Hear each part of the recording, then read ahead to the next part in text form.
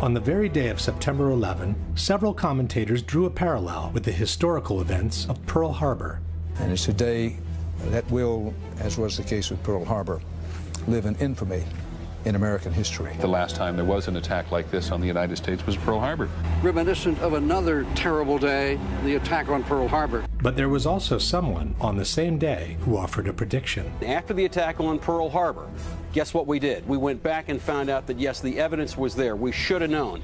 And again, I think what we're going to see, even in this instance, this Pearl Harbor of the 21st century is very much the same kind of thing. In fact, the more information that has been emerging about September 11, the more we have come to realize that many different aspects of the two events bear a chilling resemblance to each other.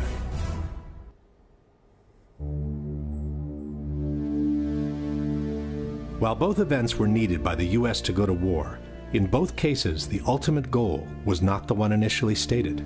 Roosevelt knew a surprise Japanese attack would enrage the public and jumpstart the American war machine. In this way, FDR would get backdoor entry into what he really wanted: war with Hitler. According to their own documents, before 9/11, the neocons knew that a surprise attack, like a new Pearl Harbor, would enrage the public and jumpstart the war machine against Afghanistan. In this way, they would get a backdoor entry into what they really wanted: the war with Saddam Hussein.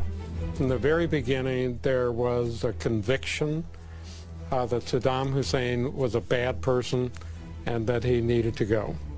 He says that going after Saddam Hussein was topic A 10 days after the inauguration, 8 months before September 11th. Before and during the war, the propaganda machine made a relentless effort to create a direct connection between Hitler and Japan. One poll taken immediately after Pearl Harbor showed that more than 60% of Americans believed that Germany was behind the attack.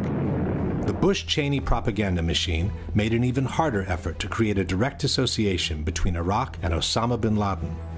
By the end of 2003, nearly 70% of Americans believed that Saddam was implicated in the September 11 attacks. Top levels of the Roosevelt administration knew in advance that Pearl Harbor was going to be attacked. General Marshall and Admiral Stark, and indeed FDR, indeed knew that Pearl Harbor was being painted for a bombing run by the Japanese. Secretary of State Cordell Hull even knew the exact day of the attack, a week before it took place. Cordell Hull was Secretary of State, and he called me on Saturday morning and he started to relate that Pearl Harbor would be attacked on December the 7th. Before September 11, many in the intelligence community knew the attacks were on their way. There was so much discussion about this attack. Everybody was talking about it. George Tenet had some meetings, other analysts had meetings at the White House. Vital information on the Japanese attack was kept from those who could have used it to defend the Hawaiian port and to minimize the number of American casualties. Two men could use that information immediately: Admiral Husband Kimmel and Lieutenant General Walter Short, the commanders at Pearl Harbor. But they never get it. According to Hill, that was no mistake. If FDR and his administration deliberately withheld the vital intelligence from Pearl Harbor, and all the evidence indicates that they did, then it was certainly a deliberate conspiracy to set Pearl Harbor up for a total defeat. Before September 11, important information was kept from counterterrorism czar Richard Clark, who could have organized a defense and even have prevented the attacks altogether. You have to intentionally stop it. You have to intervene and say, no, I don't want that report to go. We therefore conclude that there was a high-level decision in the CIA ordering people not to share that information. In both cases, the pre-knowledge by the U.S. government on the upcoming attacks was denounced in front of Congress. In September 1944, Republican Representative Forrest Harness of Indiana made the first congressional charge about a Pearl Harbor conspiracy. He said that 3 days before Pearl Harbor, the Australian government had warned Washington that a Japanese aircraft carrier was headed towards Hawaii. But, he said, that information was withheld from Kimmel and Short. After September 11, Republican Congressman Curt Weldon denounced the pre-knowledge of information on the upcoming attacks, which was intentionally withheld from the intelligence community. This is an attempt to prevent the American people from knowing the facts about how we could have prevented 9/11, and people are covering it up today. When honest officials stumbled on important information on the Japanese attack, they went straight to their superiors, only to see that information ignored, diverted, or suppressed altogether.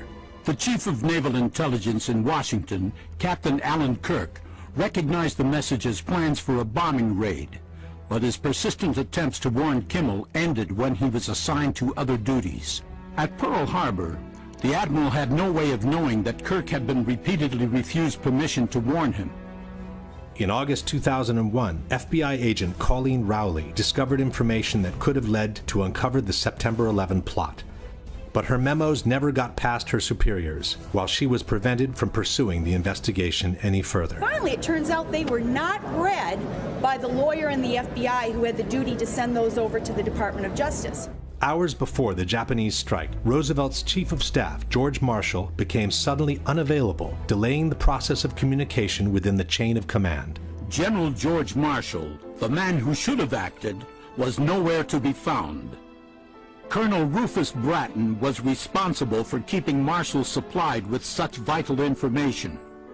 For Bratton, Marshall's sudden unavailability at a time when America was on the brink of war could not have been accidental. In the crucial hours of September 11, Defense Secretary Rumsfeld and other top military became suddenly unavailable, hampering the decisional process within the chain of command. For 30 minutes, we couldn't find him. Withholding information, however, may not have been sufficient to guarantee the success of the Japanese attack. The military capacity of the Hawaiian port was also kept below its requirements. General Short, faced with the need to send out long-range patrols, had only a handful of suitable aircraft. His demands for more were not seen as a priority. On September 11, only 4 jets remained on alert to defend the entire sector of the country most likely to suffer an attack. I've determined, of course, that with only 4 aircraft, we cannot defend the whole northeastern United States. President Roosevelt gave direct orders not to interfere with the Japanese attack. President Roosevelt told General Marshall to send a message to the Hawaiian and Philippine commanders, don't interfere with Japan's overt act of war. The United States desires that Japan commit the first overt act. There's no argument about what FDR meant. He meant that the U.S. naval plan to defend Pearl Harbor should not and cannot be executed. On September 11, Vice President Cheney gave a direct order regarding the plane headed towards Washington, which in fact resulted in the plane reaching its target without being shot down. Young man said, Vice President, the plane's 10 miles out. Do the orders still stand? And the Vice President sort of whipped his head around and said, of course they do. It was thanks to the indignation for the 3,000 sailors killed at Pearl Harbor that President Roosevelt could finally enter a war the U.S. had been preparing for months in advance.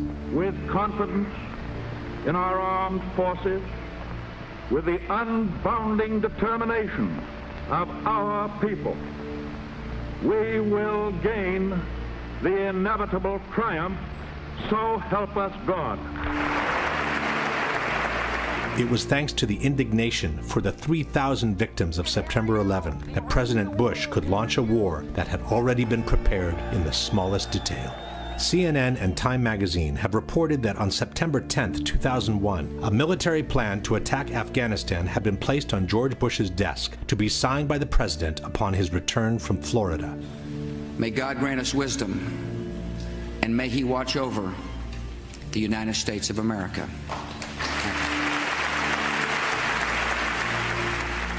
Then came the official commissions, which in both cases were tasked to find out whether there had been a conspiracy by the same authorities that were suspected of having participated in the conspiracy. Just 3 months after VJ Day, Senator Alvin Barkley of Kentucky convenes the Joint Congressional Committee on the investigation of the Pearl Harbor attack.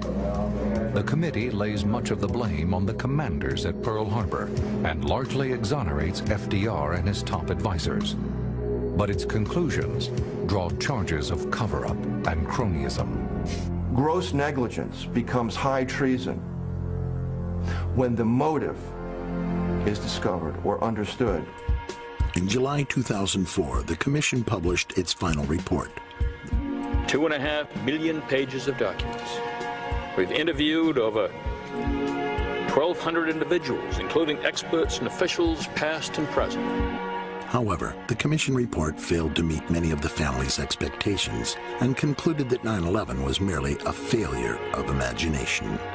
Published in 2004, the 9/11 Commission report has become the central focus of criticism by the 9/11 Truth Movement, a movement comprised of thousands of individuals and associations from all over the world, all connected through the Internet. The Commission's report is accused of having simply rubber-stamped the government's version of the events by ignoring all the evidence against it, while covering up its most conspicuous holes with a long series of omissions, distortions, and even plain falsehoods. Led by researcher David Ray Griffin, an international panel of 20 experts on 9/11 has compiled a list of the strongest evidence against the official version that has emerged to this day. This evidence is available to the public on their website in 4 different languages. Despite all the evidence that has emerged in the last decades, there are many who still reject the idea of a conspiracy at Pearl Harbor and prefer to reassert the much more simplistic explanation called the official version. There was no conspiracy. FDR did not know. Cordell Hull did not know. The American government did not know that the Japanese were going to attack Pearl Harbor on December 7th, 1941. It was what has been called a failure of imagination. Despite all the evidence presented in the last 10 years by the 9/11 Truth Movement, there are many who openly support the official version by the government and dismiss such evidence as irrelevant. These people are known as debunkers, as their stated intent is to debunk the evidence presented by the 9/11 Truth Movement against the official version. The most authoritative debunker in Italy is Paolo Attivissimo, a member of an organization called CICAP, which has openly declared war on the so-called conspiracy theorists. Attivissimo has held numerous conferences on 9/11 in which he has covered all the most important aspects of the debate. The most prominent champion for the official version in France is Jérôme Quirant, who also wrote a book called September 11 and the Conspiracy Theories. Quirant also participated in numerous conferences and television debates on 9/11 in his own country.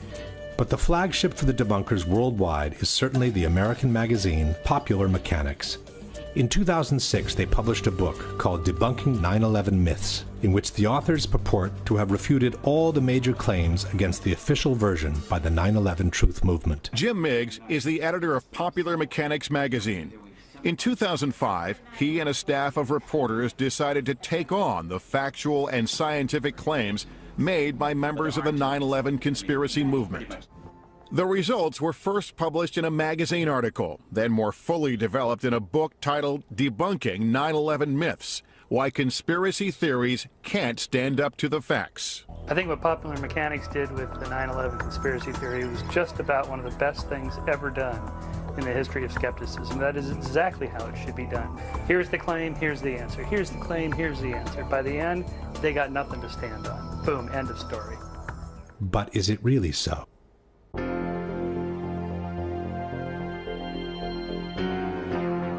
The debate on September 11 can roughly be divided into these areas of discussion. We have the 4 hijackings as the overarching event of the day, and we have the 3 different locations that were hit by the 4 airplanes. One of them hit the Pentagon, another crashed in Shanksville, Pennsylvania, the other 2 hit the Twin Towers in New York. The debate on the hijackings is divided in 3 parts. The first one focuses on the air defense and whether the failure to intercept the hijacked airplanes was accidental or intentional. The second focuses on the hijackers and whether they were actually aboard the airplanes or just the usual patsies. The third part focuses on the aircraft themselves and whether the 4 airplanes used in the attacks were the same ones that took off from the airports that morning or were something that only resembled them from the outside. What initially raised suspicions on the true role of the military on September 11 is the fact that the U.S. air defense, which is arguably the most advanced and sophisticated in the world, was unable to intercept even one of the 4 hijacked airplanes in the course of over 1.5 hours. I remember thinking, where on earth are the interceptors? I'm an old interceptor pilot, and it's absolutely unbelievable that hijacked airliners could fly around for an hour and 40 minutes without being intercepted. As a former Minister of National Defense, why did airplanes fly around for an hour and a half without interceptors being scrambled? Take them, with a quick reaction alert. They should have been in the air in 5 minutes or 10 minutes. If not, as a Minister of National Defense, I would want to say, why not? This astonishing failure to respond was remarked by Senator Mark Dayton in the post-9/11 congressional hearings. But what I find much more shocking and alarming were the repeated and catastrophic failures of the leaders in charge and the other people responsible to do their jobs, to follow established procedures, to follow direct orders from civilian and military commanders. The official justification for this failure is a series of blunders, miscommunications, and mistakes that has come to be known as the incompetence theory. On that day, you saw a lot of well-meaning, confused people struggling to make sense of a terrible situation. They didn't even know where the planes were. One argument for the incompetence theory is that the air defense was conceived to protect the U.S. from external threats, not internal ones. The fact is that our air defenses, the whole NORAD system, was not at all geared towards protecting us from domestic aircraft. Quite the contrary. It was all set up to detect aircraft coming in from overseas. La difesa era predisposta per difendersi da attacchi provenienti dall'esterno. L'America era come un castello con un fossato, ma questi hanno usato una catapulta per entrare. Saltando il fossato si sono trovati all'interno nel ventre mole dell'America e l'hanno potuta spolpare. What the debunkers forget to mention is that the responsibility for tracking internal hijacks has never fallen on the military to begin with. This has always been the duty of the Civil Air Traffic Controllers, the FAA, as explained by the Secretary of Defense himself. So the Department of Defense was oriented externally. Our radars were pointing out, not in, and the FAA was the one that then had the responsibility to say there's a hijack. Only then, explains author and researcher Nafiz Ahmed, is the military requested for assistance in scrambling their jets. Standard operating procedures dictate that as soon as a plane flies off course, the FAA will contact the plane and try to ask them what is going on. If there is a problem or if they cannot establish radio contact, then immediately the FAA will contact the Pentagon, who will, within a matter of minutes, a maximum of 10 minutes normally, will scramble fighter jets to intercept the civilian plane and to analyze the situation and see what is going on. The FAA authority over the national airspace is clearly acknowledged in this exchange between the military from September 11. If you can, hand the fighters over directly to FAA so they're still under FAA control. We're never going to take them. Just work with them, coordinate with them as best that you can with that. Take them to the area and let them handle that airspace. Another argument for the incompetence theory is that by turning off the transponders, the hijackers had made the airplanes very difficult to be tracked on radar. That can't be overstated. The fact that once the hijackers turned off the transponders, you had air traffic control who were looking at something like 4,500 primary radar blips. They were trying to pick out the plane that they just lost. Non sapevano dove andare perché i terroristi hanno disattivato un dispositivo che si chiama transponder che localizza l'aeroplano. Spento quello, puff, sparisce il puntino. E dov'è? Non si sa dove è finito. This is not true.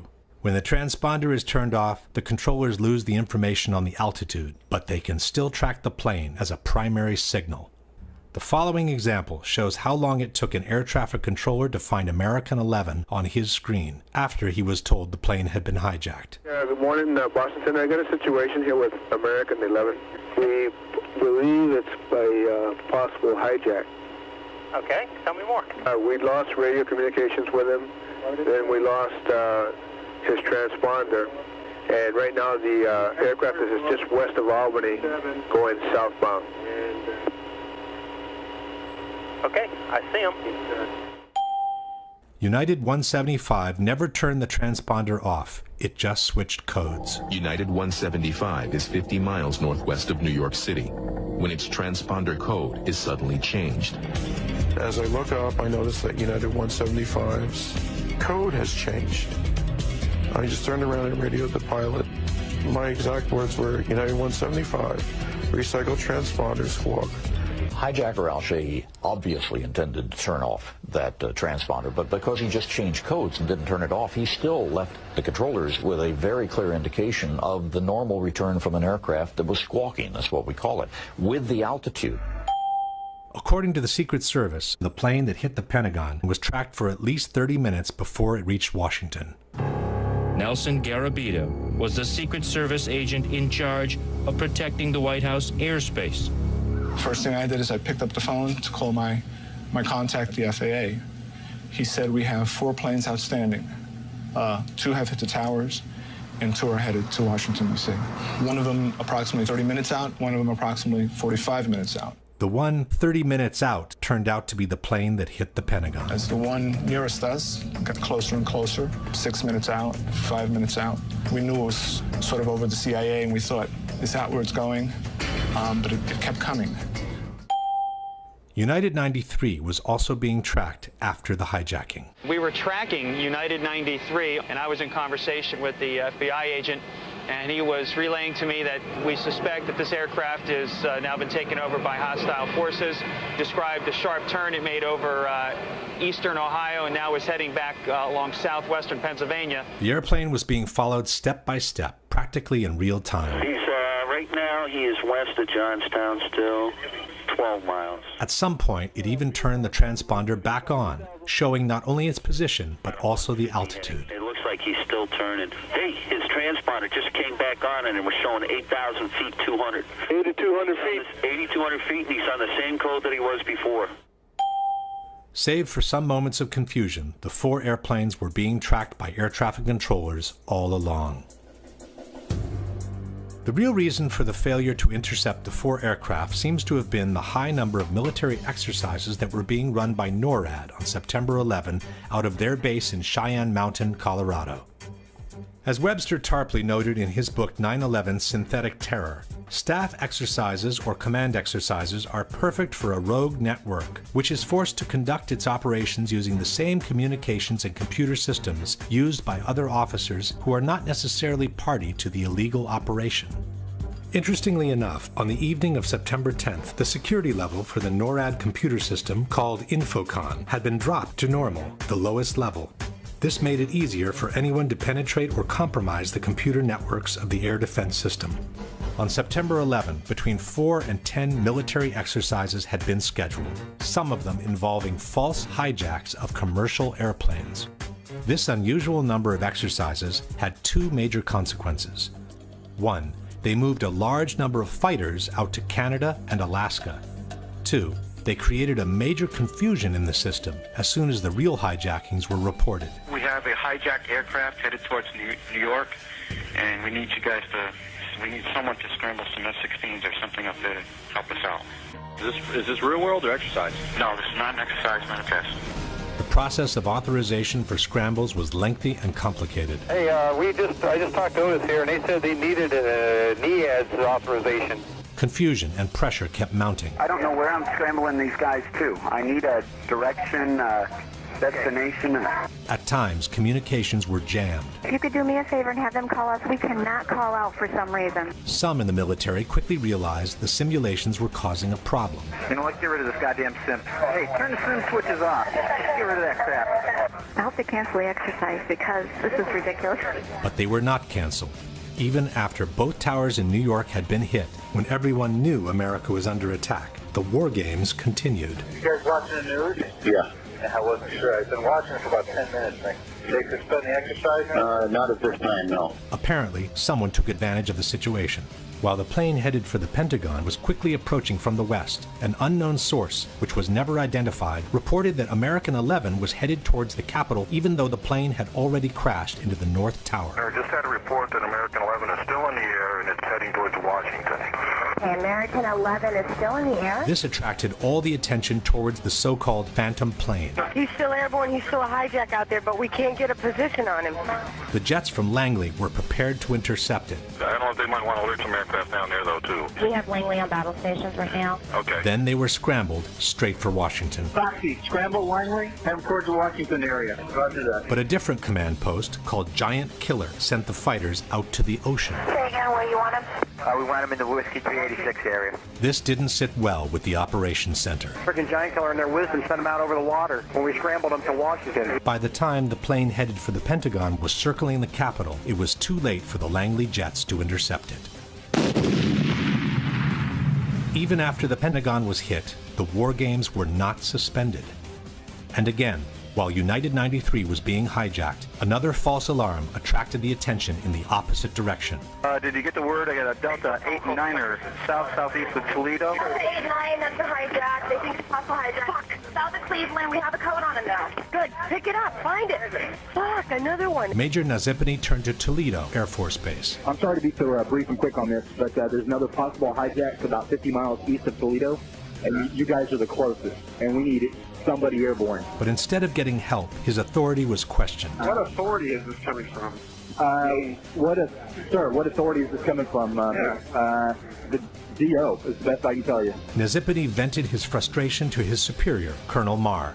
He's going to tell his commander, the commander's going to call you because he doesn't believe the authority. Then they tried Duluth Air Force Base. What about Duluth? Okay, Duluth, you got no fighters. Nazipany went all the way to the western quadrant looking for help. This is Major Cheney. Who is this? Hey, Cheney. This is Nasty. How you doing? Hey, doing all right. Hey, we're not doing so good right now. What I'd like to do, possibly steal some aircraft out of Fargo from you guys. But here, too, there were no planes ready for scramble. They're going to get 2 aircraft up in about 15 minutes. They tried Syracuse, but 20 minutes was the best they could do. Syracuse 2 airborne in 20 minutes. They tried Alpena, but the planes were just returning from their training. The Alpena thing isn't what we thought. There's 4 guys coming home from the range right now. They started looking for planes that were already up in the air for exercises. So, anybody in training, send them home. These moving missions of Falcon, send them home. But those planes were spent at that point. They got no weapons. They just go around straight around up to the range. They blew all their load. By the time refueled and armed jets were finally scrambled, the Delta flight turned out to be another false alarm. He was a hijacked aircraft. He is not a hijacked aircraft. He's taking precautionary measures and he's landing at Cleveland Center. Only after the Delta flight had landed were the war games finally suspended. So this is Captain Taylor calling from China Mountain Flight Control. Yes. What we need you to do right now is to terminate all exercise inputs coming into Cheyenne Mountain. By then, also the 4th hijacked airplane had been turned into a pile of smoking rubble. Yet General Myers, who was the highest military authority on September 11, has denied that the war games affected the military capacity of response. And the question was whether or not the activities of the 4 war games going on September 11th actually impaired our ability to respond to the attacks. The answer to the question is no, did not impair our response. General Myers forgot to mention that on the morning of September 11, only 4 planes were armed and ready to intercept terrorists in the eastern region of the country. I've determined, of course, that with only 4 aircraft, we cannot defend the whole northeastern United States. That was the sensation of frustration, of I don't have the forces available to do anything about this. Myers instead has even suggested that the war games helped the military response. General Eberhart, who was then the commander of North American Aerospace Defense Command, as he testified in front of the 9/11 Commission, I believe he told them that it enhanced our ability to respond. What that means is all the battle positions that are normally not filled are indeed filled. So it was an easy transition from an exercise into a real-world situation. Again, Myers forgot to mention that the transition took place only after all tragic events had ended, around 11 o'clock. By 11 o'clock, the sense of alarm had spread across the country. Fighter jets actually patrolling the skies. It was a war zone. Our skies were turned into a war zone. Everywhere you turn, it was military jets and helicopters everywhere. George Bush returned to Washington on the evening of September 11. The president finally returns to Washington. An escort of 6 helicopters was waiting for him. 300 fighters were defending the skies. Had there been 300 fighters ready to defend the skies on the morning of September 11, would the terrorist attacks have turned out the same way? This leads us straight into a pivotal question. Was the choice of scheduling so many exercises in the same day just a misfortunate call, or was it intentional? To answer this question, we need to take a closer look at some of the warnings the U.S. had received in the months prior to September 11. By the spring of 2001, the system was blinking red, according to intelligence chiefs. The U.S. administration has always maintained that they knew the attacks were on their way, but they didn't have specific information on them. I knew there was another attack planning. I knew there was another attack coming. And the obvious question behind that is, well, why didn't you do something about it? We had no specific information. It was not specific as to time, nor place, nor manner of attack. No specific threat involving really domestic operation or involving what happened, obviously, the city's airliner and so forth. There were no warning signs that I'm aware of that would indicate this type of operation in the country. All these statements are false. A joint congressional inquiry on September 11 has revealed that, in spring and summer of 2001, there had been a flood of warnings about possible terrorist attacks in the United States, some using airplanes as weapons. In fact, as reported by the New York Times, American aviation officials were warned as early as 1998 that Al-Qaeda could seek to hijack a commercial jet and slam it into a U.S. landmark. The London Times has revealed that the British MI6 had warned the American intelligence services about a plot to hijack aircraft and crash them into buildings 2 years before the September 11 attacks. Russian President Vladimir Putin has said publicly that he ordered his intelligence agencies to alert the United States last summer in 2001 that suicide pilots were training for attacks on U.S. targets. German intelligence alerted the CIA in June 2001 that Middle Eastern terrorists were training for hijackings. The Sunday Herald has confirmed that Britain gave President Bush a categorical warning to expect multiple airline hijackings 1 month before the September 11 attacks. Then there was the infamous August 6th memo. President Bush was told in August that Osama bin Laden might be planning an attack involving the hijacking of U.S. aircraft. It's titled, Bin Laden Determined to Strike in U.S. The 2-page memo states, FBI information indicates patterns of suspicious activity in this country, consistent with preparations for hijackings or other types of attacks. Maybe it's no coincidence that the FBI advised their own boss to stop flying commercial airliners as early as 6 weeks before 9/11. Why is the Attorney General of the United States doing all his air travel by specially chartered jet? The Justice Department cited what it called a threat assessment by the FBI and said Ashcroft has been advised to travel only by private jet for the remainder of his term. At this point, we can pose the following question. Knowing that the attacks were imminent, knowing that they might involve hijacked airliners, but not knowing where and when they could happen, would have been a good reason to beef up the defense and keep even more jets than usual on alert all across the country. Why instead schedule so many exercises in one day while leaving only 4 jets on alert to defend the very sector of the country that was most likely to be attacked? To bring even more confusion into the situation was a series of last-minute replacements and unexplained absences within the chain of command. The chairman of the Joint Chiefs of Staff was General Henry Shelton, but on September 11 he was absent, and his post was taken by his deputy, General Richard B. Myers. The FAA's National Operations Manager was Ben Sliney. On the morning of September 11, Sliney had been on that job for less than 1 day. The protocols required for Mr. Sliney to speak directly with the hijack coordinator, Lieutenant General Mike Canavan. But Canavan on that day was in Puerto Rico, and apparently he had forgotten to designate a replacement. In regards to the ensuing confusion, Mr. Sliney has stated, "That's incredible. There is only one person. There must be someone designated or someone who will assume the responsibility of issuing an order." At the head of the National Command Center was General Montague Winfield. But on the evening of September 10th, Winfield instructed Captain Charles Leidig to take his place on the following morning. Leidig had been just recently certified for that post and was also on his first day on the job. At the operation command of NEADS was Colonel Marr. When Marr called his superior, General Arnold, to get authorization to scramble the jets from Otis, he was told that Arnold was in a meeting where he could not be reached by telephone. Marr had to physically send a messenger looking for him. Precious minutes were lost as Marr waited for Arnold to return his call, and when the fighters were finally scrambled, it was too late for them to intercept American 11. The top commander in charge of NORAD was General Ralph Eberhard, who was stationed at Peterson Air Force Base in Colorado. Eberhard told the 9/11 Commission that he was made aware of the first hijacking practically at the same time American 11 slammed into the North Tower. He then went to his office and saw the CNN broadcast of the World Trade Center explosion.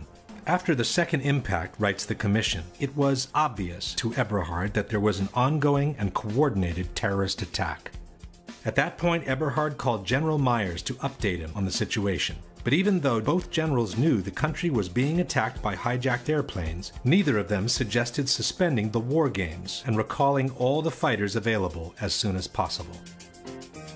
Furthermore, instead of getting on the phone and taking control of the situation in the most crucial moment of the day, General Eberhard chose to get in his car and drive from the Peterson base to Cheyenne Mountain. The 30-minute drive put him completely out of the loop, since Eberhard couldn't receive telephone calls, wrote the Denver Post, as senior officials weighed how to respond. General Eberhard was also the person responsible for lowering the security level of the defense computer system on the evening of September 10th. And then there was Donald Rumsfeld. As stated by the 9/11 Commission, procedures called for the hijack coordinator on duty to contact the National Military Command Center and to ask for a military escort aircraft to follow the flight.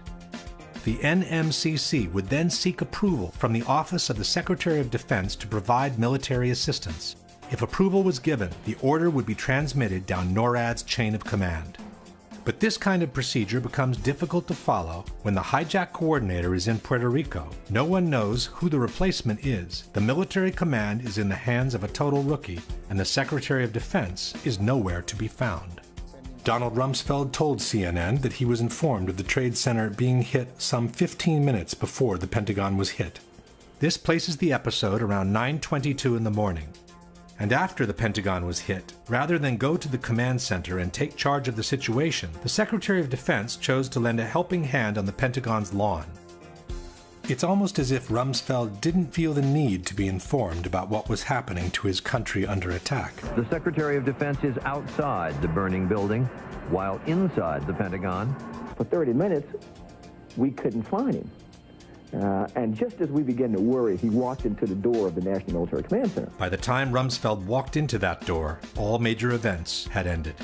In fact, Rumsfeld told the 9/11 Commission that he was just gaining situational awareness when he spoke with the Vice President at 10:39. That's more than 1.5 hours after the whole world knew that America was under attack. Why would so many rookies be placed in key positions? And why would so many top officials be either absent or unavailable on a day when so many exercises were scheduled is a question that remains to be answered. Question.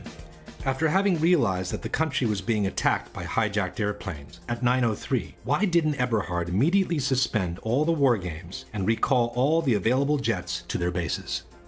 Why didn't Myers order him to do so after having been briefed by Eberhard on the ongoing attack? And why hasn't the 9/11 Commission ever asked either general these most fundamental questions?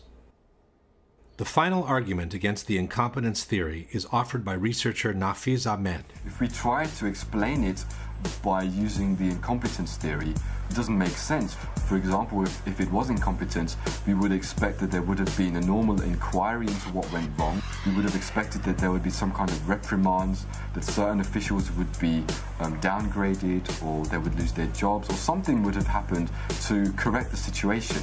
But we find that there has been no such reprimands at all. Not only that didn't happen, but the opposite took place. After 9/11, most of the high-ranking people involved in this catastrophic failure were either confirmed to their posts or promoted to higher levels. Condoleezza Rice, who had misrepresented the information the government had on the attacks in a sworn testimony, kept her post as National Security Advisor and went on to become Secretary of State in the following Bush administration. General Eberhard, the NORAD commander who didn't think of recalling the war games as soon as he knew his country was under attack, was chosen to lead the newly created U.S. Northern Command, which the Department of Defense has termed the nation's premier military homeland defense organization. Donald Rumsfeld, who acted more like an estranged passerby than the Secretary of Defense, kept his post at the Pentagon and began enjoying the largest increase in military spending after the Vietnam War. Richard B. Myers, despite the total breakdown under his leadership, was promoted to chairman of the Joint Chiefs of Staff, the highest military post in the country. On September 13, confirmation hearings were held for General Myers as if nothing ever happened, while people were still being pulled alive from the rubble at Ground Zero. While at the Pentagon, the military appeared completely aloof from the events unfolding. At the White House, the coordination activities seemed to be concentrating under the firm authority of Vice President Cheney. In fact, the so-called NORAD tapes have revealed that the White House had ground-to-air missiles of their own. Hello there, Washington approach. Make sure that the center does not have anything above our airspace also. The Secret Service is going to start shooting at anything in the air. Then I just got a call from Washington. They said that if there's anything above their airspace, the Secret Service is going to free fire. This exchange, which took place around 10 a.m., sheds a whole new light on one of the most controversial issues of 9/11. The sworn testimony by Secretary of Transportation Norman Mineta to the 9/11 Commission on May 2003. Mineta was being questioned about the events that took place in the PIOC, the underground bunker in the White House, from where Dick Cheney took charge of the situation after convincing President Bush to stay away from Washington for safety reasons. To fully understand the implications of this case, two things must be kept in mind. One is that according to the official version, Flight 77 crashed into the Pentagon at 9:37, while Flight United 93 crashed in Pennsylvania at 10:03. It's on this 26-minute window that hinges the whole credibility of the Vice President on his true role in the September 11 attacks. The second thing to keep in mind is that the order to shoot down civilian airliners came from the President through the Vice President only after the Pentagon had been hit. When the third plane hit the Pentagon, the magnitude of the attacks grew dramatically. We didn't know if there were other planes that had been hijacked. So the first decision I made on Air Force One was to give our Air Force orders to shoot down commercial aircraft that did not respond. This means that any order given before the Pentagon was hit could not have been a shoot-down order. However, as Chairman Hamilton was inquiring about the shoot-down order, something unexpected emerged from Mineta on the plane that hit the Pentagon. And we had that order given, I think it was by the President, that authorized the shooting down of commercial aircraft that were suspected to be controlled by terrorists. Were you there when that order was given? No, I was not. I was made aware of it during the time that the airplane coming in to the Pentagon, there was a young man who would come in and say to the Vice President, the plane is 50 miles out, the plane is 30 miles out. And when it got down to the plane is 10 miles out, the young man also said to the Vice President, do the orders still stand? And the Vice President turned and whipped his neck around and said, of course the orders still stand. Have you heard anything to the contrary? Well, at the time I didn't know what all that meant. And the flight you're referring to is the flight that came into the Pentagon. Yeah. Mineta's deposition posed a major problem. Since the shoot-down order was given only after the Pentagon was hit, Cheney's order sounded very much like one not to shoot down the plane.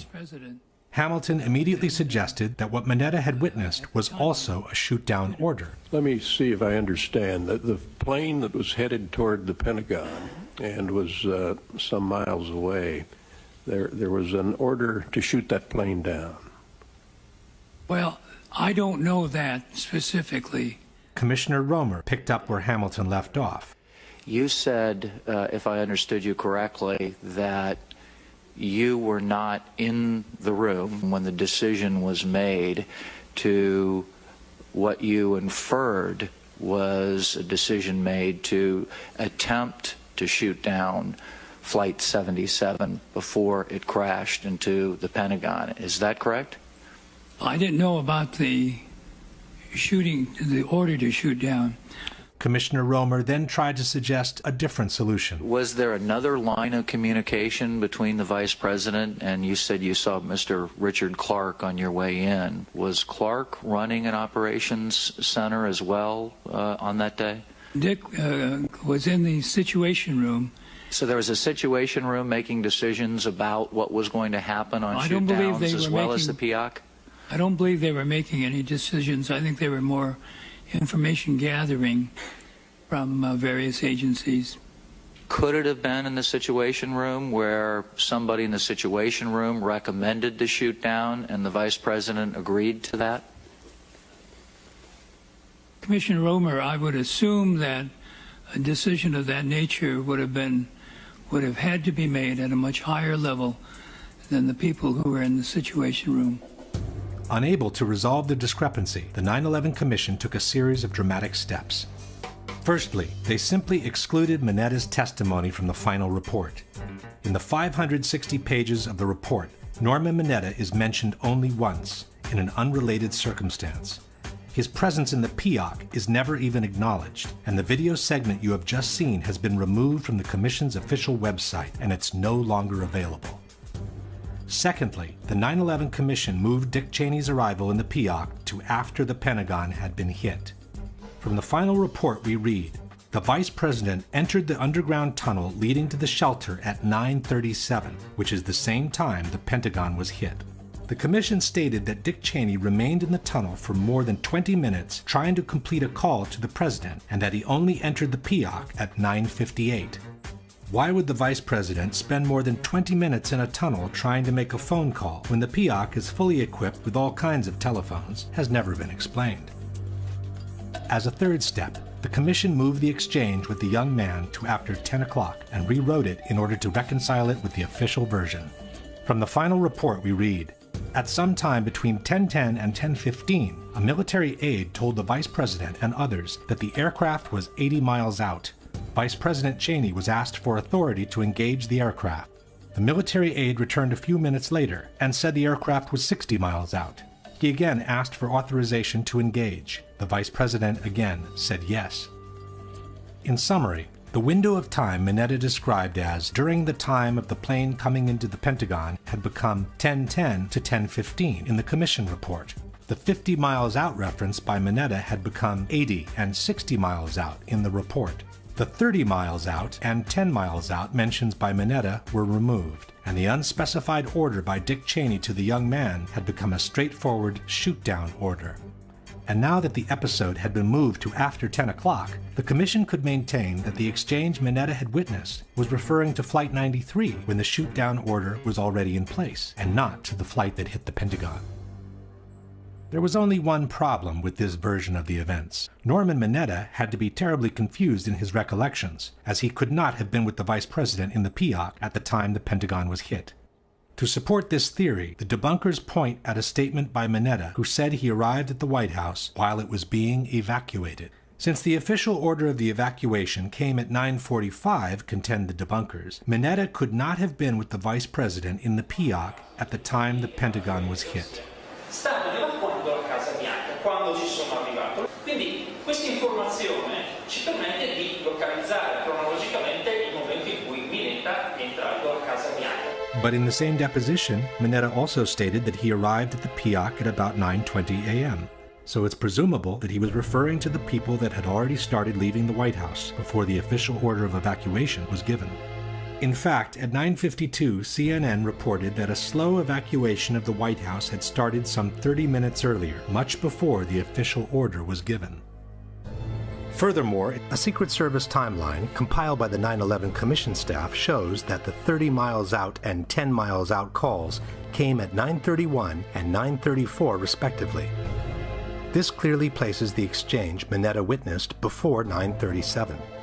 At the same time, the main problem with placing Cheney's removal from his office at 9:37 is Dick Cheney himself. On September 16, 5 days after the events, Cheney stated on Meet the Press that he was taken into the bunker shortly after the second tower was hit, which happened at 9:03. So we turned on the television and watched for a few minutes and then actually saw the second plane hit the World Trade Center. I talked to the president while I was there over the next several minutes watching developments on television, and as we started to get organized to figure out what to do, my Secret Service agents came in, and they hoisted me up and moved me very rapidly down the hallway, down some stairs, through some doors, and down some more stairs into an underground facility. And they did that because they'd received a report that an airplane was headed for the White House. There are also several highly credible testimonies that place Dick Cheney's removal from his office shortly after 9:03. ABC News quoted White House photographer David Borer saying that just after 9 a.m., Vice President Dick Cheney was in his West Wing office when 2 or 3 agents came in and told him, "Sir, you have to come with us." Agents came inside the office and said, "Sir, you have to come with us." The New York Times reported the same story. At 9:03 a.m., as Vice President Cheney was staring at the TV screen, the second hijacked airliner exploded against the Twin Towers. At that moment, the Secret Service grabbed him and hurried him down to Peoc. Richard Clarke, in his book Against All Enemies, wrote that soon after the second tower was hit, Cheney began to gather up his papers. As I left, I counted 8 Secret Service agents ready to move to the Peoc. President Bush's secretary, Ashley Estes, stated, "As the second plane hit, it didn't really click exactly what happened. Then I heard a noise, like a body bumping a door. I looked out into a hallway and saw the vice president with the Secret Service. They had kind of lifted him up and were running with him. At that point, it definitely registered what it was." Former Undersecretary of Defense Eric Edelman testified, "I was already down in the Peoc with the vice president when we got word there had been an explosion at the Pentagon." And even after 10 years, Dick Cheney has not changed his story one bit. As we watched, we saw the second plane strike, and then we knew it was a terrorist attack. Then my Secret Service agent, lead agent, came bursting through the door of my office and said, "Sir, we have to leave now." While all these testimonies clearly placed Dick Cheney in the Peoc by the time the Pentagon was hit, the 9/11 Commission has admitted that the 9:37 entry time by Dick Cheney in the tunnel was based on alarm data which is no longer retrievable. And, most important of all, Mineta himself recalls being with the vice president by the time the Pentagon was hit. So then someone came in and said, Mr. Vice President, there's been an explosion at the Pentagon. In the course of time, Secretary Mineta has never changed his story, repeatedly confirming both the location and the timing of the event. And then all of a sudden, as I was talking to him, he said, I lost the bogey, lost the target. I said, well, where is it? He said, well, somewhere between Roslyn and National Airport. And about that time, someone broke into the conversation. Said, Mr. Secretary, we just had a confirmation from a Arlington County police officer saying that he saw an American Airlines plane go into the Pentagon. That the exchange Mineta witnessed was referring to the plane that hit the Pentagon should be beyond doubt at this point. But we still don't know what was the order given by Dick Cheney to the young military, whose name turned out to be Douglas Cochran. In 2010, some researchers tracked down Mr. Cochran and asked him to clarify what the orders by Dick Cheney were. Mr. Cochran confirmed being the person involved in the exchange, but declined to elaborate. He simply stated that everything that happened on that day has been well documented. The 9/11 Commission report is the authoritative narrative on the events of 9/11. I have nothing to add. In fact, it turns out that in 2004, the 9/11 Commission did interview Douglas Cochran, military aide to the Vice President, on the inbound aircraft and on the shoot-down language used. But his interview has been withdrawn from public access, and to this day, it remains classified. While we wait for that document to be declassified, we can piece together the information we already have. 1. The sky over Washington is Class Bravo, restricted airspace. It's called Prohibited Area 56. In order to enter it, an airplane must have clearance from air traffic controllers, active two-way radio communications, and its transponder must be on. Otherwise, it's to be considered hostile and it could be shot down. 2. As explained by former Secretary of Defense Caspar Weinberger, in a time of crisis, the Washington airspace goes into an actual lockdown. You would do what is being done, and that is closing off the entire airspace so that you, in effect, the whole Washington area is a no-fly zone, so that any planes that can't identify themselves and get into that are to be shot down. 3. The White House had ground-to-air missiles of their own. Hello there, Washington approach. Make sure that the center does not have anything above our airspace also. The Secret Service is going to start shooting at anything in the air. 4. As the unknown airplane was approaching the protected airspace, it had no clearance from air traffic controllers, no radio communications active, and the transponder was off. He said, we're tracking an airplane coming in, but the transponder has been turned off. So we don't have any identification on the airplane. We know it's coming in fast. A representation of the FAA radar scope based on information obtained by 2020 shows the plane headed straight for what is known as P-56, Prohibited Airspace 56, which covers the White House and the Capitol, at a speed of about 500 miles an hour, with no radio contact whatsoever. It would be unprecedented for a commercial plane to come screaming through your airspace at that kind of speed, unidentified, without making some type of communication. This made it a perfect candidate for a shoot-down, especially after 2 towers in New York had already been hit by an airplane. 5. The Secret Service had known about the incoming airplane for the last 30 minutes, so it's presumable they would have been ready to shoot it down if it became necessary. One of them approximately 30 minutes out, one of them approximately 45 minutes out. So we knew we had some time, but little time. Our supervisor picked up our line to the White House and started relaying to them the information. We have an unidentified, very fast-moving aircraft inbound toward your vicinity. Despite all this, no one moved a finger as the unknown threat kept rushing towards the Capitol. Someone came in and said to the vice president, there's a plane out about 50 miles out. As the one nearest us got closer and closer, 6 minutes out, 5 minutes out. The same person said to the vice president, Mr. Vice President, there's a plane 30 miles out. The Washington controllers came up on the speakerphone. They started counting down 10 miles from the White House. Young man said, Mr. Vice President, the plane's 10 miles out. Do the orders still stand? And the vice president sort of whipped his head around and said, of course they do. 9 miles from the White House. 8 miles from the White House. 7 miles west, and it went 6, 5, 4. All the way down to 1 mile from the White House. But no missile was fired. Undisturbed, the plane turned around and went on to strike the Pentagon, causing the death of at least 125 people between military and civilians on the ground. Question: the Secret Service knew about the incoming plane for the last 30 minutes, was following it on radar, had the means to shoot it down, and should have done so in order to protect the Capitol, but they didn't. Why? In regards to the exchange between Cheney and the young man, can you suggest anything different from an order not to shoot down the plane as it was approaching Washington's protected airspace? While the military defense leaves many unanswered questions, even more doubts arise when taking a closer look at the 19 alleged terrorists. The first problem is that apparently these guys could barely fly at all.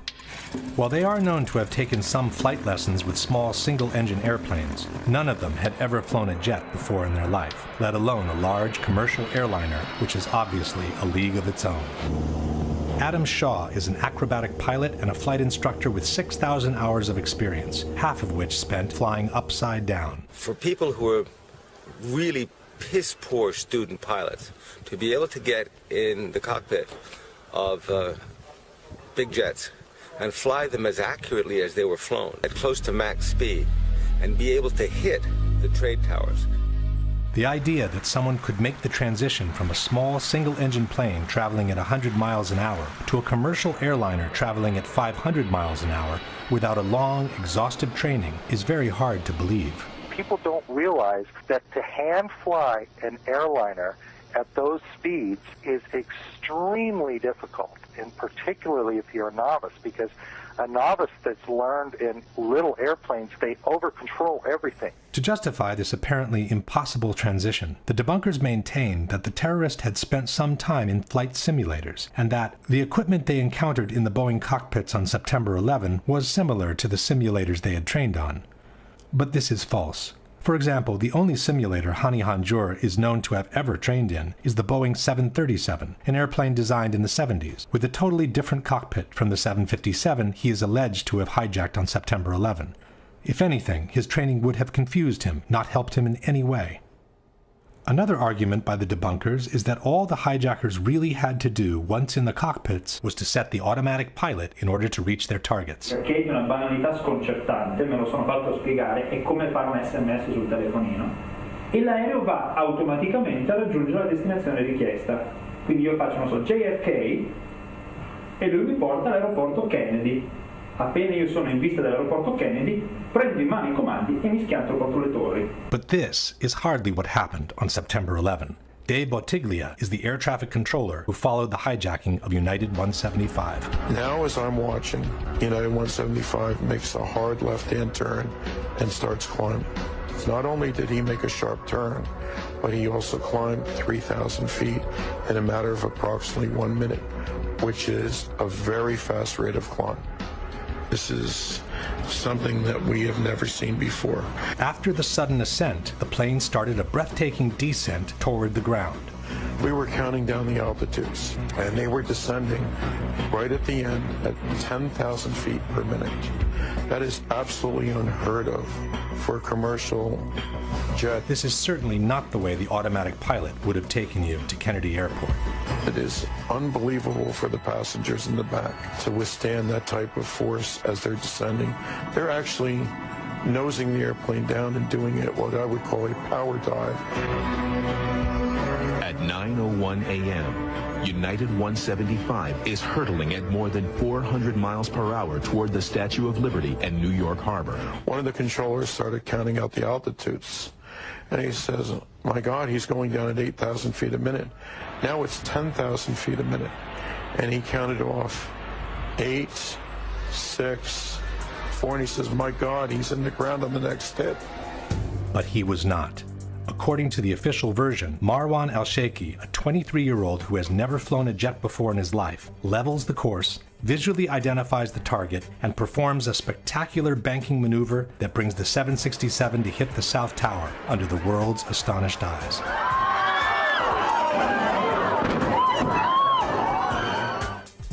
Question: Marwan Al-Sheikhi had never flown a jet before in his life, let alone a huge airliner. How was he able to perform ascents of 3,000 feet per minute and plunges of 10,000 feet per minute while keeping full control of the plane? And why would he want to take such unnecessary risks, including collisions with other airliners, instead of flying safely with the autopilot towards the intended target?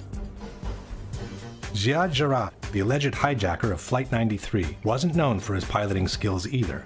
As reported by the 9/11 Commission in July 2001, he had asked to fly the Hudson Corridor near Manhattan with a small private plane. But because Hortman Flight School deemed Jarrah unfit to fly solo, he could fly this route only accompanied by an instructor. Yet we are asked to believe that only 2 months later, the same person was able to fully control a 100-ton airliner and perform some extreme descending maneuvers observed by Cleveland's air traffic controllers. I see this plane climbed up from his assigned altitude to 35,000 feet to 41,000 feet, turned around and aimed right back at where we were, and descended rapidly. And when a plane descends too fast, the computer can't keep up with it. Ziad Jarrah had never flown a jet before in his life, let alone a large airliner, and even his experience with small airplanes was rather poor. How could he perform a descent so fast that the computer can't keep up with it while maintaining full control of the plane? And why would he need to take such an unnecessary risk, including collisions with other airplanes, instead of safely flying with the autopilot towards the intended target? But the feat of the century must be awarded to Hani Hanjour, a hopeless amateur who is alleged to have been at the controls of American 77. As he finally reached Washington and had the Pentagon in sight, Hani Hanjour did not make the easy choice and just plunge the plane onto the roofs of the building. He instead disconnected the autopilot and performed a hand-flown, high-speed descending maneuver of 330 degrees that brought him to lose sight of the target again while forcing him to a much more difficult approach close to the ground. Seen from above, the Pentagon offers some 30 acres of unobstructed target.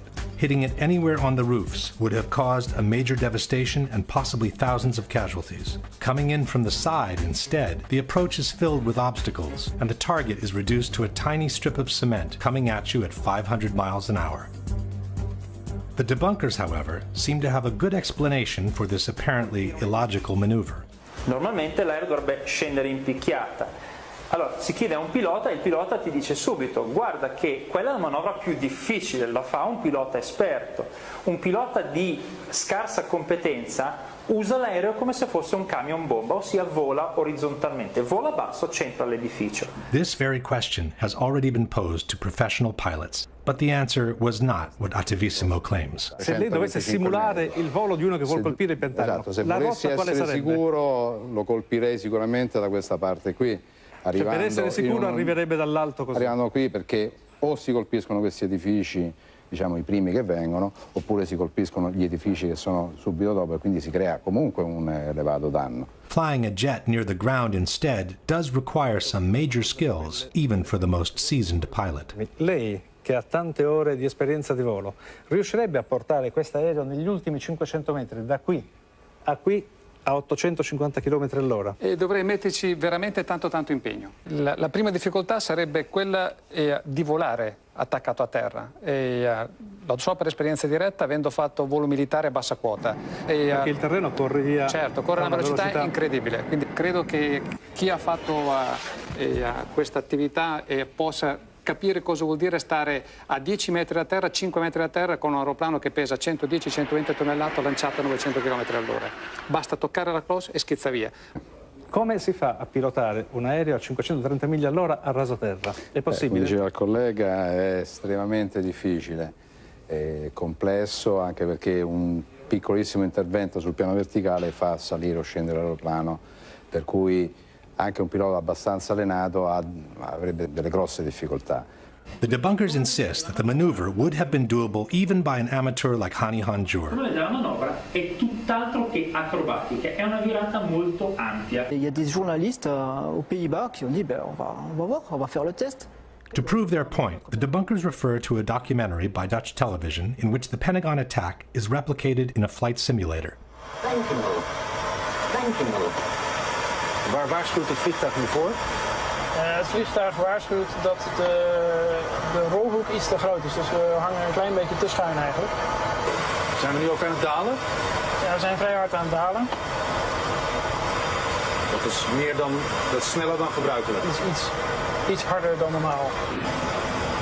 En dit is de Pentagon. Even hem vol gas. Nu gaan we crashen. En dan moet hij hier ongeveer aan deze vleugel moet hij erin gecrashed. But this simulation doesn't seem very accurate. First of all, the approach is made from a much higher angle, while the real plane came in so low that it clipped some of the light poles as it was flying at ground level. Secondly, the documentary doesn't offer precise indications on the speeds used during the simulation.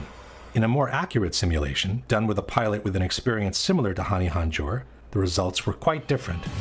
Okay, you're 311 knots. You want to go all the way around? Yeah, because I want to get back towards the city here. You can feel it right now. You feel the G-forces? Yeah. Oh, yeah. All right, go for it.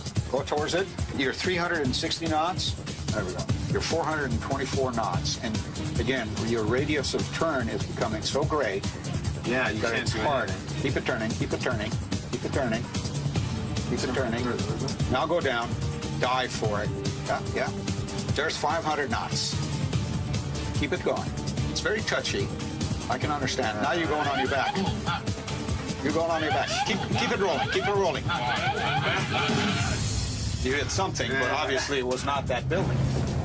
370 knots. Oh, come on. Hang on. I'm going to get him. 440 knots. You're going on your back. I missed again. There's no denying it's incredibly difficult, especially with that turn that the NTSB data said Flight 77 made. And then he levels off and then pretty much just guns it straight in. That straight path right in is really incredibly difficult. Correct. I couldn't do it. You couldn't do it. Not at that speed. Not at 500 knots. In fact, the air traffic controllers were so impressed with the speed of the maneuver, they thought they were looking at a military jet. But nobody knew that was a commercial flight at the time. Nobody knew that was American 77. What did you think? It was a military flight of some kind? I thought it was a military flight. It was really moving fast. It was moving very fast, like a military aircraft might move at a low altitude. Air traffic controller Danielle O'Brien stated, "The speed, the maneuverability, the way that he turned, we all thought in the radar room, all of us experienced air traffic controllers, that was a military plane. You don't fly a 757 in that manner. It's unsafe." Several military and civil pilots have expressed their skepticism about the maneuver. Commander Ralph Kolstad is a former fighter pilot, air flight instructor, and a retired commercial pilot with 27 years of experience. At the Pentagon, he stated, "The pilot of the Boeing 757 did quite a feat of flying. I have 6,000 hours of flying in Boeing 757s and 767s, and could not have flown in the way the flight path was described." Commander Ted Muga, former civil and military pilot, "I just can't imagine an amateur even being able to come close to performing a maneuver of that nature." Captain Russ Wittenberg, a former fighter pilot and an airline pilot for 35 years. "For a guy to just jump into the cockpit and fly like an ace is impossible. There is not one chance in 1,000. To expect the alleged airplane to run these maneuvers with a total amateur at the controls is simply ludicrous. To be able to fly that curving, descending, high airspeed trajectory into a very low building, you have to be Chuck Yeager to fly that trajectory. Not only was Hani Hanjour no Chuck Yeager, but apparently he was a terrible pilot with small planes as well. An instructor from one of his flight schools stated, Hani Hanjour was not someone cut out to be a pilot. He had no motivation, a poor understanding of the basic principles of aviation, and poor judgment, combined with poor technical skills. The debunkers contend that Hanjour had obtained a regular pilot's license, and therefore he had to be able to fly. But it is exactly because of that license that major suspicions on Hanjour kept emerging. In a 2002 article called A Trainee Noted for Incompetence, the New York Times wrote that Hanjour was reported to the aviation agency after the instructors had found his piloting skills so shoddy and his grasp of English so inadequate that they questioned whether his pilot's license was genuine. The article concludes quoting a former employee at the flight school who said, "I'm still to this day amazed that he could have flown into the Pentagon. He could not fly at all." The manager of another flight school in Phoenix said, "I couldn't believe he had a commercial license of any kind with the skills that he had." At yet another flight school in Maryland, instructors found he had trouble controlling and landing the single-engine Cessna 172. This was confirmed in this radio interview by Neela Sagadevan, a pilot and an aeronautical engineer. You know, I got to say something about Hani Hanjour. I've spoken with two of his flight instructors. This guy could not solo a Cessna 150. It's a little single-engine two-seat trainer. And what I mean by solo, it's a pilot's first time out without anyone else in the cockpit with him. It's the most simple, most fundamental flying exercise one can engage in. You're seated inside the aircraft, you hit the power, you take off, make a couple of 90-degree turns, maximum altitude of around 900 to 1,000 feet, come back and land. You're saying this alleged hijacker, Hani Hanjour, could not solo a 150? He could not solo. In fact, one of his flight instructors, and I quote him, he said, the man could not fly at all. How could an amateur who was deemed unable to fly solo in a Cessna 150, had a poor understanding of the basic principles of aviation, and had never sat once in the cockpit of a 757, suddenly become able to control such a large airliner flying at top speeds? And even assuming he was able to reach Washington with the autopilot, why would he want to disconnect it and hand-fly the plane for another 8 long minutes, performing a totally unnecessary descending maneuver that A. would have drastically increased his chances of an unwanted crash, B. would have increased the danger of being intercepted, C. would have made him lose sight of the target again, D. would have forced him to a much more difficult approach near the ground, E. would have shrunk the target to a tiny strip of cement, F. would have limited the possible damage to the external rings only, when he could have maximized the damage and ensured the most spectacular outcome of the mission by plunging the plane onto the Pentagon's roofs from above. It should be noted that such an illogical maneuver from a terrorist's point of view becomes almost mandatory if seen from the opposite side of the chessboard. If the operation was in fact orchestrated by someone within the military, no one would want a 757 to plunge from the sky onto the Pentagon's roof. That would cause a major devastation, cost thousands of lives, and possibly kill generals and even the Secretary of Defense. To justify the claim of having been attacked, all that was needed was a strike on the side wall in a less populated area away from the top brass offices, where the number of casualties would be kept to a minimum. Maybe it's just a coincidence, but the area of the Pentagon that was hit with the strange maneuver not only satisfied all these requisites, but had just been reinforced in order to withstand a terrorist attack. Exactly where the plane went in was an area that had recently been redeveloped with very heavy blast walls and firewalls. All the outside windows had been equipped with Kevlar coating to guard against blast. This portion of the building that had been remodeled, heavy blast walls put in, and the old portion had already been vacated in preparations of the remodeling effort, and the number of dead is probably considerably less than it would have been if this part of the Pentagon had been up to full staff. Fortunately, too, this is exactly the opposite side of all the critical command centers in the Pentagon. The Secretary of Defense's office, the Chairman of the Joint Chiefs office, the National Military Command, where some of the most critical military decisions are made. Fortunately, they were all on the other side of the building. The renovated section had just been reinforced by floor-to-ceiling steel beams that ran through all 5 floors. When the building section collapsed, the structure was held together by the web of 6 by 6 inch steel columns. Between these columns was a Kevlar-like mesh similar to the material in bulletproof vests, which kept masonry from becoming shrapnel in case of an explosion.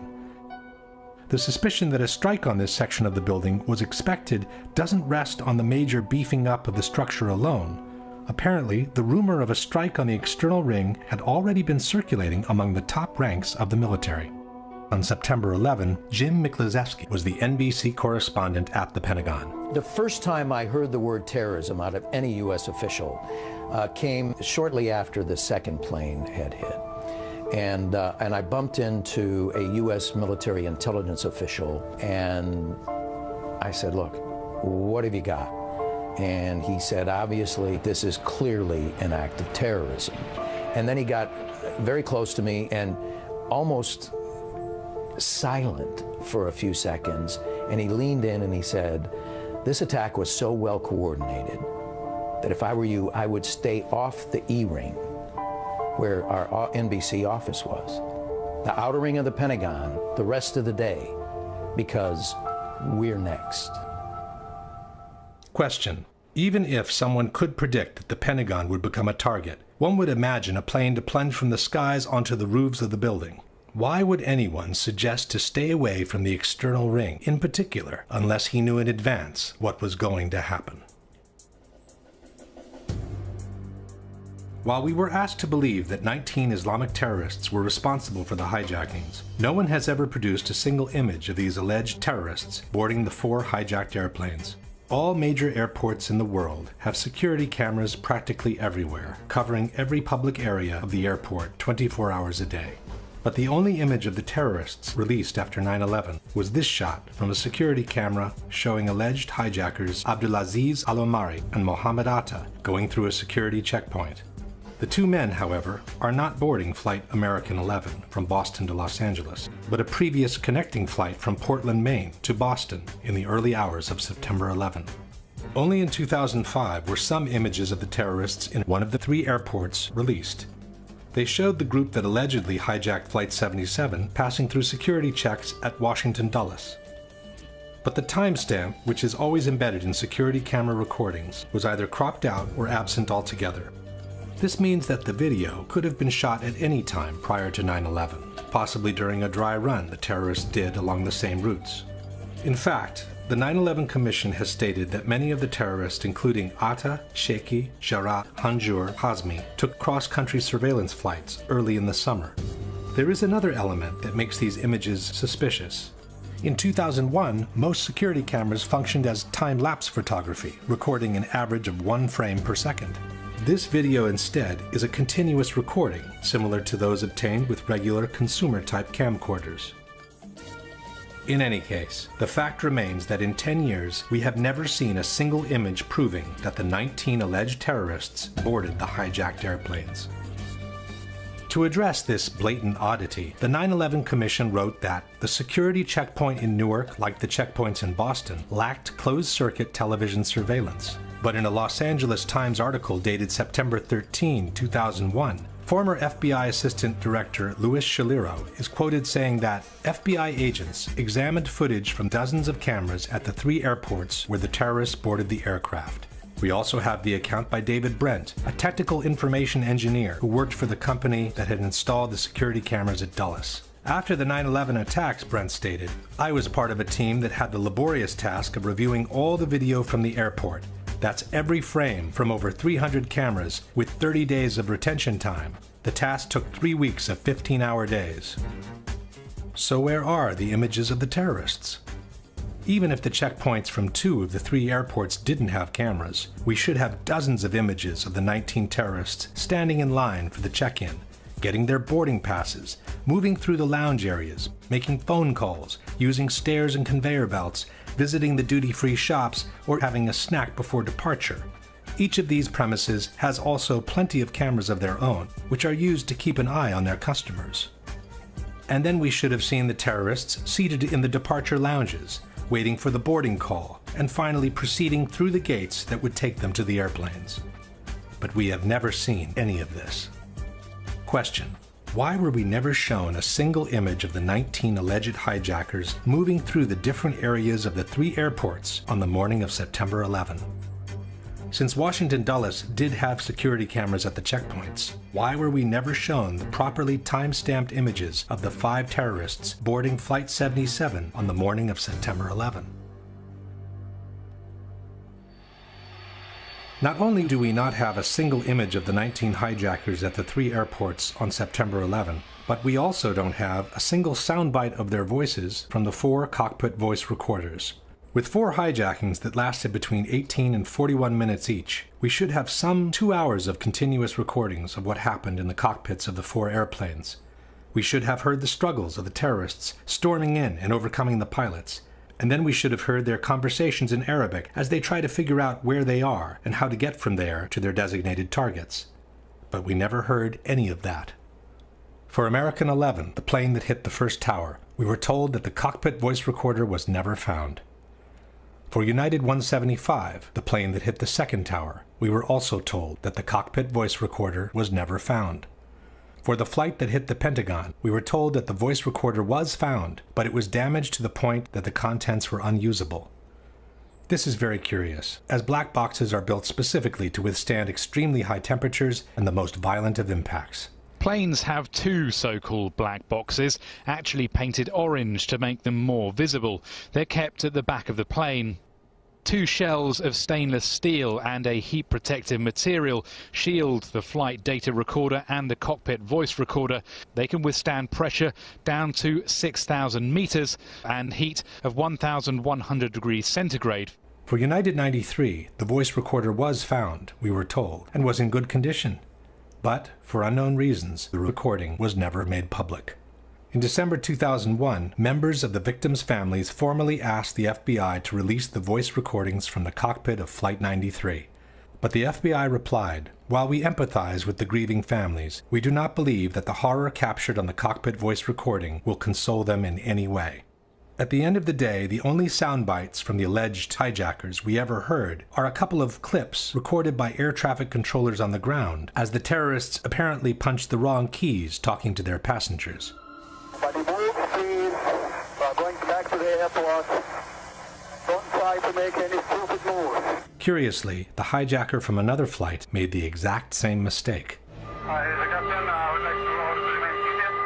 We're all aboard and going back to the airport and have our demand, so please remain quiet. But these recordings could have been transmitted by anyone and from anywhere. They don't prove that the terrorists were actually aboard the planes.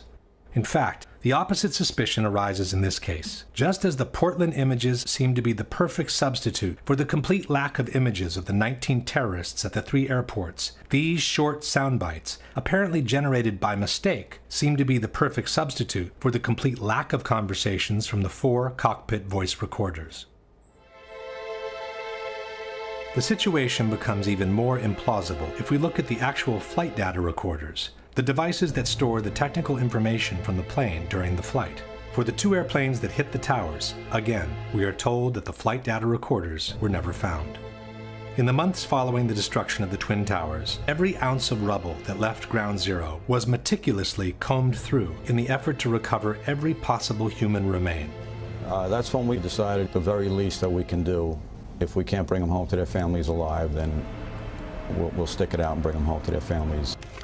There wasn't a piece of rubble that left that pit that wasn't gone over with a fine-tooth comb. This practice went on until the end of the removal operations. The big pile that you see in the background there is what remains of one of the towers. A tractor basically comes in, takes a shovel full of it, and then he feathers it out across the field out there.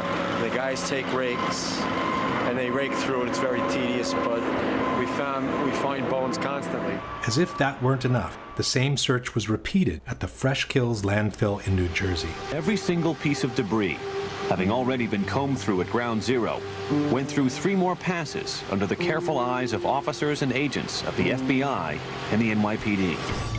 Yet we are asked to believe that not one, but 4 bright orange, practically indestructible voice and data recorders eluded a search so meticulous that it was able to recover dozens of watches, banknotes, personal documents, and even buckets of coins. For the other 2 flights, the one that hit the Pentagon and the one that crashed in Pennsylvania, the flight data recorders were found, we were told, and were in good condition.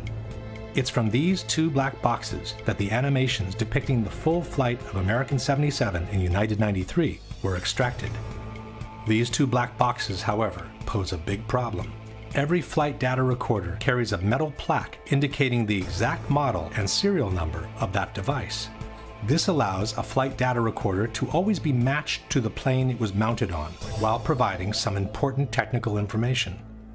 As explained by the NTSB, the serial number is used to identify when a recorder manufacturer switched from a certain memory configuration to another. This information is necessary to perform the correct recovery of the data. In virtually every accident report filed by the NTSB in the last 20 years, both the cockpit voice recorder and the flight data recorder's serial numbers are listed. But in the reports from Flight 77 and Flight 93, for some reason, they are not. An independent researcher has filed several Freedom of Information Act requests with the NTSB, the Federal Aviation Administration, and the FBI, requesting information on the missing serial numbers, but his requests were always denied. As no one has ever released the serial numbers of the 2 flight data recorders, it's impossible to know whether they came from Flight 77 and Flight 93, or from a totally different source. All in all, we have this paradoxical situation where the contents of 6 black boxes out of 8 were never released, while the other 2 cannot be verified as genuine both in origin and content. As far as we know, the 4 airplanes that crashed on September 11 could have been totally different machines from those that left the airports earlier that morning. The obvious inability by these amateurs to fly the 4 airplanes in the way they were flown, and the total lack of proof that they were even aboard those planes, poses a serious question. If not them, then who was piloting the planes? One thing everyone can agree on is that no professional pilot in the world would ever crash his own plane into a highly populated target like the Pentagon or the Twin Towers in New York. Even at gunpoint, once he knew his plane was doomed, at the last minute he would steer it away from a populated target or plunge it directly into the sea. I don't believe any airline pilot would intentionally fly into the World Trade Center, even with a gun at his head. It is inconceivable to me that any airline pilot would allow anyone to force him to fly into an inhabited building. I cannot imagine how any pilot could be conscious or capable of doing anything to control that airplane at the time that it was directed at one of these buildings. But then, who was in the cockpits? What may seem as a far-fetched possibility was actually suggested by TV reporters less than 10 minutes after the impact on the second tower. That is a very large aircraft. It would be enormously significant if someone was able in some way to get their hands on a 727 or a similar sized commercial aircraft and then crash them in. Ali? Jim, what you're saying could be a drone aircraft. That's an aircraft that's guided electronically to its target without having a pilot. Now that is a possibility as well. One fact that seems to support this possibility are the exceptional speeds these airplanes were able to achieve at low altitudes, near sea level. As we know, a person can easily run at top speed through normal air, but he cannot do the same in a much thicker medium like water. If he were to be pushed at the same speeds in the thicker fluid, he would probably lose his arms and legs due to the excessive resistance he encounters. The same thing can happen to airplanes if they are pushed beyond their design structural limits. At 30,000 feet, the air is very thin, and the airplane can easily travel beyond 500 miles an hour without encountering much resistance. As soon as it starts descending, however, the atmosphere gets thicker and thicker, and the plane needs to reduce the speed accordingly in order to preserve its structural integrity. Below 10,000 feet in altitude, speeds around 250 miles per hour are recommended. In fact, each airplane has a specific maximum operating velocity, called VMO, which should never be exceeded at low altitudes. Never means never for a reason. Should the VMO be exceeded, a phenomenon called flutter can occur, which can quickly cause irreversible damage. The flutter phenomenon can affect any kind of airplane, from large military bombers to small single-engine airplanes. Once the VMO is exceeded, not only are the wings and the ailerons at risk, but also the fuselage begins suffering from the air pressure caused by the speed. This is what happened to an Air China 747, which exceeded the maximum operating speed, or VMO, in the desperate effort to recover from an engine failure. For the first time, Captain Ho takes manual control of the plane. Airspeed 270, 280. The plane is about to exceed its maximum speed. Approaching VMO. The stress of the dive tears the landing gear doors off the plane. We've passed VMO. Emergency. Emergency. Luckily, the pilots were able to regain control of the plane and perform an emergency landing. The damage caused by the excess velocity was visible all over the plane. The maximum operating speed for a 767, two of the 4 hijacked airplanes, is 414 miles per hour. For the other 2 airplanes, the 757s, the VMO is even less, 402 miles per hour. Yet on 9/11, all 4 airplanes were flown at speeds close to or beyond 500 miles per hour near sea level without suffering any visible structural damage, while remaining perfectly under control all the way into their targets.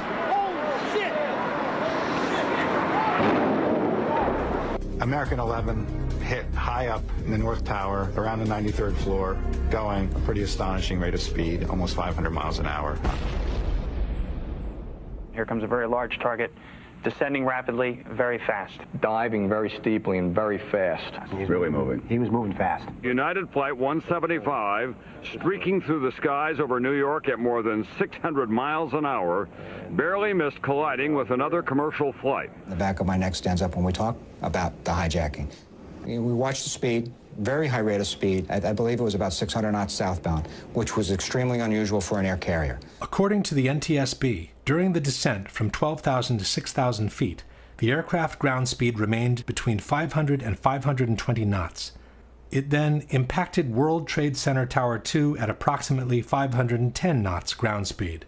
510 knots is 586 miles per hour. That's almost 200 miles per hour beyond the maximum operating velocity of a 767. American 77 also impressed the air traffic controllers for the speed in approaching Washington. It was an unidentified plane to the southwest of Dulles, moving at a very high rate of speed. I slid over to the controller on my left, and I asked him, "Do you see an unidentified plane there southwest of Dulles?" And his response was, "Yes." "Oh my gosh, yes. Look how fast he is." Full throttle. Full out. The plane made its circular descent at about 350 miles an hour. Then it kept accelerating until it crashed into the Pentagon, says the commission report, traveling at approximately 530 miles per hour. While flying at 5,000 feet of altitude, United 93 began performing a series of hard left and right maneuvers at 350 miles per hour. This was followed by a series of similar up and down maneuvers while flying near 400 miles per hour. Yet Zihad Jarrad, the amateur who wasn't allowed to fly solo on a single-engine airplane, braved the roller coaster without ever losing control. As the plane was descending, he even kept accelerating until the aircraft plowed into an empty field in Shanksville, Pennsylvania at 580 miles per hour. These exceptional speeds, achieved at low altitudes, have raised more than an eyebrow among aeronautical experts and pilots alike, especially those who had flown the actual airplanes involved in 9/11. I flew the 2 actual aircraft which were involved in 9/11, the flight number 175 and flight 93, the 757 that allegedly went down at Shanksville, and flight 175 is the aircraft that's alleged to have hit the South Tower. I don't believe it's possible for a terrorist, a so-called terrorist, to train on a 172, then jump in the cockpit of a 757, 767 glass cockpit, and vertical navigate the aircraft, lateral navigate the aircraft, and fly the airplane at speeds exceeding its design limit speed by well over 100 knots, make high-speed, high-bank turns, pulling probably 5, 6, 7 Gs, and the aircraft would literally fall out of the sky. I couldn't do it, and I'm absolutely positive they couldn't do it. How do you feel about United 175 reaching 510 knots?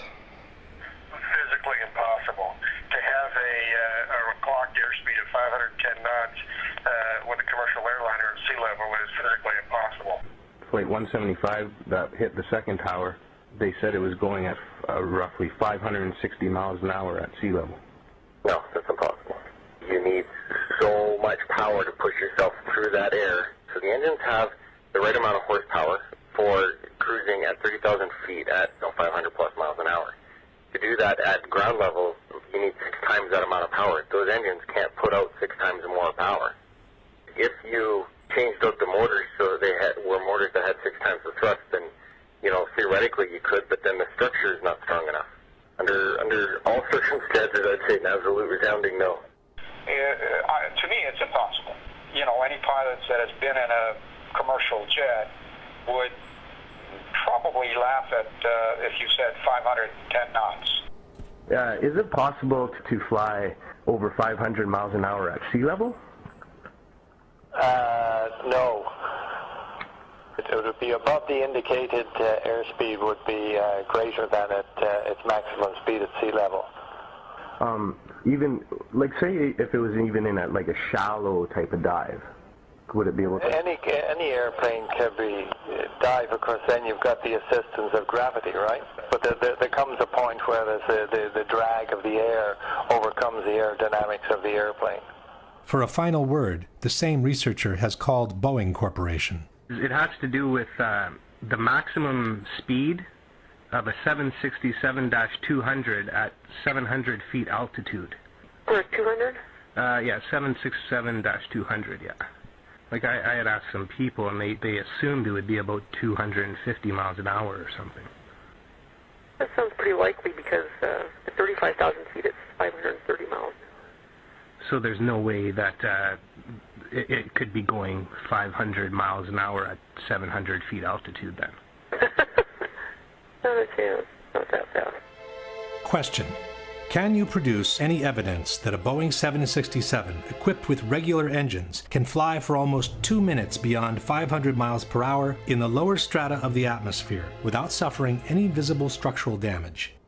Can you explain how amateur pilots who had never flown a jet before in their life could maintain full control of an airliner that has exceeded the VMO by almost 200 miles per hour? And why would some terrorists who have been lucky enough to get within reach of their target want to risk the entire operation by imposing such a stress on the airplane that it would almost certainly cause them to crash before they complete their mission? One question becomes inevitable at this point. If those were military drones and not regular airliners, what happened to the passengers? With certainty, no one can answer this question. One thing we do know, however, the CIA has been developing plans for covert operations that involve the in-flight swapping of commercial airliners with military drones since the 1960s. One such plan was called Operation Northwoods, and it detailed how to replace a civil airliner with a military drone in mid-air, unbeknownst to the air traffic controllers. After the swap, the airliner would be landed in a military base. The drone would continue to fly, appearing on radar as the original plane, and would be remotely guided all the way into the target. We don't know whether this is the actual end the passengers met, but one thing we can say for sure: those who called their relatives from their cell phones could not have placed those calls from the airplanes in flight. Minutes after the fourth plane had crashed in Pennsylvania, news was already circulating that several passengers had made calls with their cell phones from the hijacked airplanes. "We are being hijacked. We are being hijacked." Those frightening words were uttered by a passenger aboard United Flight 93 who was able to call emergency personnel on his cell phone before the plane crashed in western Pennsylvania. And tonight we're getting reports of cell phone calls from at least 3 of those 4 flights. On the second flight that came out of Boston, that was the second flight of the day and also went into one of the Twin Towers of the World Trade Center, there was a businessman who got off 2 cell phone calls to his father. CNN commentator Barbara Olson, wife of U.S. Solicitor General Ted Olson. She reportedly called her husband twice on a mobile phone to tell him her plane was being hijacked. The problem is that in 2001, it was practically impossible to make a call with a cell phone from an airplane at cruising altitudes. The whole idea behind cellular phones is that they use low power transmitters, both to keep the cost of the units down and to preserve battery life. It is up to the receiving towers on the ground to pick up and boost their signal before they route it through the system. It is commonly thought that beyond 10,000 feet in altitude, most cell phones become useless. Passenger planes normally cruise at 30,000 feet and beyond. The editors of Popular Mechanics, however, maintain that cell phones do work from cruising airplanes, even at maximum altitudes. David Dunbar. With regard to the cell phones, we did what any reporter would do. We talked to experts in the field, and in fact, cell phones do work at that altitude, up to 35,000 feet and higher. And in 2001? In 2001, and it might be instructive for you to talk to some of the cell phone experts. Instead of talking to experts, Japanese television decided to take matters into their own hands. In 2003, they conducted an on-camera experiment near Ontario, Canada, to verify the actual reach of cell phones from different altitudes. The cellular phone system used in the experiment in Canada is the one used in the United States. 3 cell phones, each from different telephone companies, were used. The experiment begins at 1,000 feet. Hello? Hello, I'm calling from cell phone A. What's up? What is happening? Trading sounds okay? The results were the same with the other 2. Next, we went up to 4,000 feet. Then, No, not on me. Company B's phone stopped working at 4,000 feet. And when the aircraft rose to 6,000 feet, Company A's phone also became useless. At 8,000 feet, none of the 3 cell phones worked anymore. No service on A, no service on B, no service on C. In other words, at an altitude of 35,000 feet, cell phones would have been totally useless. There is another problem besides altitude that makes calling from a cell phone unthinkable from a cruising airplane, and that is speed. Calling from an aircraft with a cell phone would be like calling from a car traveling at 500 miles per hour. The connection would continuously need to be transferred from one receiving station to the next, and then to the next, and again to the next. The transfer procedure between 2 receiving stations is called handoff, and it relies on continuous triangulations between the receiving towers in order to establish the exact position of the caller. As the mobile unit approaches the handoff zone, the first tower senses the weakening of the signal and prepares to transfer the call to the second. When the second tower senses the signal is strong enough to take over, the handoff procedure is initiated. If everything goes well, the call is rerouted into the system by the new receiving station. But the speed by which an airplane approaches and crosses over the handoff zone is so high that the towers wouldn't have the time to complete the handoff procedure. The call would be dropped, and the person would need to dial the number from scratch. If one considers the altitude and the speed problems combined, it should be clear that the chances of having an actual conversation with a cell phone from a cruising airplane are practically nil. Even after 2001, both altitude and speed problems remain. In 2005, the Washington Post wrote, "Most cell phones can't reach a station from beyond 10,000 feet. Another technical hurdle is to find a way that cell phone calls would be handed off from one cell tower to another on the ground when an aircraft is traveling at 500 miles an hour." And even 10 years after 9/11, people who try to use their cell phone from cruising altitudes are bound to get the same results. Once it became clear that the passengers could not have placed their calls from the cell phones on the airplanes, the official narrative on this issue became more and more ambiguous and non-committal. Theodore Olson, who had initially told the press he had received 2 cell phone calls from his wife Barbara, changed his story to calls made from an airphone. And by the time the 9/11 Commission published their final report, only 1 mention on the cell phone calls remained. Shortly thereafter, wrote the Commission, passengers and flight crew began a series of calls from GTA airphones and cellular phones. No indication on which calls were made from cell phones and which ones with airphones was given. The authorities from the Moussaoui trial also avoided being too specific on the origin of the calls. Within the official documentation, they released this flash animation, which contains all the basic information on the 4 hijacked airplanes. By clicking on any of the flights, one can view the passengers list. By clicking on the telephone icon at the bottom, the passengers who have made phone calls are highlighted. And by clicking on any of the passengers' names, the list of the calls they have made is displayed. Each of the calls lists the exact time it was placed, the duration, the initial part of the number dialed, and the name of the person receiving the call. But the number from which the phone call was placed is missing. The only information available is the location on the plane the calls were presumably made from. row 30 in this case. It's as if the authorities were trying to suggest that the calls were made from airphones without having to put it down on paper. Only in 2 cases did the authorities openly state that a cell phone was used. One is the call allegedly placed to 911 by a passenger who had locked himself in a lavatory where airphones are not available.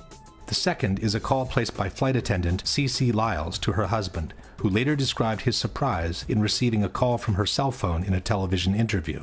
Once the phone got disconnected, then I sat up in the bed like, it was like I just woke up. I'm like, was that a real call? So I looked at the caller ID and noticed that it was a call, and it was from her cell phone.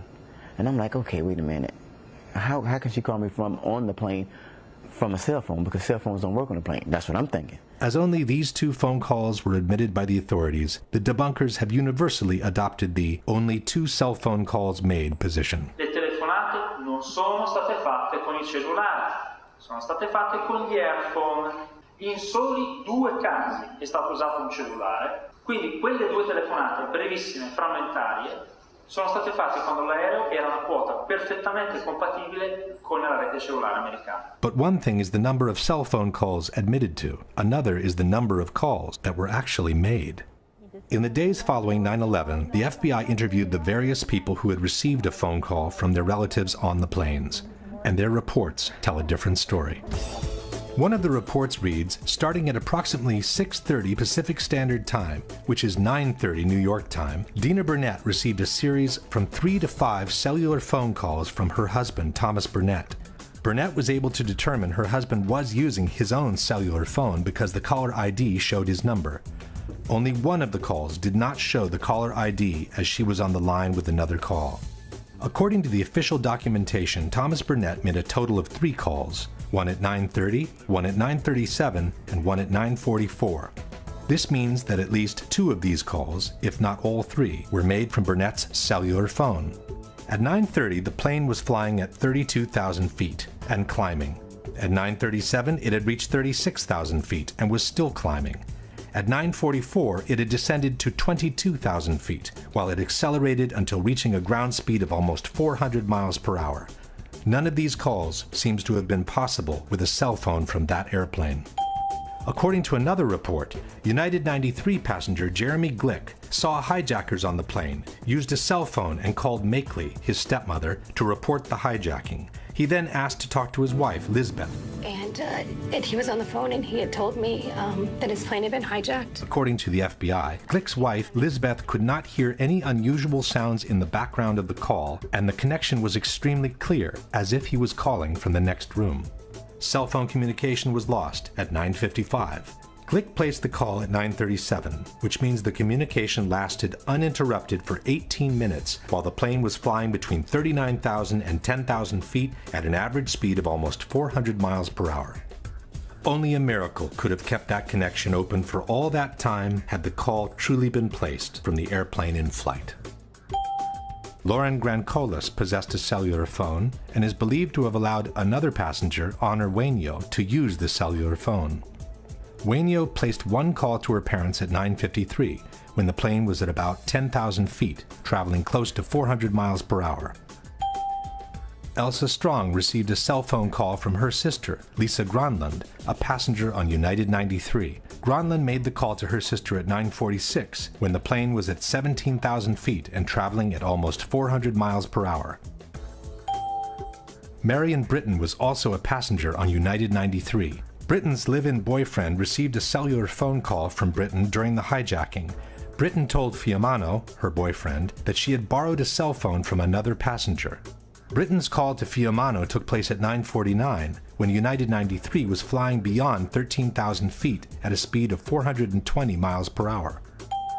Peter Hansen, a passenger on United 175, contacted his mother on cell phone and said the flight had been hijacked. Peter's father, Lee, said that he resisted the temptation to call his son back because he didn't want to place him in more danger by having his cell phone ring on the plane. Peter Hansen called his parents twice, at 8:52 and at 9 a.m. At 8:52, the plane was at 30,000 feet and it was climbing. At 9 o'clock, it was flying at over 18,000 feet in altitude, while it accelerated towards the record-breaking speed of almost 600 miles per hour near sea level. Brian Sweeney was also a passenger on United 175. After learning of the attacks, wrote the FBI, his wife Julie Sweeney returned home to find that her husband had left a message made from his cell phone aboard the plane on their answering machine. Sweeney made the call at 8:58 in between the two Hansen calls when the plane was still at 25,000 feet in altitude. While any one of these phone calls could have momentarily been connected by a set of fortunate coincidences, it should be obvious that all these cell phone calls as a whole could not have been made from the cruising airplanes. Question: given the known limitations of the cellular phone system in 2001, can you provide any evidence that the cell phone calls made by the passengers reported by the FBI could have been made from the altitudes, at the speeds, and for the durations indicated for each of them? We do know, however, that the calls were made, as no one has ever doubted that the relatives actually received them. This opens the way to a disturbing possibility, which seems to support the in-flight swap hypothesis, that the passengers were forced to call their relatives under duress, pretending to be on the airplane, while in fact they had already been landed in some unknown location. In support of this hypothesis, we have different elements. One is the conversation passenger Todd Beamer had with a GTA airphone operator, Lisa Jefferson, during the hijack of Flight 93. It is through Lisa Jefferson that the whole world learned about the famous call to action, "Let's roll." When he told the guys, "Are you ready?" I assumed that they were waiting on his cue. Then they responded to him, and he said, "Okay, let's roll." The 9/11 Commission has established that the hijack took place at 9:28. Todd Beamer was connected to Lisa Jefferson at 9:43, some 15 minutes into the hijacking. The FBI report confirms that Jefferson received the call from Beamer at approximately 8:45 Central Time, which is 9:45 Eastern. But the contents of the conversation are strikingly at odds with the official narrative. According to Jefferson, Beamer called to state that the plane was about to be hijacked. He stated that 3 individuals, 2 wielding knives, the third with a bomb strapped to his waist with a red belt, were preparing to take control of the flight. Jefferson estimated that she spoke to Beamer for 7 minutes before the 2 hijackers armed with knives entered the cockpit. This places the hijacking at around 9:52, while officially it took place at 9:28. This is no small discrepancy.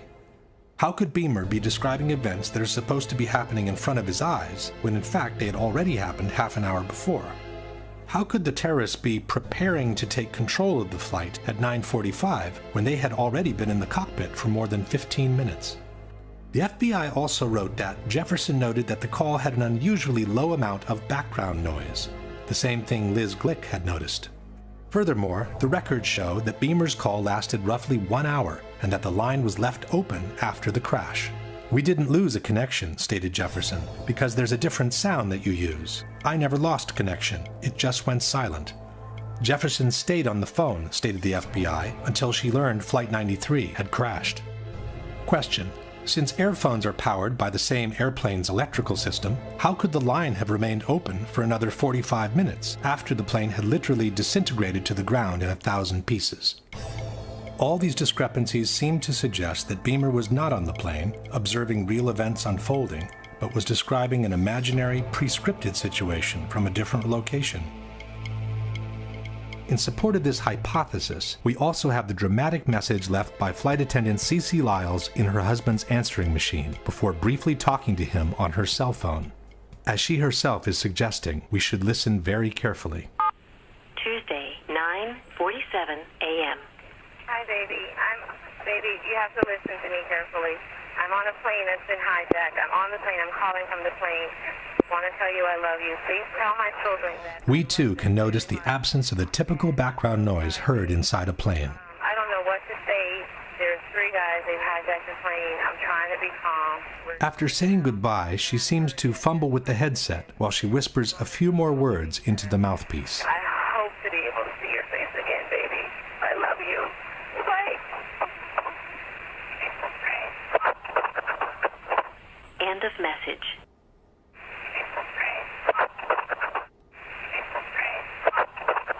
Even by playing the segment several times, it remains difficult to hear anything different from the words, "It's a frame."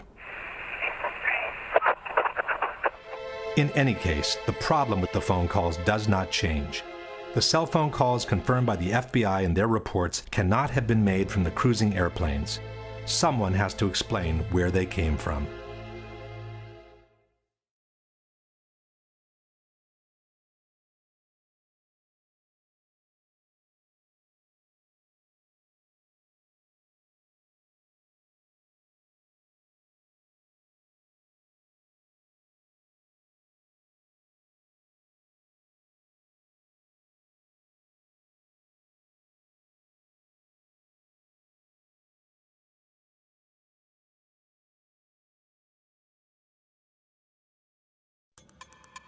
According to the 9/11 Commission, the airplane that appeared over Washington and went on to strike the Pentagon was Flight American 77, the same plane that had disappeared from radar screens over West Virginia almost 1 hour before.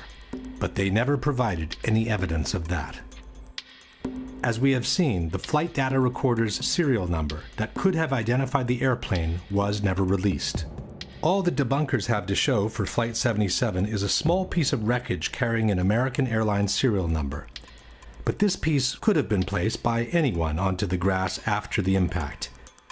In fact, unidentified men in suits were seen meddling with the debris right after the impact in direct violation of the rules of a crime scene. A contractor who was only 100 yards away from the point of impact stated, "It was DPS, the guys in the black coats. They were here right then and there. That's what I don't understand. Where did they come from? Maybe they knew something. I don't know." The debunkers claim that the witnesses' accounts are more than sufficient to identify the airplane. Hundreds of people saw an American Airlines jet fly into that building. But it's presumable that if anyone wanted a different airplane to look like an American Airlines aircraft, they would have at least thought of painting the fuselage with the same colors.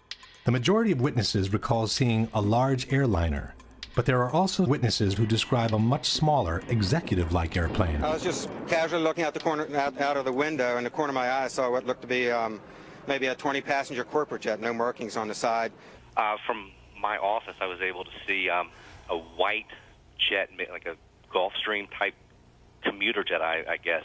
Omar, you say this was a smaller plane, 10 to 15 passengers maybe? No es muy grande. No es muy grande. It's not like too big, it's just... ¿Tú sabes los aviones comerciales? It's like business airplane. Like a business jet. Yeah. It looked like a commuter plane, 2-engine, come down from the south, real low, proceed right on and crashed right into the Pentagon. And are you fairly sure that it was what we sometimes describe and recognize as a small commuter plane?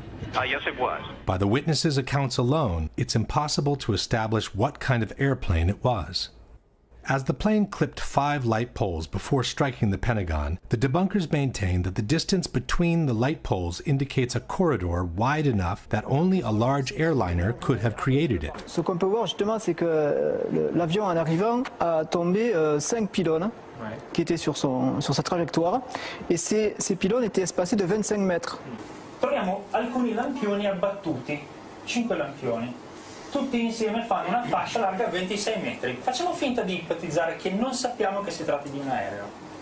Sappiamo che c'è qualche cosa largo 26 metri che è passato di lì. 26 meters is roughly 85 feet, but the wingspan of a 757 is 124 feet, which means any airplane with an 85-foot wingspan could have downed those light poles. It didn't need to be a 757. In fact, with a 100-ton airliner hitting a reinforced concrete building like the Pentagon, one would expect to find a situation similar to this. What immediately stood out instead was the absence of large, identifiable pieces of debris which are usually found after the crash of an airliner. Bob Pugh was the first professional cinematographer to arrive on site. No one was in control of the area. I had free reign. And there's a lot of debris in the foreground of those videos. Again, very small pieces. I mean, I'm standing on pieces, a dinner plate or smaller in size. All the while, I'm looking for wreckage, and I can't find a piece of anything that I recognize. I can't see the tail. I can't see the wheels. I can't see the engines. There's no chairs. There's no luggage. According to the debunkers, there are no large pieces of debris on the lawn because most of the airplane ended up inside the building. Quindi Gran parte dei frammenti dell'aereo non sono fuori perché l'aereo è entrato nell'edificio. Purdue University has produced a detailed computer animation illustrating the official version of the event. We had the plans for the Pentagon, all the details, right down to the last reinforcing bar. The speed of the airplane and the direction from which came was given to us by the Transport Safety Institute. According to the official version, the plane approached in a low trajectory, clipping 5 light poles from the nearby intersection. Slightly tilted to the left, it hit a trailer parked outside the building with the bottom of the right wing, and then impacted the facade at an angle of 42 degrees. Most of the plane penetrated the facade and proceeded inside the building on a diagonal course, causing destruction as it was being destroyed. The fuselage pierced through the outer wall of the C-ring, producing this round-shaped exit hole 10 to 12 feet wide. There are, however, many problems with this version of the events. The first one is the actual wingspan of a Boeing 757. Most of us remember the facade of the Pentagon after it had collapsed. But before it collapsed, right after the impact, this is what the building looked like.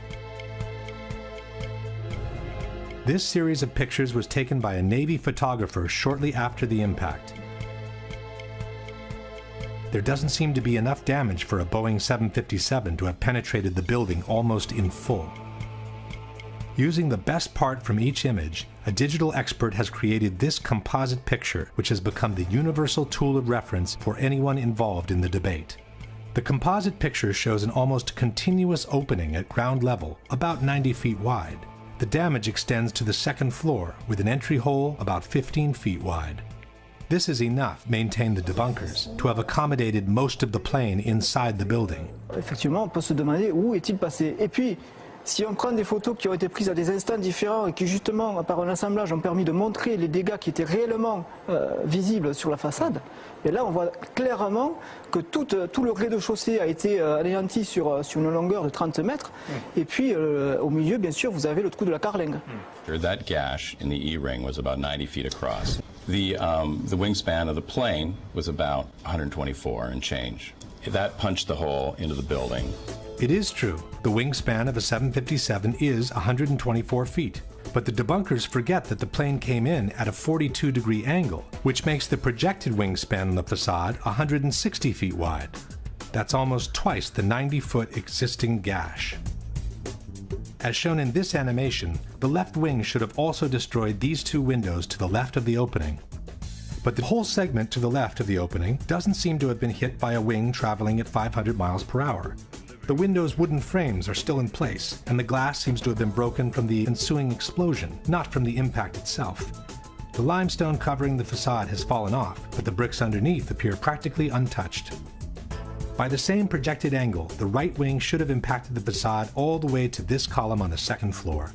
In fact, there is a diagonal cut on the second floor wall that could have resulted from the wing's impact.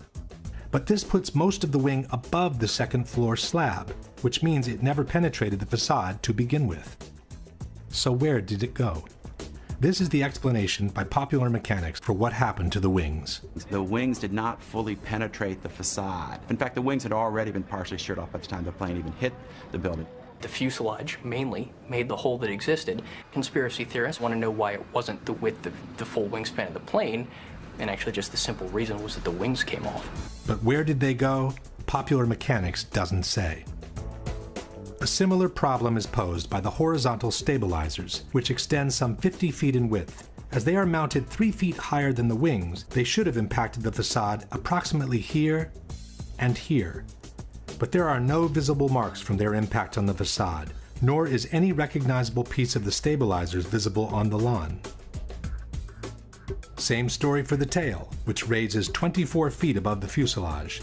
At the time of impact, the tail should have hit as high as the windows on the 4th floor. The Purdue animation shows the tail entering the building in full, as if it were cutting through butter.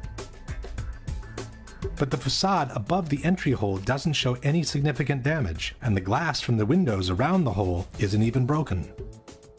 For the missing tail and stabilizers, Popular Mechanics offers this generic explanation. A plane flying 500 miles an hour, hitting a concrete wall that is extremely reinforced, there's not going to be much left of it. You're not going to see it sitting on the lawn of the Pentagon in 1 or 2 or 3 pieces. But here is the problem. If part of the wings, the stabilizers, and the tail disintegrated against the facade, how could the fuselage penetrate it almost entirely? The fuselage is by far the weakest part of the plane, as it basically consists of an empty cylinder meant to carry the passengers and their belongings. How fragile the fuselage is compared to the wings is explained by aviation expert Jacques Rolland. Jacques Rolland, ancien général de l'armée de l'air, est aujourd'hui le meilleur expert en crash aérien auprès des tribunaux. Il n'est pas du tout évident de comprendre qu'effectivement, dès que vous avez un choc à l'avant, l'ensemble s'enfonce à la vitesse de pénétration en fait. Et le premier point dur se trouve ici. Tant que vous n'arrivez pas là, l'avion, c'est du papier. Question. How could the fuselage, which is the weakest part of the plane, penetrate the facade almost entirely, while part of the wings, the stabilizers, and the tail, which are relatively stronger, were unable to do so and were shattered in 1,000 pieces instead? Even more mysterious is the disappearance of the engines. The 757 that allegedly hit the Pentagon was equipped with 2 RB-211 engines built by Rolls-Royce. Almost 8 feet in height, weighing over 7,000 pounds each, the internal core of the engine is made with components so sturdy and resistant that they are considered practically indestructible. It has to rotate at about 10,000 revolutions per minute, at a blade speed of about 800 miles per hour. To operate at around 1700 degrees, they're designed not to melt. Quali sono le parti che non vengono distrutte, che non si squagliano per il calore? Pezzi del carrello e il cuore dei 2 motori, che è molto più compatto dalla parte esterna dei motori, ovviamente è fatto in materiali che devono resistere alla temperatura, 2000-2500 gradi, per cui la parte centrale dei 2 motori è sicuramente sopravvissuta all'impatto. But where are they? In their animation, Purdue University has chosen to ignore the issue. As one can see, moments before the impact, the 2 engines simply vanish into thin air. Debunker Paolo Attivissimo has made what he calls a cautious suggestion. Questo è un motore Rolls-Royce RB211, questo è un oggetto trovato davanti al Pentagono. Quando dicevo prima, probabilmente i motori non sono completamente entrati, questo oggetto è di forma compatibile. Faccio il prudente, dico semplicemente che è di forma compatibile. But this rotor could have come from any engine. There is also another picture of a similar disc, or possibly the same disc, from a different angle. And then there is this part of an engine found inside the Pentagon. But we are not looking for scraps. We are looking for 2 3-ton pieces of machinery made with steel and titanium that after an accident should look something like this. Or like this. Or like this. In fact, had the Pentagon been hit by a 757, the 2 engines would have impacted the facade around these 2 points just below the wings. This means they would have proceeded inside the building on a path somewhat parallel to the fuselage, carving a trail of destruction much more devastating than any other part of the plane. È un proiettile simile il motore? Sì, sicuramente sì. Può essere tranquillamente un proiettile. Lanciato quello a 800 km/h, la struttura viaggia e non si ferma a un minimo ostacolo. But there are no engines visible outside the exit hole, nor are there any other holes in the wall that could have been caused by an engine. Question. Can you explain what happened to the core of the 2 engines, which is built with components so strong and resistant to be considered practically indestructible? Now for the biggest mystery of all, the exit hole. According to the official version, it was the fuselage of the plane that created this hole in the wall of the C-ring. On September 15, 2001, the Pentagon renovation manager stated, the plane penetrated through the E-ring, D-ring, C-ring. The nose of the plane just barely broke through the inside of the C-ring, so it was extending into AE drive a little bit. The AE drive is the internal alley separating the C-ring from the B-ring. But how could the fuselage have made it all the way through the wall of the C-ring? Un aereo che pesa 120 tonnellate, lanciato a 800 km/h, impatta una facciata, la trapassa. Nel trapassarla viene tritato dalle colonne che ci sono in mezzo, a mo' di grattugia, se volete, mi passate questo termine, e alla fine quel che rimane sono solo frammenti molto piccoli. Quel poco che rimane in fondo arriva dall'altra parte. If the fuselage is only a cylinder and it gets cut and ground by the columns in 1,000 pieces, how can it retain the circular shape needed to punch this almost perfectly round hole in the wall? This is where the explanations by the debunkers become absolutely fascinating. The mass of the plane penetrated the building with enormous energy and continued into the building in a state almost more like a liquid than a solid. Then encountered reinforced concrete columns 2 feet thick, so the aircraft was flying through a forest of columns. The plane became almost like an artillery shell or a tank round. What actually came out, it was a circular ball of fire, which is how fire goes when it moves. That's why it has a perfectly round shape. By this time, there was an avalanche of debris that was moving as a single mass, much as in an avalanche of snow. Whether it was a liquid mass, a ball of fire, or an avalanche of snow, all these hypotheses are flatly contradicted by the Pentagon Building Performance Report, a document published in 2003 by the American Society of Civil Engineers. In assessing the condition of the columns on the first floor, the report reads, columns 3G, 3H, 3J, and 5J were damaged but still standing, although in the direct path of the fuselage. It is highly unlikely that any significant portion of the fuselage could have retained structural integrity at this point in its travel. The aircraft frame most certainly was destroyed before it had traveled a distance that approximately equaled the length of the aircraft. The length of the aircraft is 155 feet, which is roughly half the distance between the entry and the exit holes. That no substantial part of the fuselage reached the wall of the C-ring was also confirmed by the first eyewitnesses who described the damage inside the Pentagon. So the plane went in to the E, D, and to the C-ring. Not all the way through the C-ring. Question.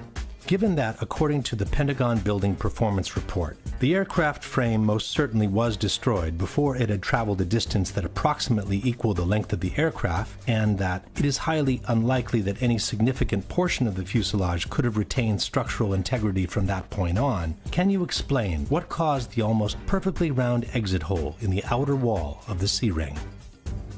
In conclusion, we have an opening on the first floor that's a bit more than half the projected wingspan of a 757.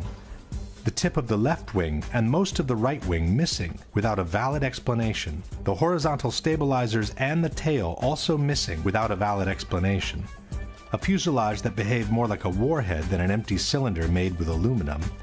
No trace whatsoever of the core of the two engines, and an exit hole on the C-ring that no one can rationally explain.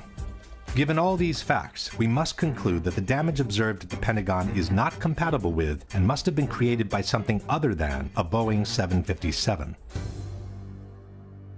The mystery of what hit the Pentagon could have been easily solved if the FBI had released the videos from dozens of surveillance cameras that are placed all around the impact zone.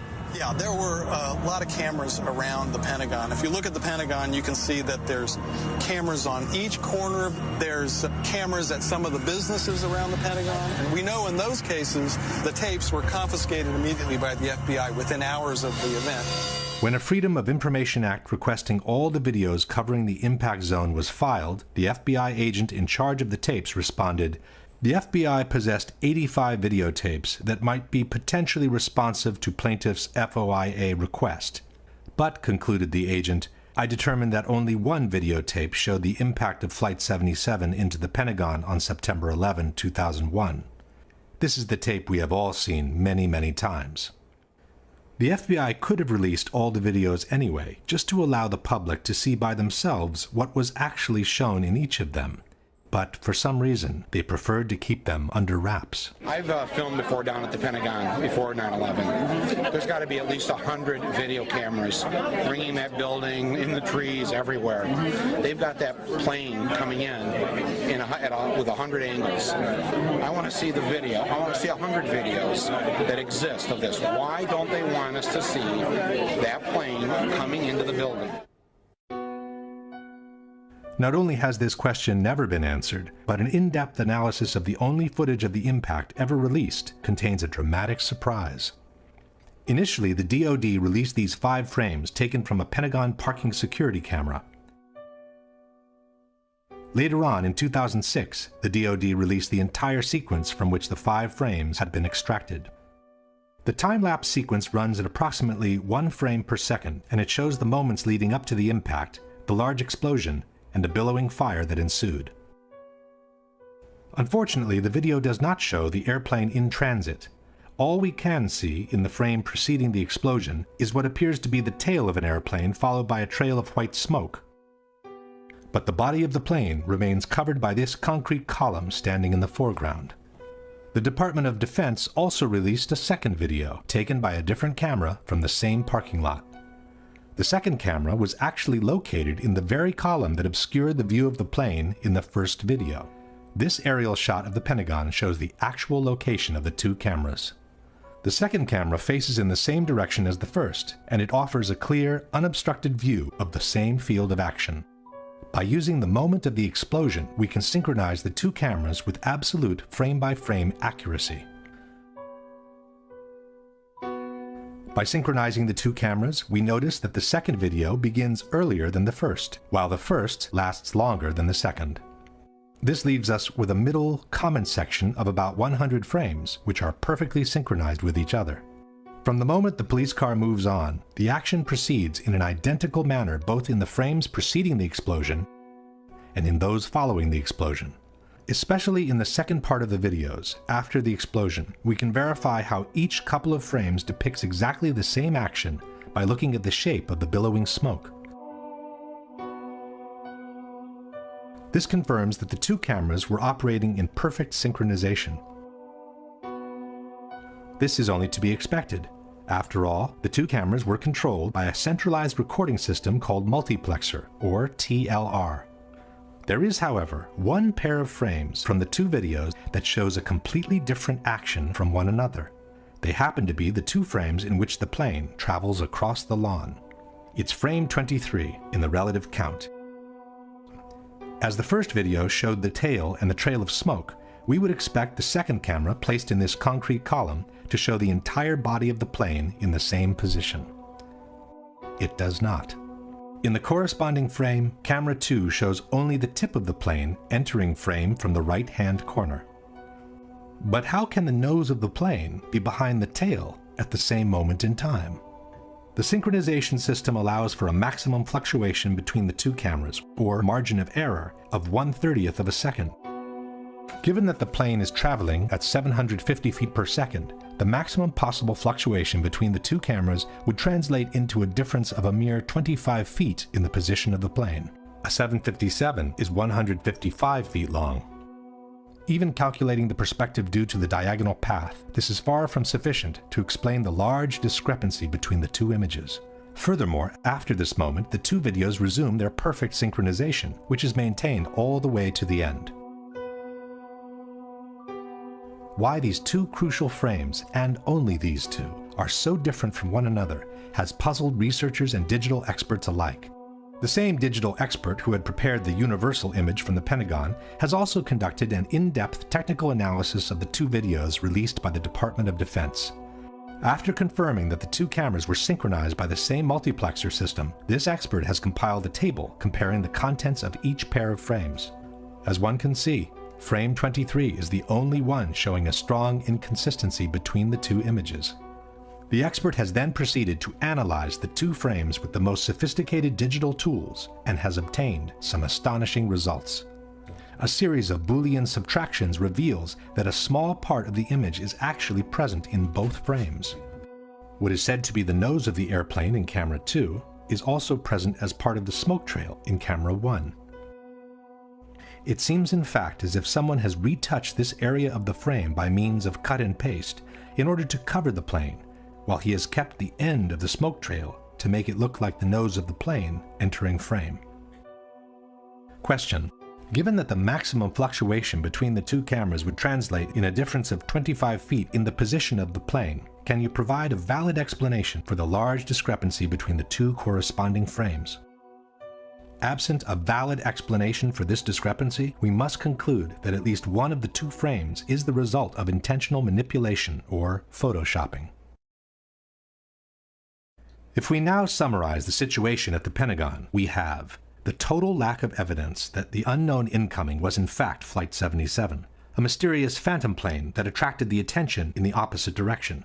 the failure from the White House to shoot down the incoming even though it posed a serious and imminent threat, a totally illogical approach maneuver from a terrorist's point of view, an alleged hijacker incapable of performing that maneuver, the absence of any significant part of the plane from the wreckage, a damage to the building clearly incompatible with a 757, a doctored tape of the impact, and the obvious reluctance by the FBI to release any other tape that could allow the identification of the plane.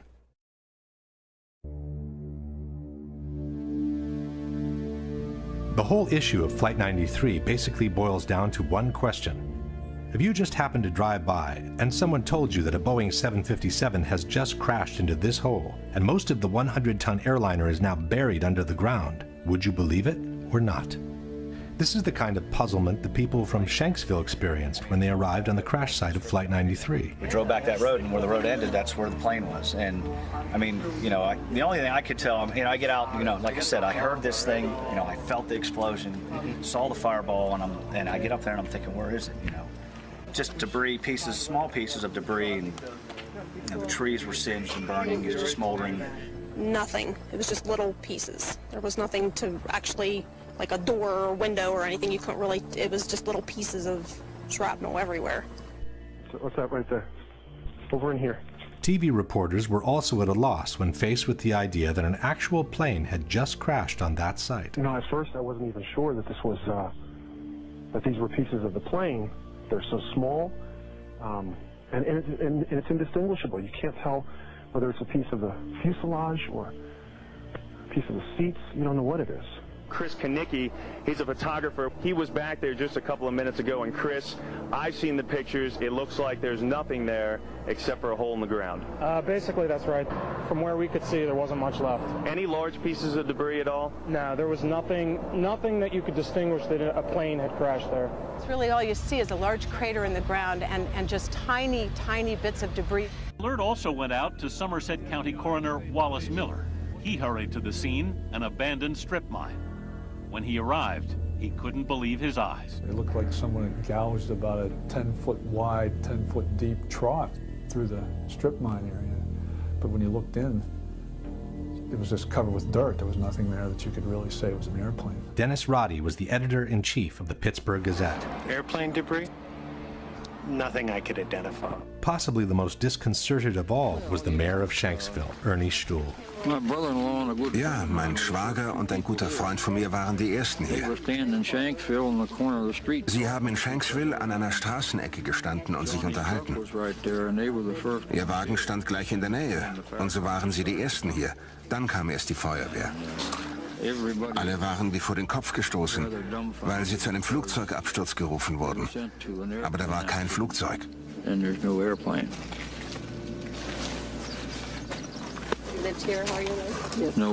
Flugzeug.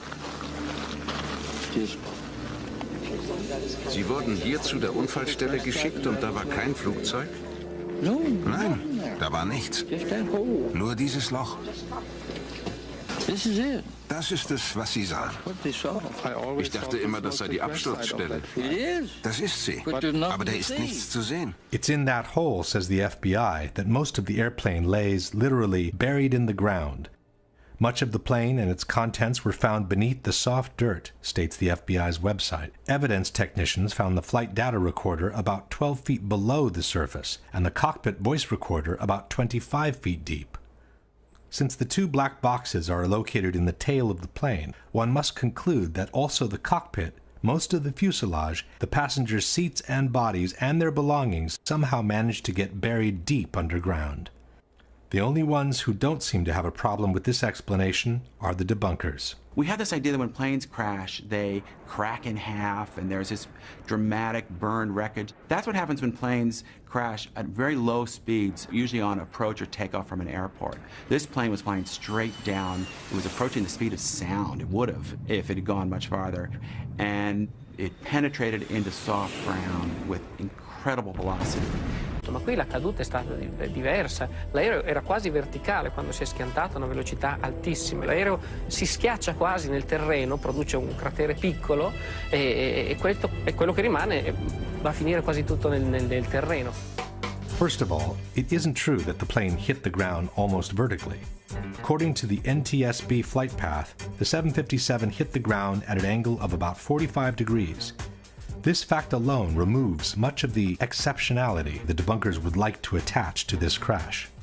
But even if it were true that the plane fell almost vertically, how could the hole have closed itself up even before the first responders arrived?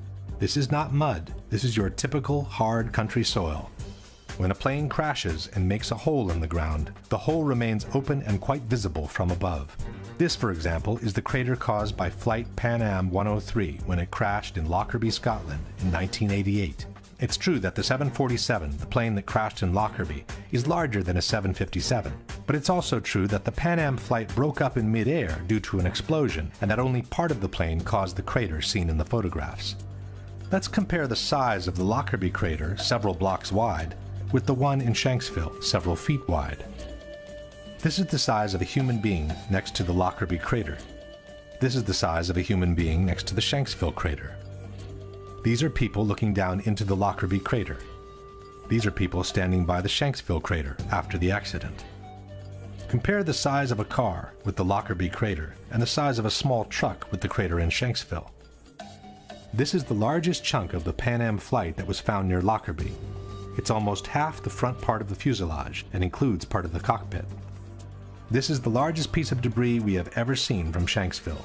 It's a piece of fuselage a bit wider than 2 passenger windows in a picture released 5 years after the event. This is an engine from Pan Am Flight 103 which plunged to the ground at a location near Lockerbie. This, we are told, is an engine from Flight 93 which was supposedly excavated from the hole in Shanksville. These are images from different crashes, showing that the tail of the plane almost always survives. It does so because it's normally the last part of the plane impacting the terrain, when most of the kinetic energy has already been dissipated to the ground. This is the mark on the ground that was supposedly left by the tail of Flight 93 before it vanished into thin air. These are the chunks of the wings that are normally found after a plane crash. These are the marks that the wings of the plane allegedly left on the ground in Shanksville before vanishing with everything else into thin air. And this is the center of the hole, which is supposed to have swallowed practically the whole fuselage. But this is where the official story of the crash becomes truly fascinating. According to the FBI, after 2 weeks of excavation in Shanksville, 95% of the plane had been recovered. A Boeing 757 weighs roughly 100 tons. A mid-sized car weighs about 2,500 pounds, a ton and a half. This means that, according to the FBI, the equivalent of at least 50 to 60 cars was actually excavated from the ground. Question: can you explain how most of an airplane weighing 100 tons could end up buried deep underground in a hole that closed itself up before the first responders arrived? But even if it were true that 95% of the plane has been recovered, where is it? Why have we never been shown it? When a controversial accident happens, all efforts are made to recover as many pieces of the plane as possible. These, for example, are the remains of the flight from Lockerbie, which have been pieced together in a hangar. These are the remains of TWA 800, the flight that crashed in the ocean near Long Island in July 1996. These are the remains of Flight Itavia 870, which crashed in unclear circumstances near Ustica, Italy in 1980. Why wasn't the same thing done with United 93? Given the controversy on the absence of debris, coupled with the rumors of a possible shoot-down, it would have been the perfect way to put all the conspiracy theories to rest. Instead, we are told, all the recovered parts of the plane have been sequestered by the FBI, and no one has ever been able to see them. As far as we know, Flight 93 might have never crashed in Shanksville to begin with. There is another problem for those who support the official version. When an airplane crashes to the ground, normally a plume of thick black smoke rises to the sky and continues to burn until all the fuel is consumed. But instead of being faced by something like that, this is what the people in Shanksville saw. This is what we saw. Das ist das, was wir gesehen haben. Sieht fast aus wie ein Pilz. It looked like a mushroom cloud, he said. But under the cloud there is no plume of black smoke rising to the sky, and the mushroom shape is the classic result of a bomb explosion. The same local reporter also noticed the absence of smell from burnt jet fuel and the odor of scorched earth instead. And there's a very strong odor of the scorched earth. The only way I can describe it. It doesn't smell like jet fuel. It smells like, Kendall, how do you describe it? Just burned earth. Burned earth. It smells like burned earth. The grass next to the hole also indicates there was no fire after the explosion, as it appears perfectly dry and untouched all around. Some have suggested that this is only the initial explosion and that the plume of black smoke hasn't started to rise yet. But this hypothesis is disproven by this video, taken by a local amateur shortly after the explosion took place. Crash over on Lambertsville Road. As one can see, the initial cloud floats in the air, but the typical plume of black smoke rising from below is not there. Don't know anything If we fast forward the video, we can see that the situation doesn't change much. After more than 1 minute, the initial cloud is still there, but there is no black smoke whatsoever rising from below. Question: since the plane was carrying 8,000 to 10,000 gallons of fuel at the time of impact, can you explain why there is no plume of black smoke rising from the ground after the initial explosion? But the toughest problem for the supporters of the official version is to explain how different parts of debris could end up several miles away from the crash site, even though the plane is supposed to have hit the ground in one piece. William Bunch was a reporter for the Pittsburgh Gazette. I gathered all the information I could and quickly learned that there were a lot of things about the crash of Flight 93 that didn't really add up right away. The fact that debris fell on this lake a couple miles away at the same time that the plane was crashing. The lake Bunch is talking about is Indian Lake, which is located a couple of miles southeast of the crash site. According to the debunkers, there is a valid explanation for the debris found in the lake. Perché quello che le dice di pezzi trovati chissà dove sono arrivati a Indian Lake, che è a 1600 metri di distanza. Sono stati trovati pezzettini di carta che sono volati perché c'è vento. First of all, it's not true that there was wind on that day. As the images show, there was only a light breeze gently moving the air all around. The very cloud from the explosion, as we have seen before, practically didn't move for over 1 minute. Secondly, it wasn't just small pieces of paper that were found. From the Pittsburgh Tribune we read, by Wednesday morning, crash debris began washing ashore at the marina. Witness John Flegel said there was something that looked like a rib bone amid pieces of seats, small chunks of melted plastic, and checks. In any case, the problem is not limited to Indian Lake, which is 2 miles away from the crash site. Debris from the plane was found as far as 8 miles away, near New Baltimore. This is the map of the debris field published by the Pittsburgh Tribune. CNN also reported the secondary field, confirming that the debris belonged to Flight 93. Well, Darren, in the last hour or so, the FBI and the state police here have confirmed that they have cordoned off a second area about 6 to 8 miles away from the crater here where this plane went down. This is apparently another debris site, which raises a number of questions. Why would debris from the plane, and they identified it specifically as being from this plane, why would debris be located 6 miles away? Could it have blown that far away? Seems highly unlikely. And as to whether it broke up on the way, we don't know that. FBI is being very tight-lipped about that. But again, it leads to that possibility. It certainly leads to a number of questions. Since the plane is supposed to have hit the ground in one piece, can you explain how it was possible for debris to be found 6 to 8 miles from the crash site on a day when only a light breeze was blowing? The extension of the debris field is not the only fact suggesting a shoot-down. There are other elements that seem to confirm it. Standing there watching on TV and the lights flickered in the building. About that time we heard the engines roar, and we took off out of the building. As we were coming out from the office out through the building, the ground shook and we heard big boom. Looked over and saw the big ball of fire. Flegel later told other people about the lights flickering. I was in Atlanta, and I was sitting there talking to another guy, and I was explaining to him about whenever we were standing in the office and the lights flickered and everything. And as soon as he heard me say that, he immediately stopped me and he said, well, I'm retired from the Air Force. He said, that plane was shot down. And I said, why? And he said, because whenever the lights flickered, they zapped the radar frequency on everything before they shoot. The mayor of Indian Lake also remembers the power going off just before the crash. Our power had gone off, and then we felt a tremor. It sounded like a missile came across our house. I mean, they were going that fast. The mayor of Shanksville had something interesting to say. I know of two people, I will not mention names, that heard a missile, Stuhl said. They both live very close, within a couple of 100 yards. This one fellow served in Vietnam, and he says he's heard them, and he heard one that day. But who could have possibly shot the plane down?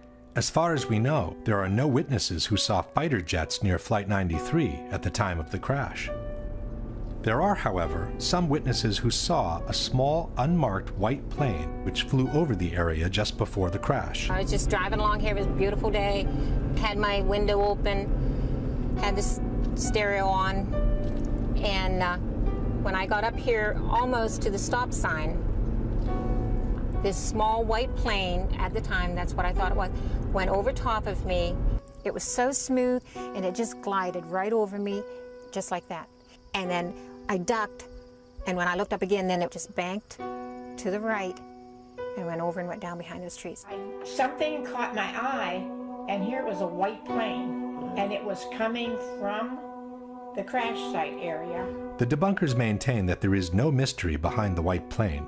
It was a corporate jet, they say, which air traffic controllers had asked to take a look on the ground after they realized they had lost Flight 93. There was, in fact, a little white jet that was seen in the area after Flight 93 crashed. A number of witnesses saw it.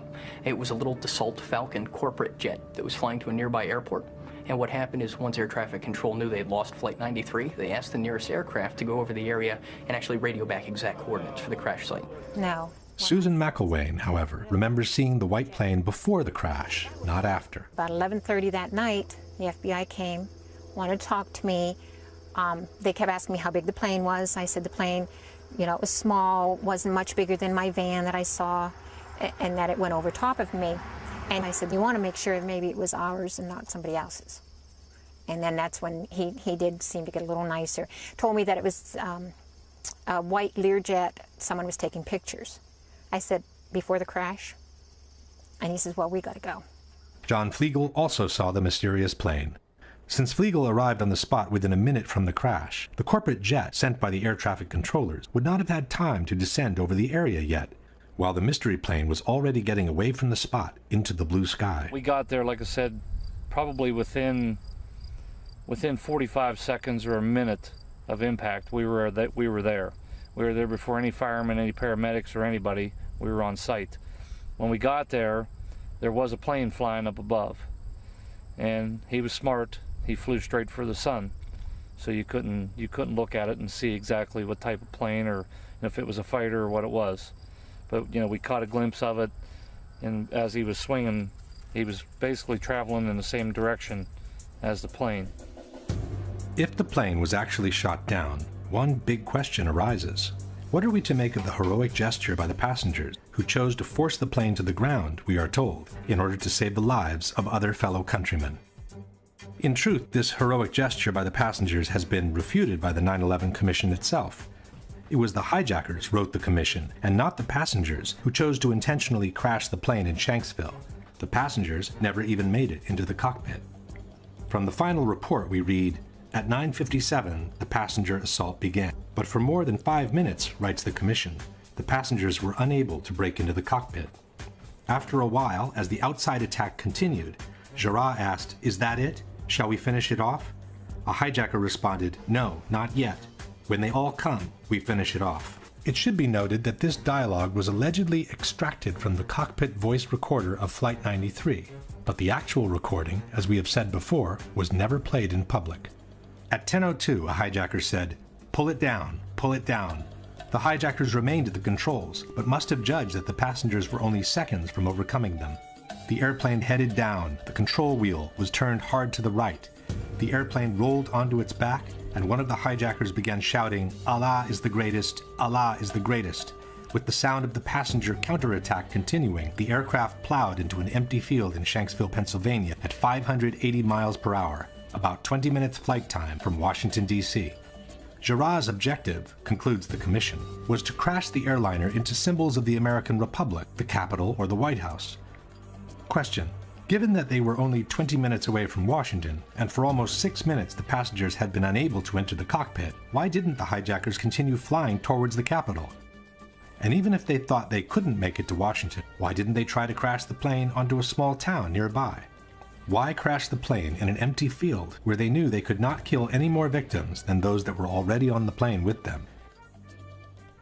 Maybe a less fictional explanation for Flight 93 is the one offered by Vernon Gross, author and former NTSB investigator. The role the government plays in times of stress, how they view the public. Can the public stand the truth?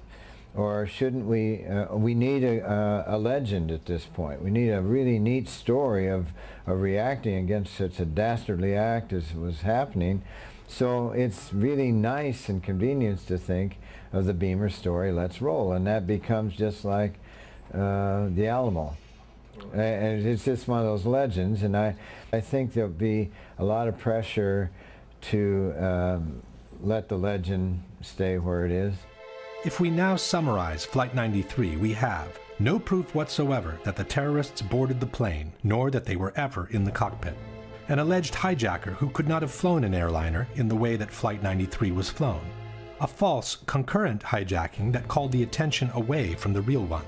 No proof whatsoever that Flight 93 crashed in the field near Shanksville. An extended debris field which flatly disproves the official version of the crash and suggests that the plane broke up in mid-air instead.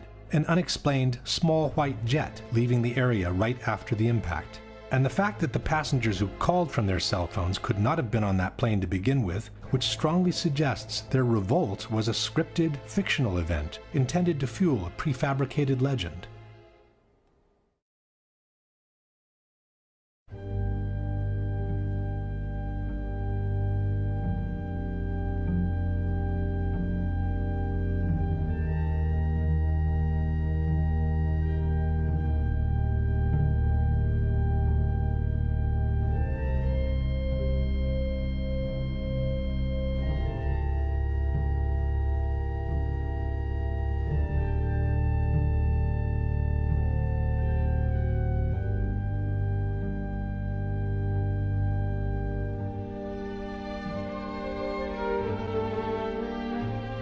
I'm on the 83rd floor. What? I'm on the 83rd floor. What's the telephone number you're calling? In the AC.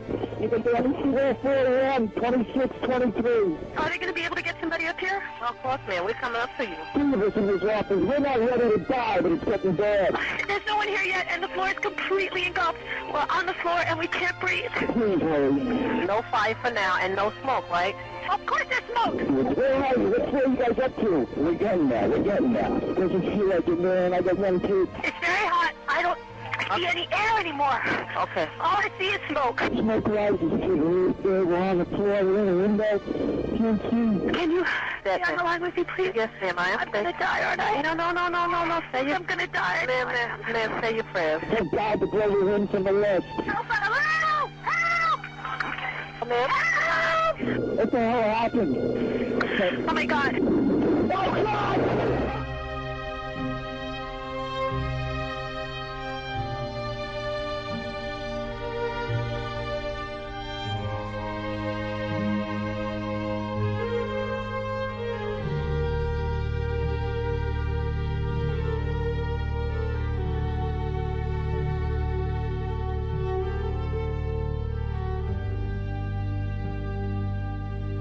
For most Americans, the destruction of the Twin Towers will remain embedded in their memories and their hearts as the epitome of horror, astonishment, and unjustified human suffering.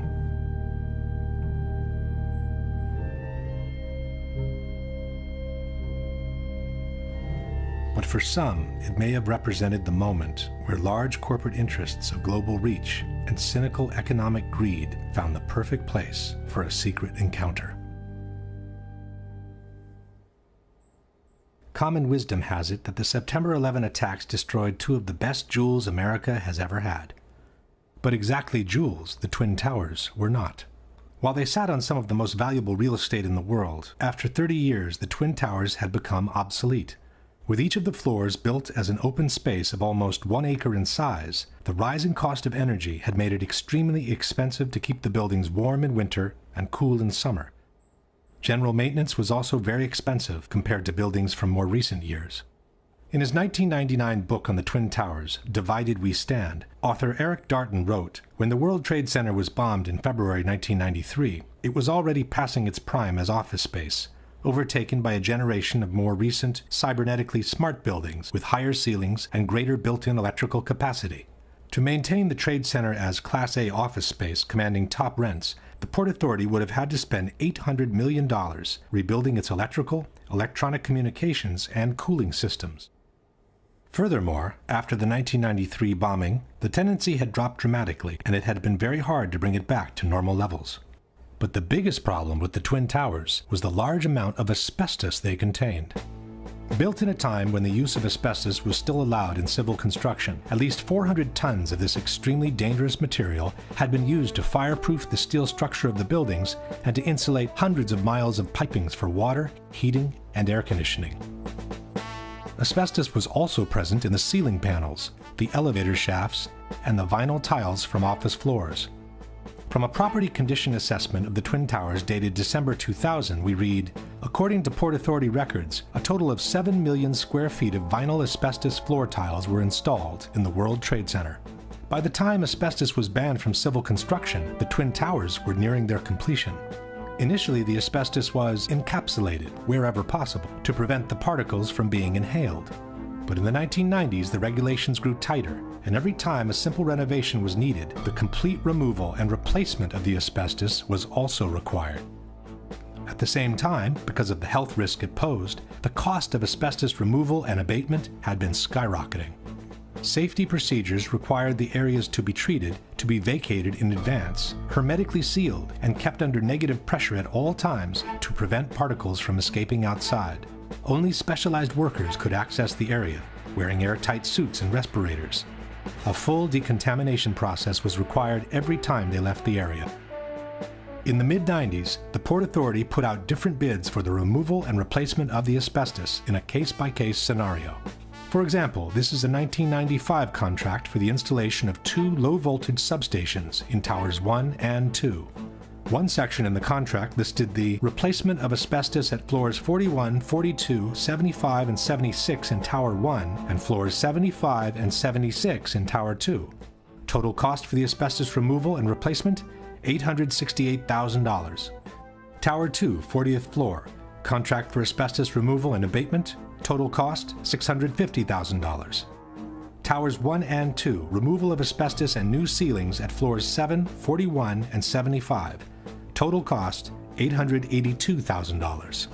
It soon became clear that the Twin Towers were quickly turning from a prestigious asset into a serious liability. From the December 2000 condition assessment, we read, from 1986 to 1999, a total 31 contracts were bid, and a total of $58.2 million was spent in abatement projects. By then, 3.5 million square feet of vinyl asbestos floor tile was removed. Only half of the initial 7 million square feet installed. At the estimated cost of $5 to $6 per square foot, that accounted for an additional $20 million in cost for the Port Authority, and that was for the floor tiles only. There were also hundreds of thousands of square feet of spray-on fireproofing to be removed throughout both buildings. And then there were the elevators. This is the list of elevator shafts with asbestos-containing material as of December 2000. This is Tower 1, and this is Tower 2. Reportedly, by the year 2000, the Port Authority was looking at an asbestos abatement bill of as much as $1 billion, the same money it would have cost to build a brand new tower. Back in the 90s, the Port Authority had sued the insurance companies, trying to get them to cover the cost of the asbestos removal. But in May 2001, 4 months before the terrorist attack, the Port Authority of New York and New Jersey lost their 10-year-old court battle. At that point, the Port Authority was between a rock and a hard place. The Twin Towers could no longer be maintained without incurring the cost of asbestos removal, yet they could not be demolished because of the large amounts of asbestos they contained. The only remaining option was to dismantle and remove the 2 poison-filled giants one piece at a time. But the cost of such an operation would have been so astronomical that no one has ever tried to put a number on it. Luckily for all, the stalemate was broken when a real estate tycoon named Larry Silverstein, who already owned Building 7, offered to purchase a 99-year lease for the Twin Towers. 76 years old, and look at him go. He walks fast, talks fast, and is always selling. Silverstein seemed in a big hurry to close the deal. Even though he had been hospitalized for a car accident during the bidding operations, he asked his doctors to take him off the morphine so the deal could be finalized. So I told the doctor, I said, kill the morphine, and I got to get my people in here, because you can't think with morphine. So they let the morphine run down. The pain was terrible, but I brought everybody together, and that's when we framed our best and final bid. On July 24, 2001, Larry Silverstein celebrated the acquisition of the Twin Towers with a public ceremony. Silverstein signed the lease on the World Trade Center just 6 weeks before 9/11. He then took out an insurance policy covering the Twin Towers for $3.2 billion in case of total destruction. Silverstein then began spending every morning of the week in his new office in the North Tower. And so my mornings were spent at the Trade Center, and then by noon I was back uptown. But on September 11, luckily for him, Silverstein didn't go to work.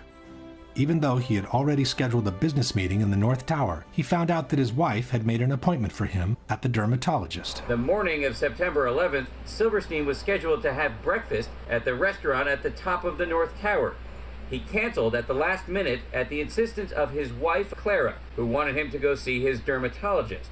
That particular morning, my wife, God bless her, had made an appointment for me at the doctor. And I said, okay, yes, dear, I'll go. Everyone who was in that restaurant that morning perished. And then, just minutes later, received a telephone call to turn on a television set and witnessed this horrendous circumstance. This is how, on the evening of September 11, Larry Silverstein found himself in control of some 12 million square feet of new office space to be built on some of the most valuable real estate in the world. And since the terrorist attacks had been two separate events, contended Silverstein, the insurance companies would have to pay him $7 billion to rebuild what he has always been calling My Three Towers. I will spend $7 billion on My Three Towers. Eventually, a settlement was reached for $4.5 billion, which was still 1/3 more than the amount initially insured by Silverstein. And since on September 11, due to the terrorist attacks, Building 7 had also been destroyed, Silverstein received another $800 million to rebuild a skyscraper that had originally cost $400 million. It's a much more beautiful building. It's a glass facade, allows the light to come into the space. The views on four sides are phenomenal, and the space looks magnificent. In the meantime, all the asbestos from the Twin Towers has been inhaled by the citizens of downtown Manhattan, and especially by the first responders and volunteers who worked at Ground Zero, who are now being decimated by mesothelioma and other pulmonary diseases. In the debate over the destruction of the World Trade Center, two important organizations have played a major role. One is NIST, the National Institute of Standards and Technology, which was officially tasked by the U.S. government to investigate the collapse of the three skyscrapers. In 2005, NIST presented their final report on the collapse of the Twin Towers, and in 2008, the one on Building 7. For the Twin Towers, NIST concluded that they were brought down by the consequences of the impacts and the ensuing fires, while Building 7, according to NIST, was brought down primarily by fire alone.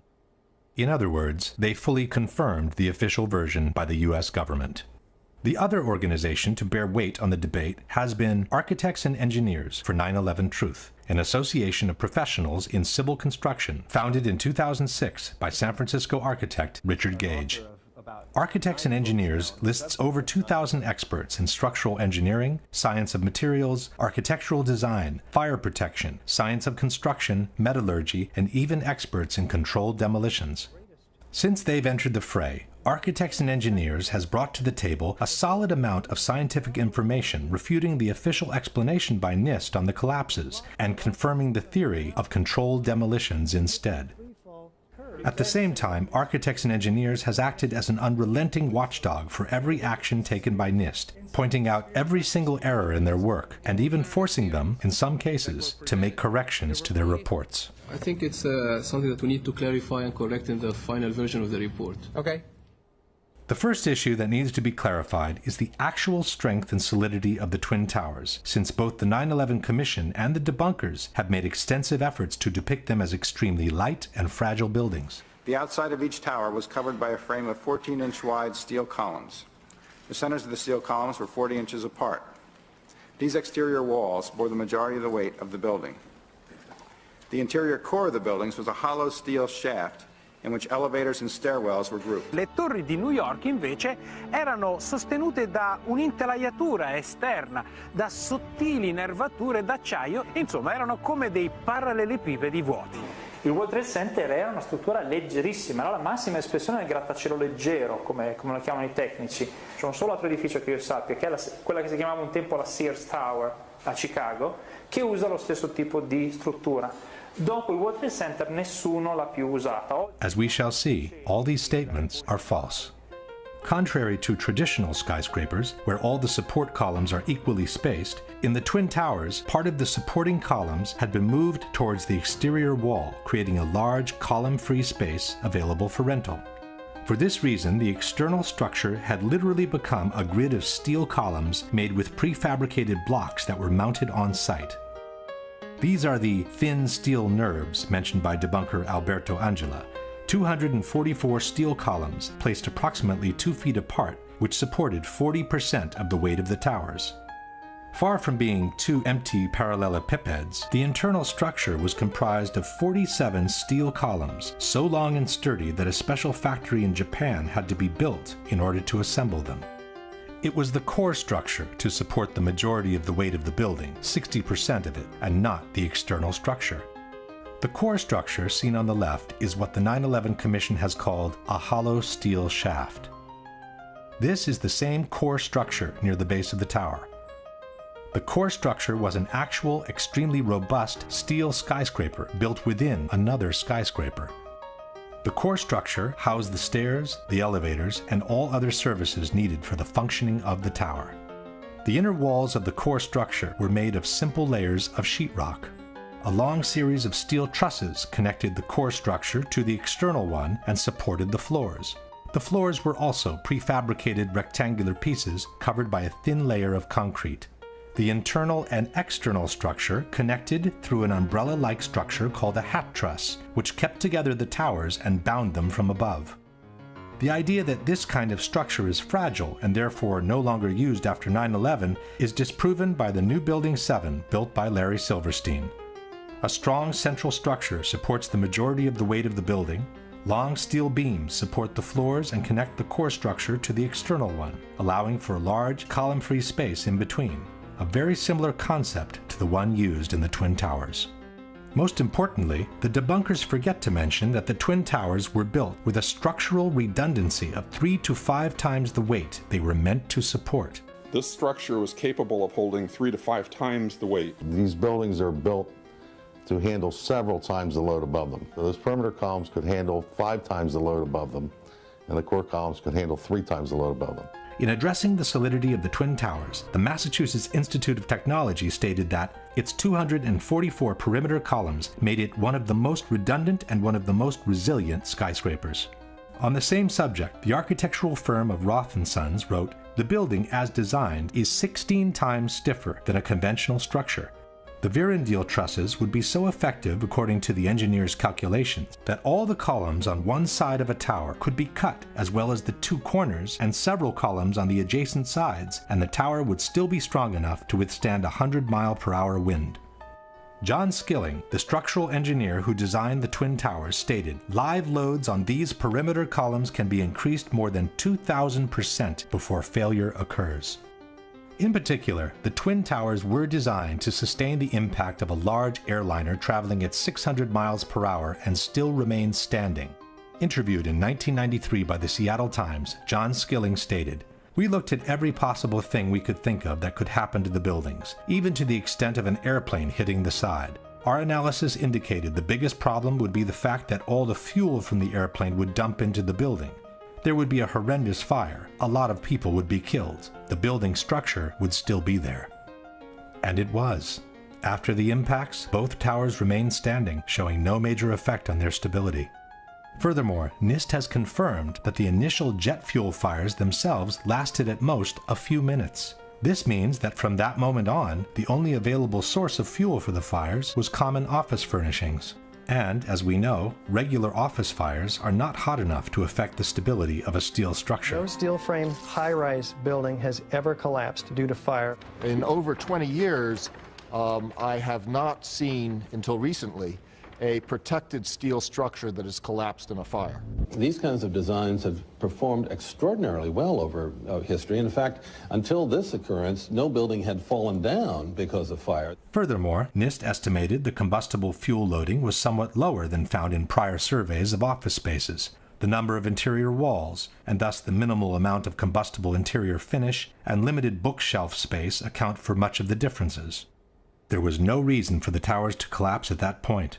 With a structure that had clearly withstood the impacts and with less than average office content to feed the fires, both buildings should have remained standing, allowing for the evacuation and rescue of everyone who had survived the initial impacts and the fires. Instead, both buildings suddenly collapsed from top to bottom, one 56 minutes after the impact, the other as much as 1 hour and 42 minutes after the impact of the plane. Why? The debate on the collapse of the Twin Towers centers around two major questions. One is what caused the initial collapse of the top section of the building onto the lower part of each tower.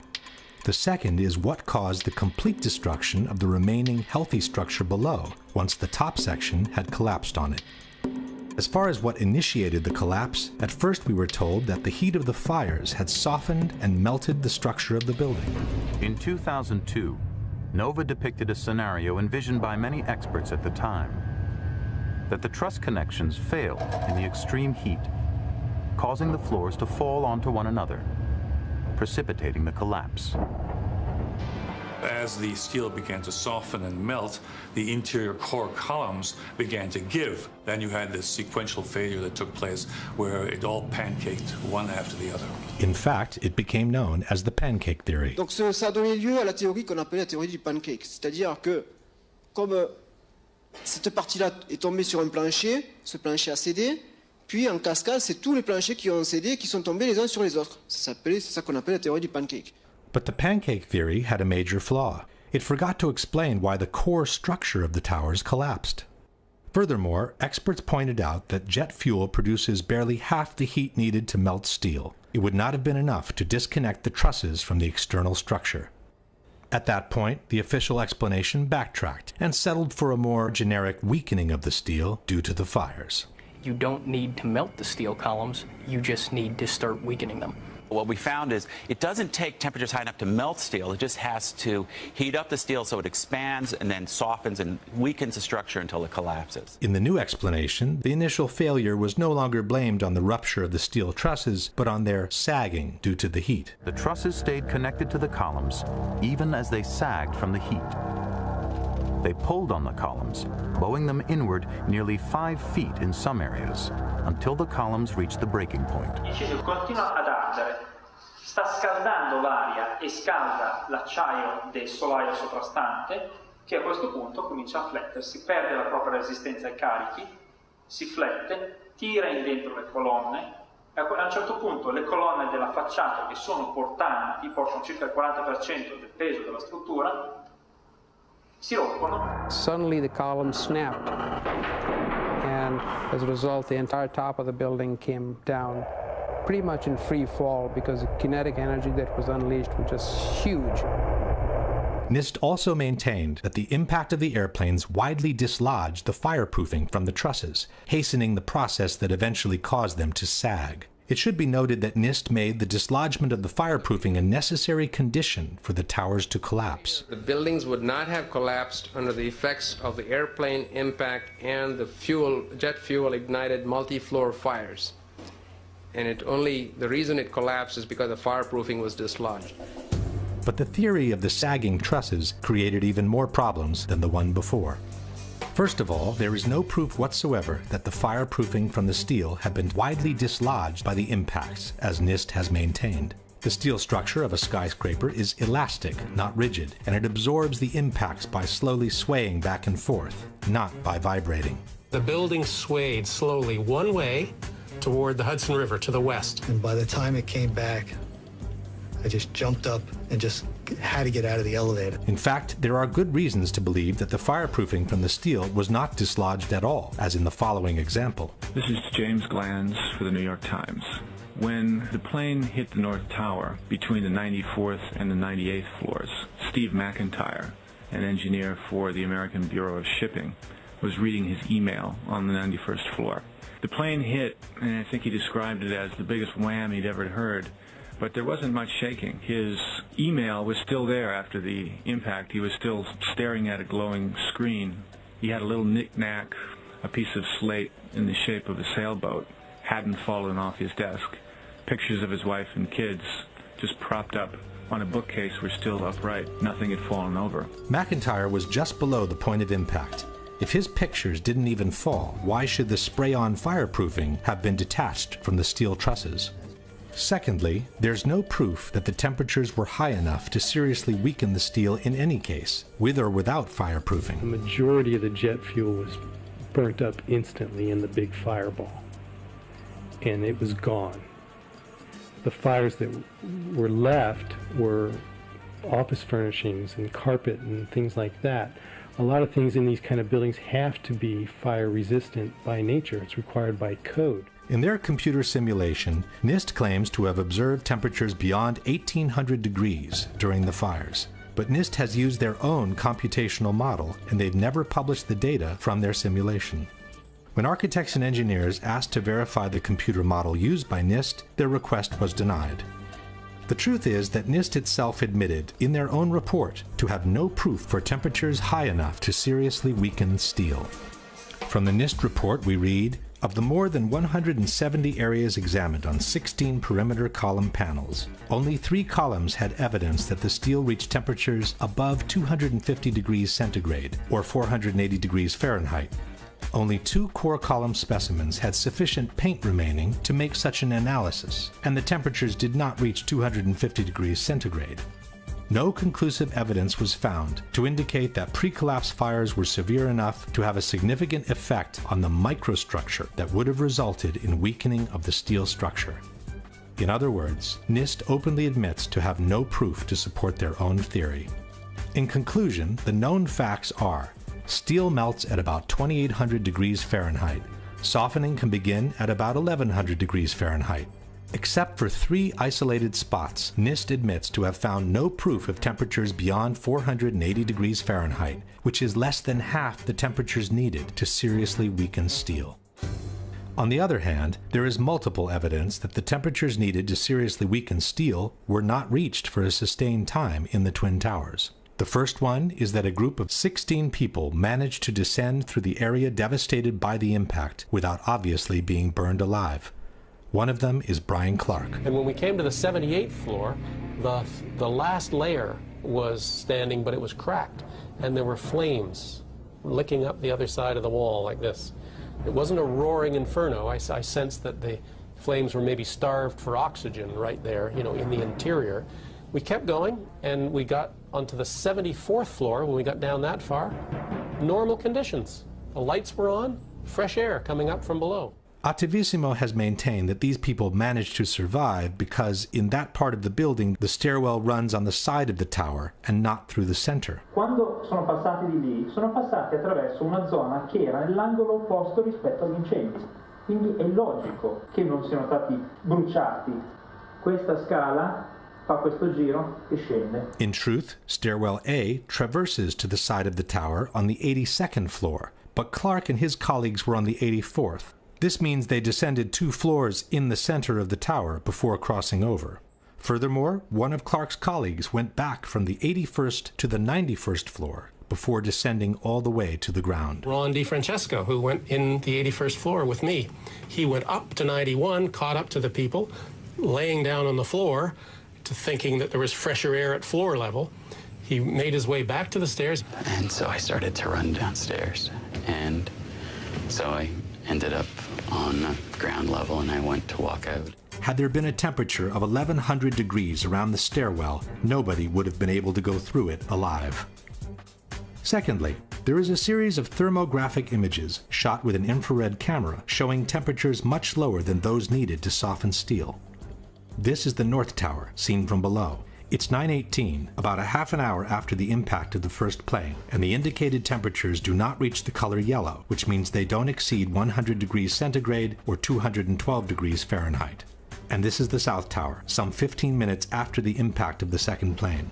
Here too, the indicated temperatures do not exceed 212 degrees Fahrenheit.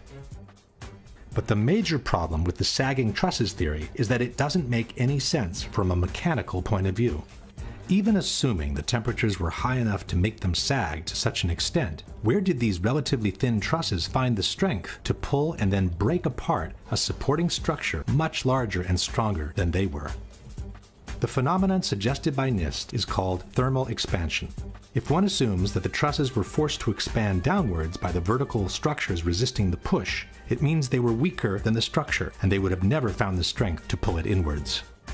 If instead the trusses sagged on their own, so weakened by fire to become unable to support their own weight, where would they find the strength to pull and break apart the same structure that had easily supported them when they were strong and healthy? In either case, the idea that the trusses alone would have been able to pull and break apart the external structure makes no sense. As we shall see, the external structure did bow inwards before the towers collapsed, but a much greater force than their own must have been applied to those trusses for them to be able to pull and break apart the structure they were attached to. Question: can you provide any evidence that the fireproofing from the steel trusses was widely dislodged by the impact of the planes, which NIST has made a necessary condition for the collapses to be caused by fire? Can you provide any evidence that the temperatures in the Twin Towers were high enough and lasted long enough to seriously weaken the steel in the areas where the initial collapses occurred? Can you explain how a sagging truss weakened by heat could pull and eventually break apart the structure it is attached to with no external force being applied to it?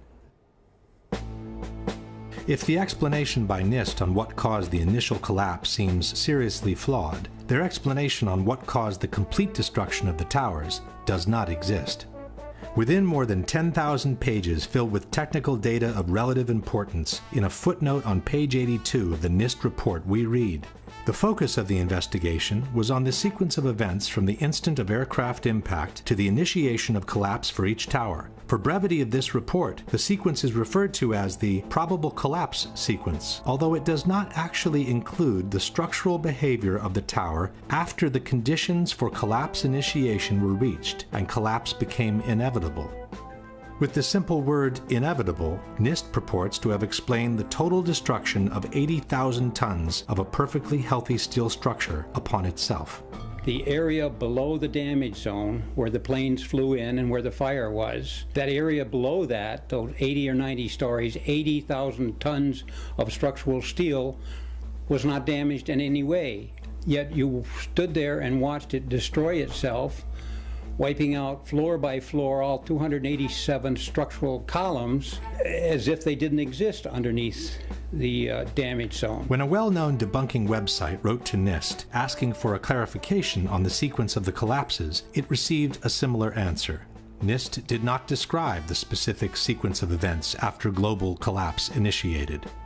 This astonishing statement has been repeated by NIST over and over again under the most surprising of justifications. Once the collapse initiated, the video evidence is rather clear. It was not stopped by the floors below, so there was no calculation that we did to demonstrate that, what is clear from the videos. This is tantamount to saying, once the Pearl Harbor attack initiated, the video evidence shows that the US fleet was quickly overwhelmed by the Japanese, so we didn't feel the need to find out why it happened.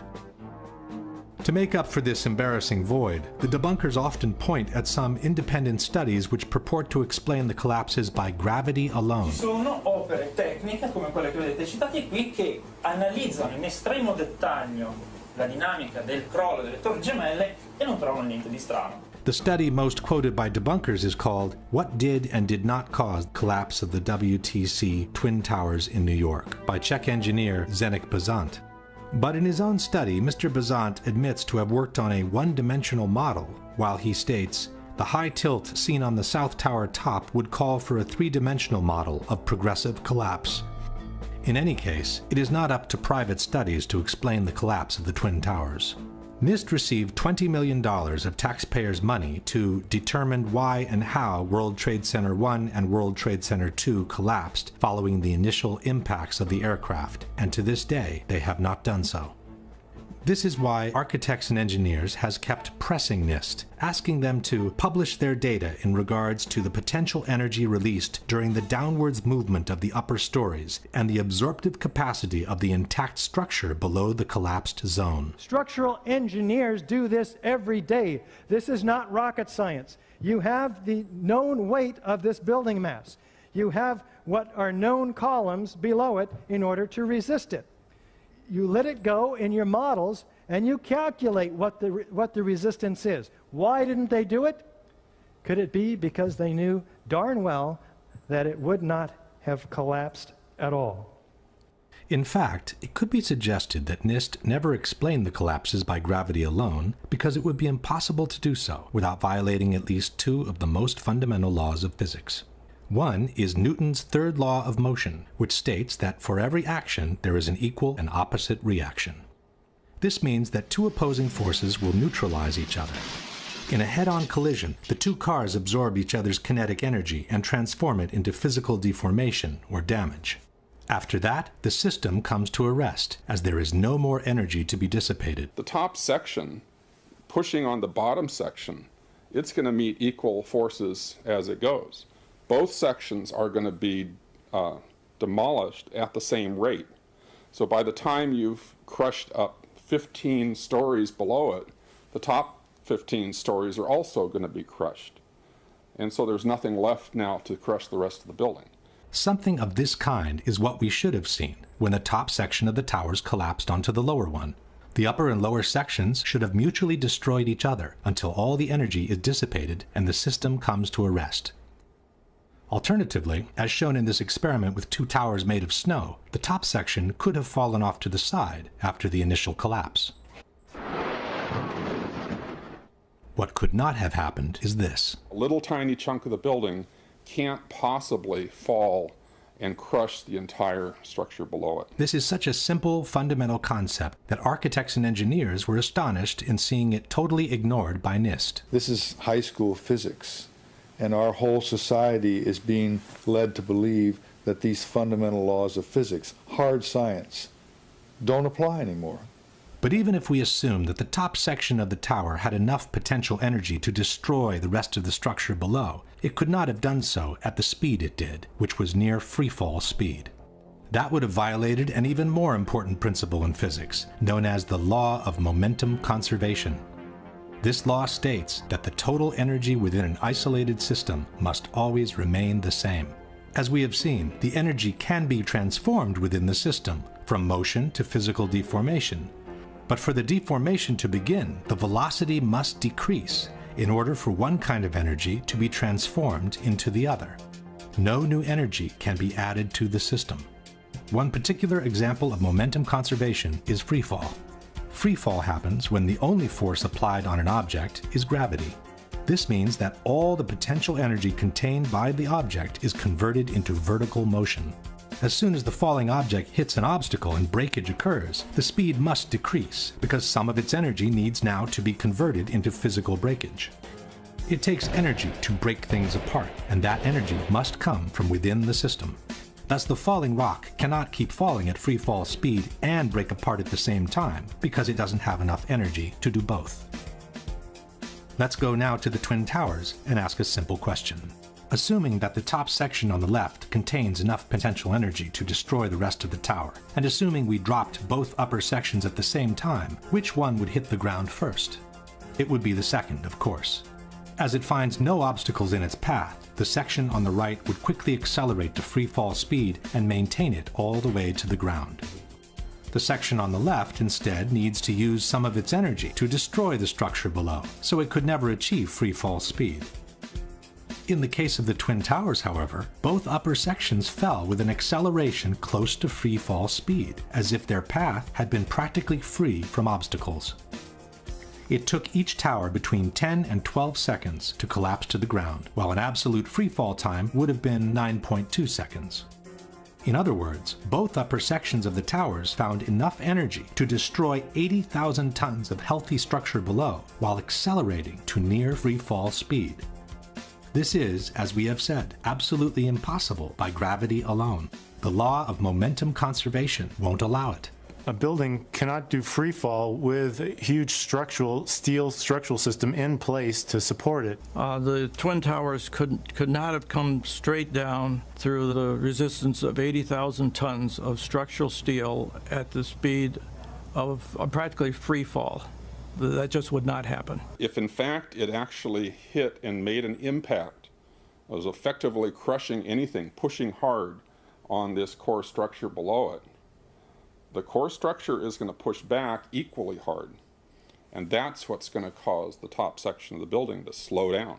As energy is drained away from the system to deform those members, it would slow down the descending mass and cause a descent at less than free fall speed. There is only one way for those buildings to have collapsed at the speed they did. The buildings fall at a speed which can only occur if the structure has been removed, the vertical structure. The same Shyam Sunder from NIST has acknowledged that free fall can only be achieved with the absence of a structure below. Free fall time would be an object that has no structural components below it. But what could have removed the supporting structure below, since the falling section didn't have any extra energy to do so? The fact that it's coming down at free fall says all of the energy is being used to just make it go straight down, which means it's coming down through itself and not breaking up the building as it goes. Something else has to be clearing the way. There is only one known way to allow that kind of acceleration while removing the supporting structure. A building cannot do free fall without it being blown up. That's the only way it could come down at free fall. The only way that a building can accelerate as it collapses is by having pre-engineered, precisely timed, and precisely placed explosives. In other words, controlled demolition.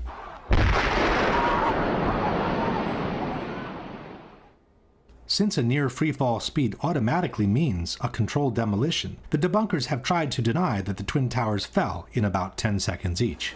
Tempi di crollo, si parla di 10 secondi, tempo di caduta libera, esatto, ma i tempi di crollo delle Torri Gemelle non sono quelli di una caduta libera. Sono, sulla base dei video disponibili, di almeno 16 secondi. Basta ascoltare la durata del boato.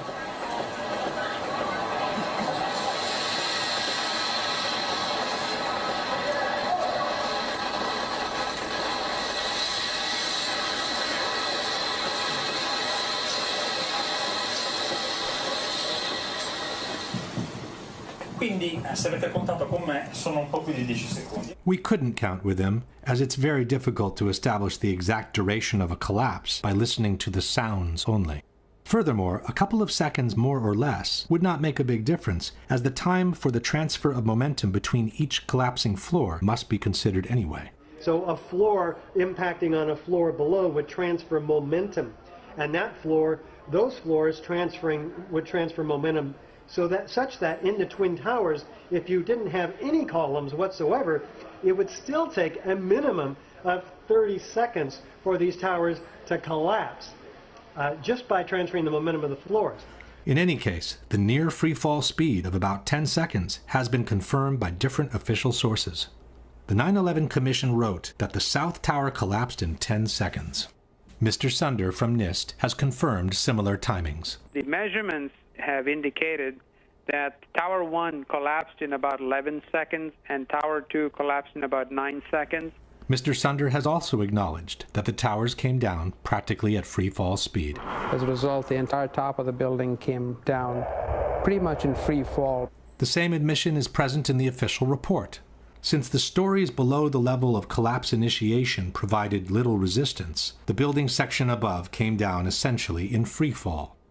At this point, we can pose the following question. Given that the building section above came down essentially in free fall, given that for free fall to occur, no supporting structure must be present, and given that the falling sections didn't have any extra energy to destroy the structure below, can you suggest anything different from some kind of controlled demolition for the removal of the supporting structure, which was necessary for near free fall speed to be achieved? At this point, one may wonder what the response by the debunkers has been to all the scientific arguments presented by architects and engineers. There has been no response. All the debunkers have done is to either belittle this association of professionals or to ignore it altogether. Et pour les ingénieurs, quand vous regardez les ingénieurs qui ont signé, alors là, c'est hallucinant, quoi. C'est-à-dire que vous avez des ingénieurs en électricité, en hydraulique, en sûreté nucléaire. Enfin bon, c'est vraiment la tour de Babel de l'ingénierie, quoi. Les personnes qui sont compétentes en calcul de structure, alors je les ai regardées, une petite trentaine, je suis généreux, hein. Whether the experts in structural engineering are 30 or 300, it should not make any difference. It's their arguments that must be refuted, and Quirant has never done so. Attivissimo instead has chosen to belittle architects and engineers as a whole by terming all its members as gymnasium builders. Abbiamo soltanto Richard Gage e I suoi 1200 costruttori di palestre che dicono ma secondo noi. But Attivissimo has never responded to their arguments either. But the most shocking statement comes from Popular Mechanics. In their book, Debunking 9/11 Myths, they wrote, "Not one of the leading conspiracy theorists has a background in engineering, construction, or related fields." This statement appears both in the original publication, dated 2006, and in the revised edition, published in 2011. By then, architects and engineers had been active for almost 5 years, listed more than 1,300 experts in civil engineering, had made presentations in 20 different countries in the world, and had been invited on national television several times. And what caught my eye is their claim that more than 1,300 architects and engineers examined the evidence about Building 7's collapse and disagree with the official report issued by the National Institute of Standards and Technology. I certainly am much more open-minded about it than I was, and it is because of the involvement of the 9/11 families and all these engineers and architects. Clearly, they know more than I do. The truth is that from the moment architects and engineers has entered the fray, not one of their scientific arguments disproving the official version and confirming the theory of controlled demolitions has been refuted in any way by the debunkers or by anyone else.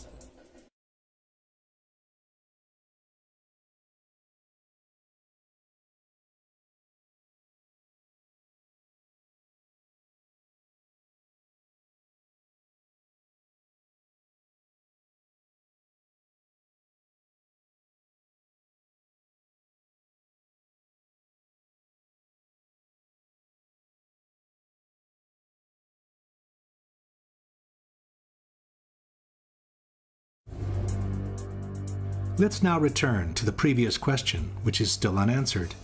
What caused the initial collapse of the upper section of the towers onto the rest of the building?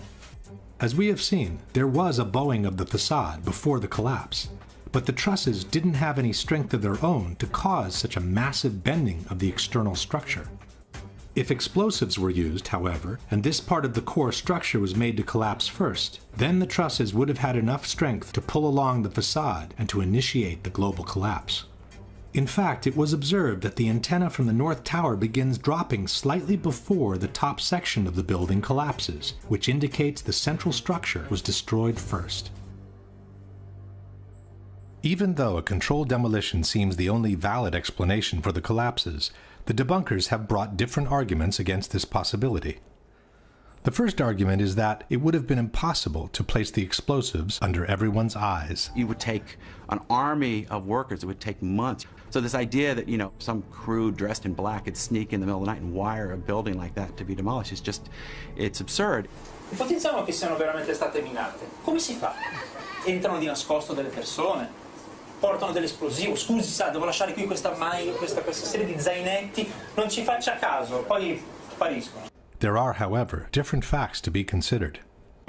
The first one is that in the months previous to 9/11, a major renovation of the elevator system in both towers was undertaken.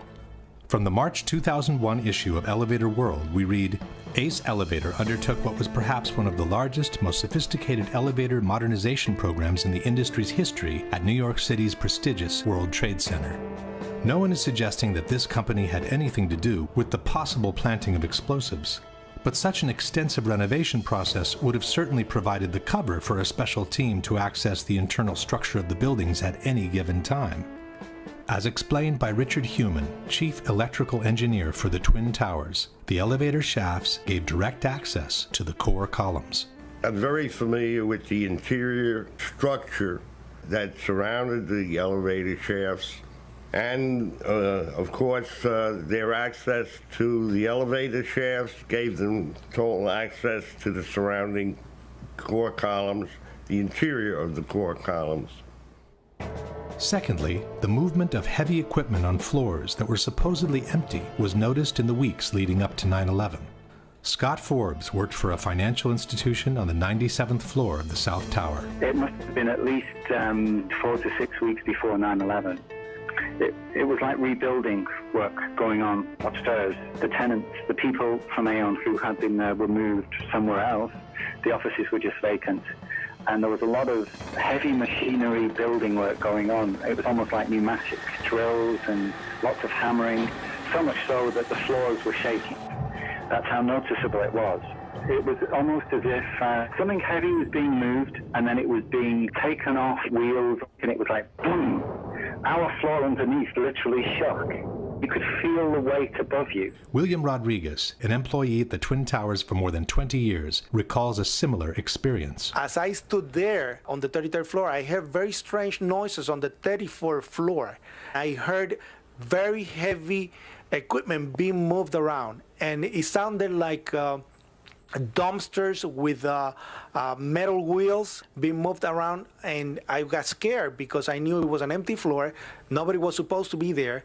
As a matter of fact, not even the elevators stop there. You have to have a special access key to open the door on the 34th floor.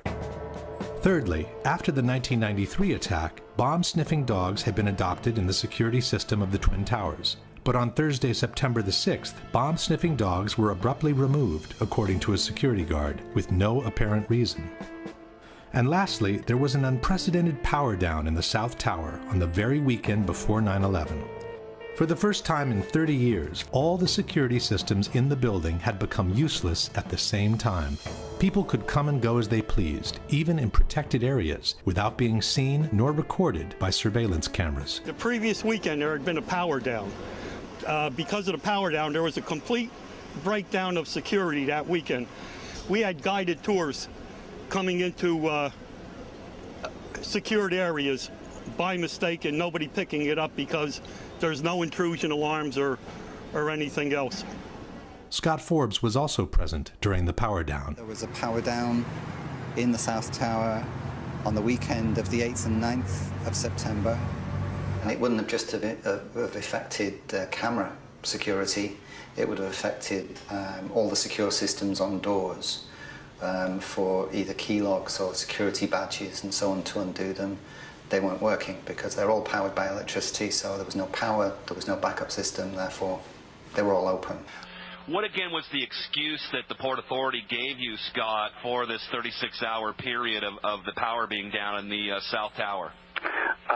The explanation was that there was a recabling exercise to increase the bandwidth of networks that were available in the towers.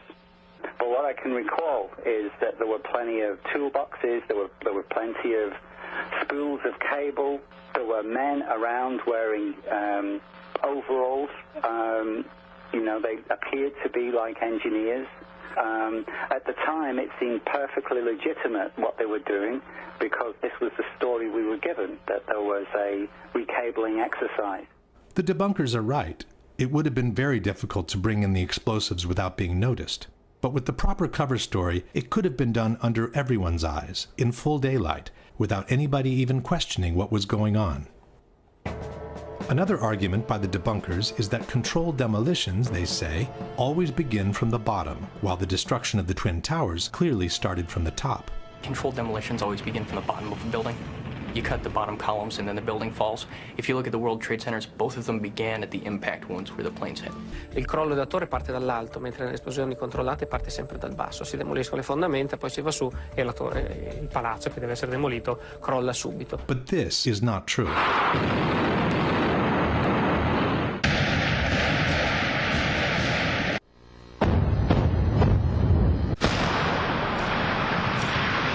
Every controlled demolition can be designed according to the needs. In fact, sometimes it's not a good idea to start from the bottom.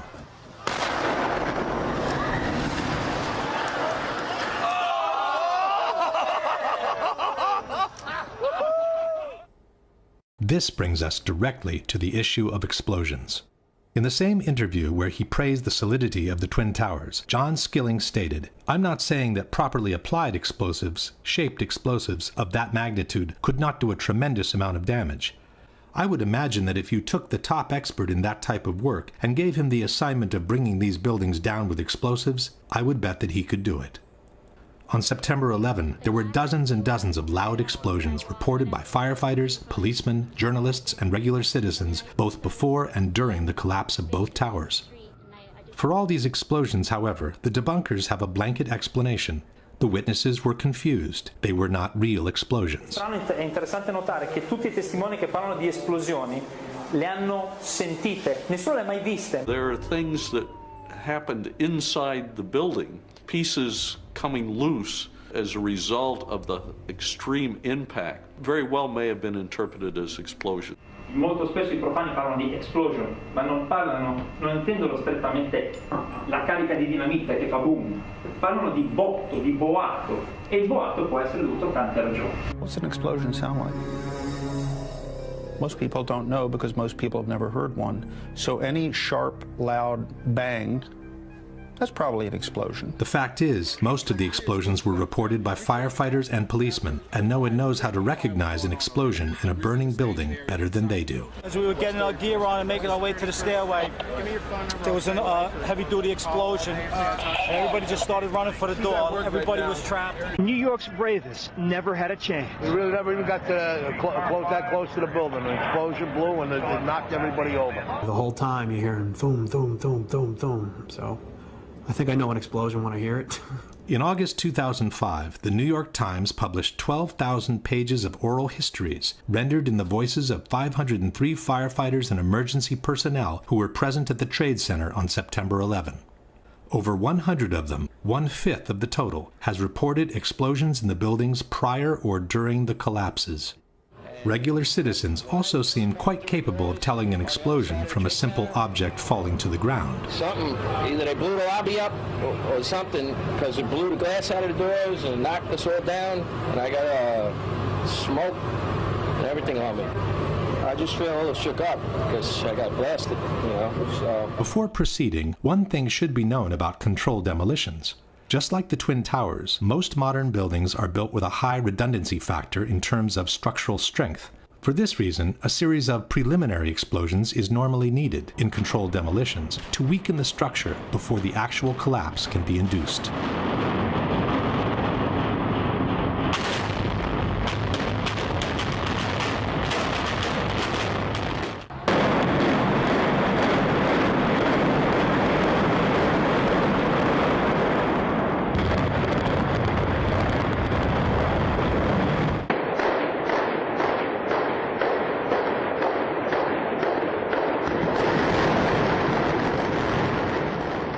Obviously, in the case of the Twin Towers, it would not have been possible to set off the preliminary explosions all at once, just before the collapse.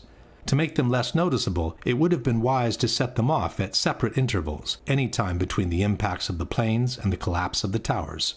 For this reason, it's important to keep in mind the exact chronology of the events.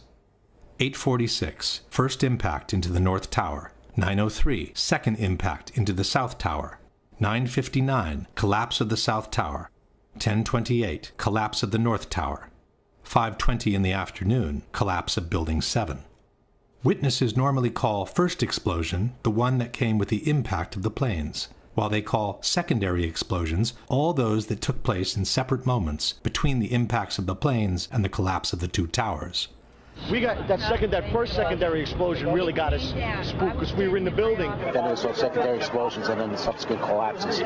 We've heard reports of secondary explosions after the aircraft impacted. According to several witnesses, there was a secondary explosion that took place in the basement of the North Tower just before the plane hit the building. At 8:30, he says he was headed to level B4 in Tower 1, 4 stories below ground. I go downstairs, the foreman tells me to go to remove the containers. As I'm walking by the main freight car of the building, in the corridor, that's when I got blown. I mean, the impact of the explosion, of whatever happened, it threw me to the floor. Morelli then remembers a second explosion, separate from the first. I was racing, I was going towards the bathroom, all of a sudden, I opened the door, I didn't know it was a bathroom, and all of a sudden a big impact happened again, and all the ceiling tile was falling down, the light fixtures were falling. According to the 9/11 Commission, it was the jet fuel pouring down the elevator shafts that caused the explosion in the basement. From the final report we read, a jet fuel fireball erupted upon impact and shot down at least one bank of elevators. The fireball exploded onto numerous lower floors, including the B4 level, 4 stories below the ground. But the witnesses described an explosion that took place in the basement before the impact of the plane. Very strong. Boom! An explosion so hard that pushed us upwards. Upwards. And it came from the basement between the B2 level and the B3 level. And at that moment, I thought it was the mechanical room where they have all the pumps and the generators for the building, that maybe a generator just blew up on the basement. Now, 20 years in the building, you know something that comes from the bottom and something that comes from the top. And when I went to verbalize that it was a generator, we hear, boom, all the way on the top, the impact of the plane on the top. 2 different events, 2 different times. There are others who remember several explosions after the one from below. It came from, I believe, at first we believed that it came from the mechanical room. Then we heard a series of other explosions that sounded up on the above levels of the building. I was in the B4 level, and on my way, I heard a bomb. So I says, probably the transformer again blew up. So I stepped back, finished what I had to finish, and I started towards the door again. And there come a big blast with a big ball of fire. The 2 separate explosions were recorded at a distance of about 9 seconds from each other during a business meeting that was taking place in a building nearby, One Liberty Plaza.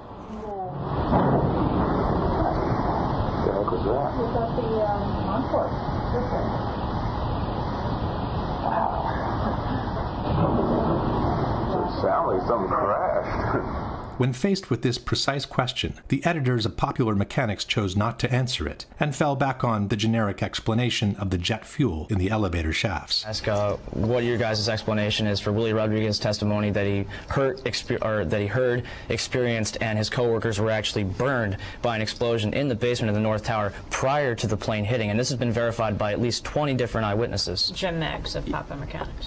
When the plane struck the buildings, they penetrated the internal core. Jet fuel poured down stairwells and elevator shafts, setting off secondary explosions. Not to mention the horrific impact of these fully loaded planes hitting the structure and causing enormous swaying. It's interesting to note too that you still didn't address the fact that it was before Empire State Building crash back in 1945. But the explanation of the jet fuel in the elevator shafts has several problems of its own. First of all, there were no regular elevators connecting the basement to the top levels of the towers. Each tower consisted of 3 separate buildings, built on top of one another, each with their own elevator system. There were only 2 elevators connecting the lobby to the 44th and 78th floor. But the plane struck on the 95th floor, which means the fuel could not have poured down these elevator shafts. There were only 2 banks of elevators that went all the way from the basement to the top of the towers, and they were mostly used by maintenance people. In one of these elevators was Arturo Griffith. Well, I was on my way from B2 to 49th floor. Not only didn't Griffith get cremated by this supposed ball of fire, but he also remembers 3 separate explosions. And there was a loud explosion and the elevator dropped. When the elevator finally stopped, they had an explosion that bring the doors inside the elevator. And then they had another explosion on the panel that threw me, against the wall. Most importantly, the theory of the jet fuel in the elevator shafts fails to take into consideration the volumes involved. Each tower had an approximate volume of 2,160,000 cubic yards. The planes that hit the towers carried an estimated 10,000 gallons of fuel each at the time of impact. 10,000 gallons is the equivalent of 50 cubic yards. This in-scale graphic shows what 50 cubic yards look like next to the volume of the tower. Assuming that about half of the fuel was consumed in the initial explosion, we would be left with some 25 cubic yards of fuel available. But most of this fuel is needed to ignite the fires at different floors, as explained by Mr. Meggs himself. Jets crashed into buildings. They crashed at an angle, which meant that their wings, which is where they store most of their fuel, cut through multiple floors. So they splashed fuel and debris across multiple floors of the building, igniting fires. So even assuming that, for some strange reason, 5 of those cubic yards were all to end up in the only elevator shaft that goes all the way to the bottom of the tower, there wouldn't be enough to reach the basement in significant quantities. Your typical 10-foot by 30-inch backyard pool contains roughly 1,000 gallons of water, which is the equivalent of 5 cubic yards. Imagine dumping the water from this pool into this kind of elevator shaft with a drop of more than 1,000 feet below, and you'll get the idea of how much fuel can actually reach the bottom. In any case, the fuel in the elevator shafts theory could never account for the powerful explosion that literally devastated the lobby of the North Tower 1 hour after the first impact and before the collapse of the South Tower. There was a secondary explosion, probably a device either planted before or on the aircraft that did not explode until an hour later. Then somebody said that they saw an airliner go into one of those towers. Then, I don't know, an hour later than that, we had that big explosion from much lower. I don't know what on earth caused that. In fact, these firemen reported 3 large explosions in Tower 1, which took place after the plane's impact. They also confirmed it was the 3rd explosion to devastate the lobby of the tower. We was in the explosion. We was in the lobby and the 3rd explosion, the whole lobby collapsed on us. What you told me is that there was a plane or whatever hit the building, then a secondary explosion. It was like 3 explosions after that. We came in after the fire. We came when the fire was going on already. We was in the staging area inside the building, waiting to go upstairs. Then it exploded. The whole lobby collapsed on the lobby inside. It took these witnesses about 1 hour to walk down from the 82nd floor to the lobby of the North Tower after the impact of the plane. We got to the 4th floor from 82nd floor. We stuck on the stairs for a while. We finally got down to the lobby. Then we get to the lobby, it was this big explosion. I don't know if everything went just like what you just seen. That's what we went through before we came out of the building. Then when we get out the building, then another smoke cloud came. A similar story here. The long descent from Tower 1 and the big explosion in the lobby. It was like holy hell coming down them stairs. And then when we finally got to the bottom, we were coming out on mezzanine level there, and another explosion came right from it, because everyone flying. Yet another similar story. Big boom, come down the steps, everything fine till we got to the basement, and everything just fell in. I got trapped in there with another guy, crawled out, kept getting hit in the head, bounced all around, finally we clawed our way out over the rubble. The situation in the lobby was such that there was no doubt on what had happened. The ladies that are with me were in the World Trade Center in the first building and escaped through the lobby, where they believe there was a bomb in the lobby. We ran down the steps to the lobby. There was no lobby. Everything was torn up. We came outside in the lobby. There was no lobby. The lobby was totally gone. Did you see other people? People. There was a woman there with her face blown off. Big glass lobby, and all the glass was broken. Wires hanging from the ceiling, the signs that would hang above telling you where to go were all hanging. It was unbelievably scary to look at. Firefighter John Schroeder was climbing the stairs of Tower 1 when he heard the huge explosion from below. We were heading up to the 24th floor of the stairwell, and all of a sudden our building got rocked. We got bounced around in the stairwell like pinballs, man. And we just said, you know what? Time to go. We came down, it looked like a bomb went off in the lobby. Everything was exploded, everything was gone. We're like, what is going on here? For every window in the lobby to be exploded. I mean, them windows were like as thick as forget it. They were 2-3 inch glasses, you know, come on. They exploded out of the lobby, you know, it wasn't from the jet fuel, no way. Then we have the accounts from those who heard explosions moments before the South Tower collapsed. John McLaughlin was a police officer for the Port Authority. Going into Tower 1, we heard a loud explosion coming from the area of Building 2, and at that point, Building 2 was collapsing.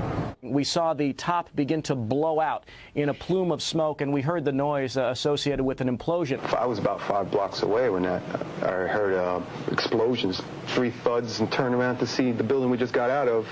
Antenna tip over and fall in on itself. And then all of a sudden 3 tremendous explosions, and everything started coming down. Then there was a tight sequence of detonations during the collapse of the South Tower, which many described as firecrackers. You heard a big explosion before the building fell? I saw it as it was happening, and it sounded as if you had 100 of those little little black cat firecrackers and you lit them all off at once. That's what it sounded like. It sounded like the finale of the 4th of July. As the first tower came down, there were a series of explosions.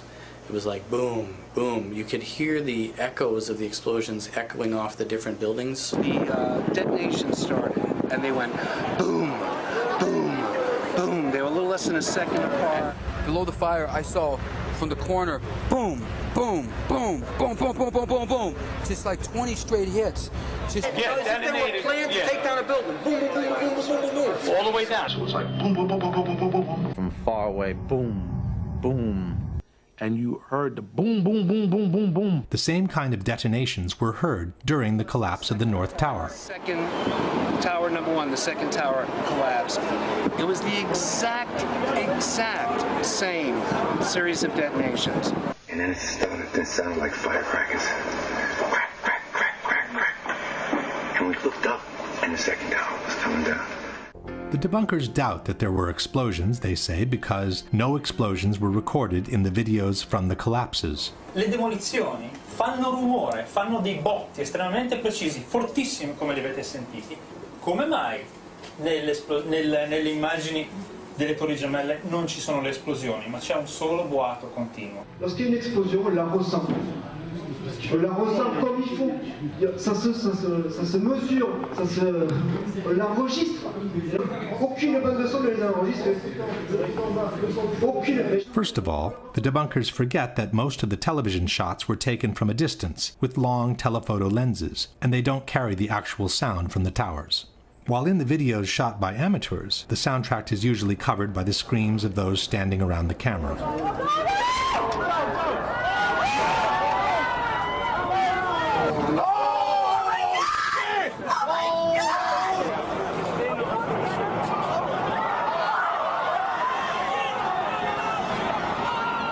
In any case, it's not true that no explosions were recorded by video cameras.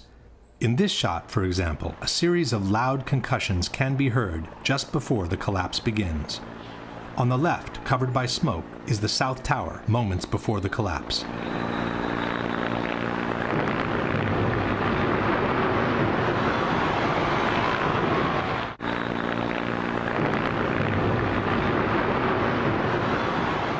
In this shot by ABC television, the initial explosion can also be heard. Listen carefully after the words FBI agents. This is as close as we can get to the base of the World Trade Center. You can see the firemen assembled here, the police officers, FBI agents. And you can see the towers. A huge explosion now raining debris on all of us. The explosion can be heard even better by separating the stereo track of the microphone from the one of the camera. Here, the police officers, FBI agents. Here, the police officers, FBI agents. The same explosion can be heard in the same clip used in a PBS documentary. But a key question remained. Did their ultimate failure? But a key question remained. Did their ultimate failure? And then there were several explosions recorded after both towers had collapsed, like this one from this BBC video. This one was recorded after both of the Twin Towers had collapsed and before Tower 7's collapse.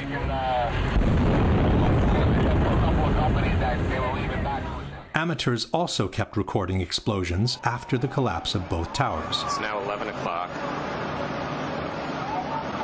Still hear continuing explosions, but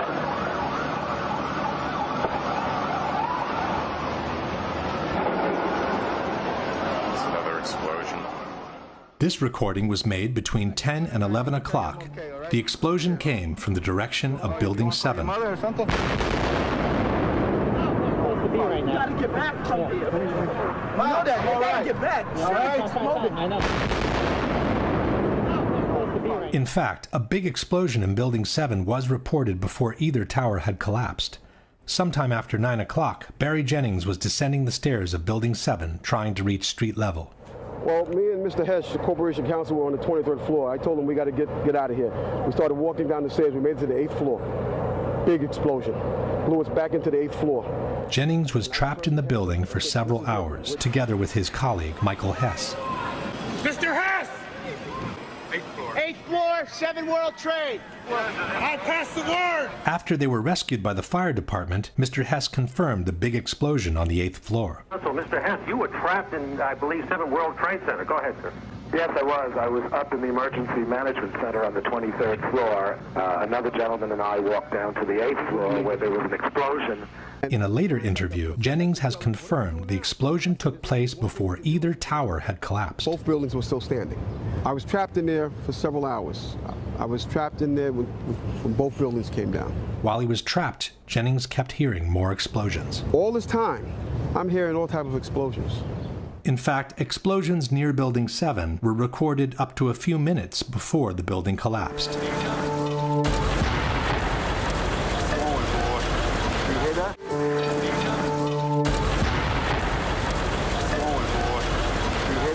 And finally, there is also someone who saw an explosion up close, through his very eyes. It's Ron DiFrancesco, the same person who had descended from the 91st floor of the South Tower all the way to the lobby. When he was exiting the building, he heard an explosion. He spun around, and a fireball was coming down the hallway at him. He put his arms up, blew him across Church Street. He woke up in the hospital 2 days later. Yeah, I had burns, they say, on 80% of my body, and a broken bone in my back, and I guess my ears were turned inside out just with the burns. My head was very swollen. You know, I had my contacts in, so they were melted to my eyes, and... To doubt the content of all these accounts does not mean to have debunked the claims of explosions. It means to willfully ignore dozens and dozens of dramatic testimonies which describe a story of September 11 quite different from the one we have been told so far. Question. Given that after the initial explosion and the ensuing fires, there wouldn't have been enough jet fuel left to pour down the elevator shafts in substantial quantities, can you explain the at least 3 separate explosions reported by multiple witnesses at the time of the first impact in the North Tower? In particular, can you explain the huge explosion reported by multiple witnesses in the basement of the North Tower moments before the impact of the plane? Can you explain what caused the huge explosion that literally devastated the lobby of the North Tower, according to multiple witnesses, about 1 hour after the impact of the plane and before the collapse of Tower 2? Can you explain what caused the big explosion reported by Mr. Jennings and Mr. Hess on the 8th floor of Building 7 before either tower had collapsed? Can you explain what caused the multiple explosions recorded by different camera crews, including the BBC and CNN, after the towers had collapsed and before the collapse of Building 7? Can you explain how more than 100 witnesses, most of them firefighters and policemen, could have all been mistaken in reporting explosions at the Twin Towers on September 11? Another element suggesting controlled demolitions are the so-called squibs, the puffs of debris that were noticed on the sides of both towers as the collapses took place. Squibs occur in controlled demolitions when concrete is forcefully expelled from the building by the explosions occurring inside. The individual explosions that I noticed 20 and 30 and 40 stories below the collapsing structure, those are what we demolitions guys call squibs. And that's another characteristic that seems to be evident. But for the squibs in the Twin Towers, the debunkers have a different explanation. A building like that, it's like a giant accordion. It's full of air. When the top of that building comes down, all that air has to come out. And where it comes out the windows. It blows out the windows. Quanto agli sbuffi, se pensiamo a questi piani che si schiacciano uno sull'altro, l'aria che esce, che porta polvere, fumo e detriti fuori, li spiega abbastanza bene. The debunkers forget that several squibs were observed 20, 30, or 40 floors below the level of the collapse, in an area where the floors above were still perfectly intact. There is no smoke or concrete to be pushed out here when the collapse has only reached this level at this point. But even in this case, the debunkers have an explanation. Et ça s'explique justement par la communication des surpressions par les cages d'ascenseur. Alors là, c'est les cages d'ascenseur. Il y a bien sûr aussi des escaliers. Donc ça aussi, et ça a permis donc cette évacuation de l'air, non seulement sur les côtés, mais aussi dans toute la tour, en mettant en pression le bâtiment. But elevators and stairs have doors at almost every floor. Had there been such a strong compression from above, it would have pushed with equal force on all the floors below, not just the one where the squib occurred.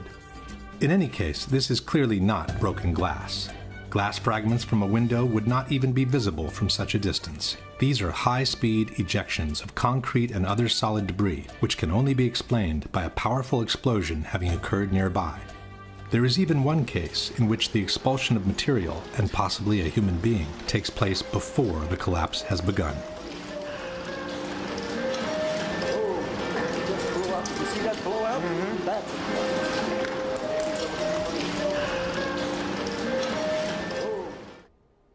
Question. Given that what we see is clearly not glass from a broken window, but concrete and other debris, can you explain what caused the squibs observed 30 or 40 floors below the level of collapse? Technically speaking, squibs are just a particular case of explosions occurring below the level of collapse. But powerful ejections of concrete and other material have been observed throughout the entire collapse of both towers.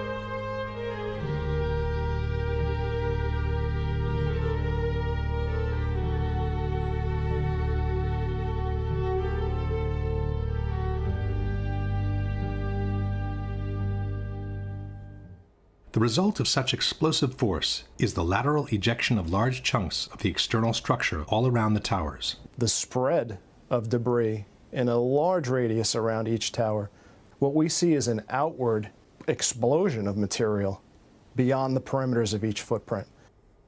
FEMA has documented a 1,200-foot diameter debris area around each tower where major chunks of the buildings were found. This means that parts of the structure were ejected laterally at a distance twice as large as the width of the tower itself. Large multi-ton beams were hurled hundreds of yards laterally. Gravity works vertically, not laterally. The debunkers contend that the material ejected laterally was only the aluminum foil covering the structure, not the steel beams themselves. Ces éléments qui sont là, certains disent, vous vous rendez compte des poutres qui font plusieurs tonnes? Non.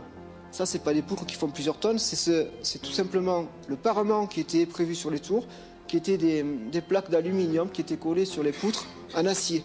Les poutres en acier, elles sont là et là. Ça, c'est juste des choses très légères qui ont volé, comme tout à l'heure ma touillette à café. Voilà. Voilà. Kiran is mistaken. The chunks of material being hurtled hundreds of feet away are not just aluminum covering. They are the same prefabricated blocks of steel structure used to build the two towers.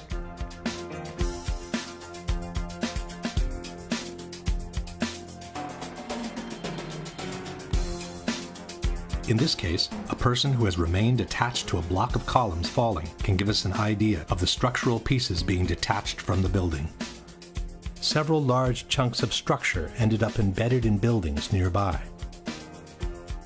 David Chandler of Architects and Engineers has calculated the energy needed to hurtle some of these chunks of structure to such a distance from the buildings. Using special software, we can analyze motion on video clips frame by frame.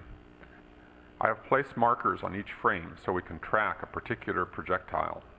From the markers, we can get a data table and plot various graphs. The data here shows that the object we were tracking was shot horizontally at over 70 miles per hour. The energy needed to hurl a 4-ton girder at this speed is comparable to the energy needed to hurl a 200-pound cannonball 3 miles.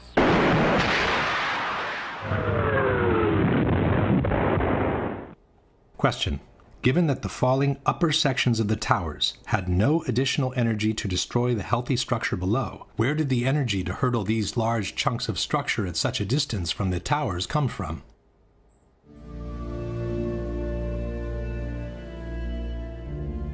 Once the smoke had settled and the recovery work commenced, more evidence pointing at controlled demolitions started to emerge. One example are the supporting columns cut at a 45-degree angle that were noticed sticking out of the ground. This kind of cut is typical of controlled demolitions and is obtained by placing linear charges on the columns at a 45-degree angle. Now this is a linear shaped charge, and it's wired in with the dynamite. When it cuts, it'll cut this column right on this angle, and then this piece will be deflected and displaced in that direction.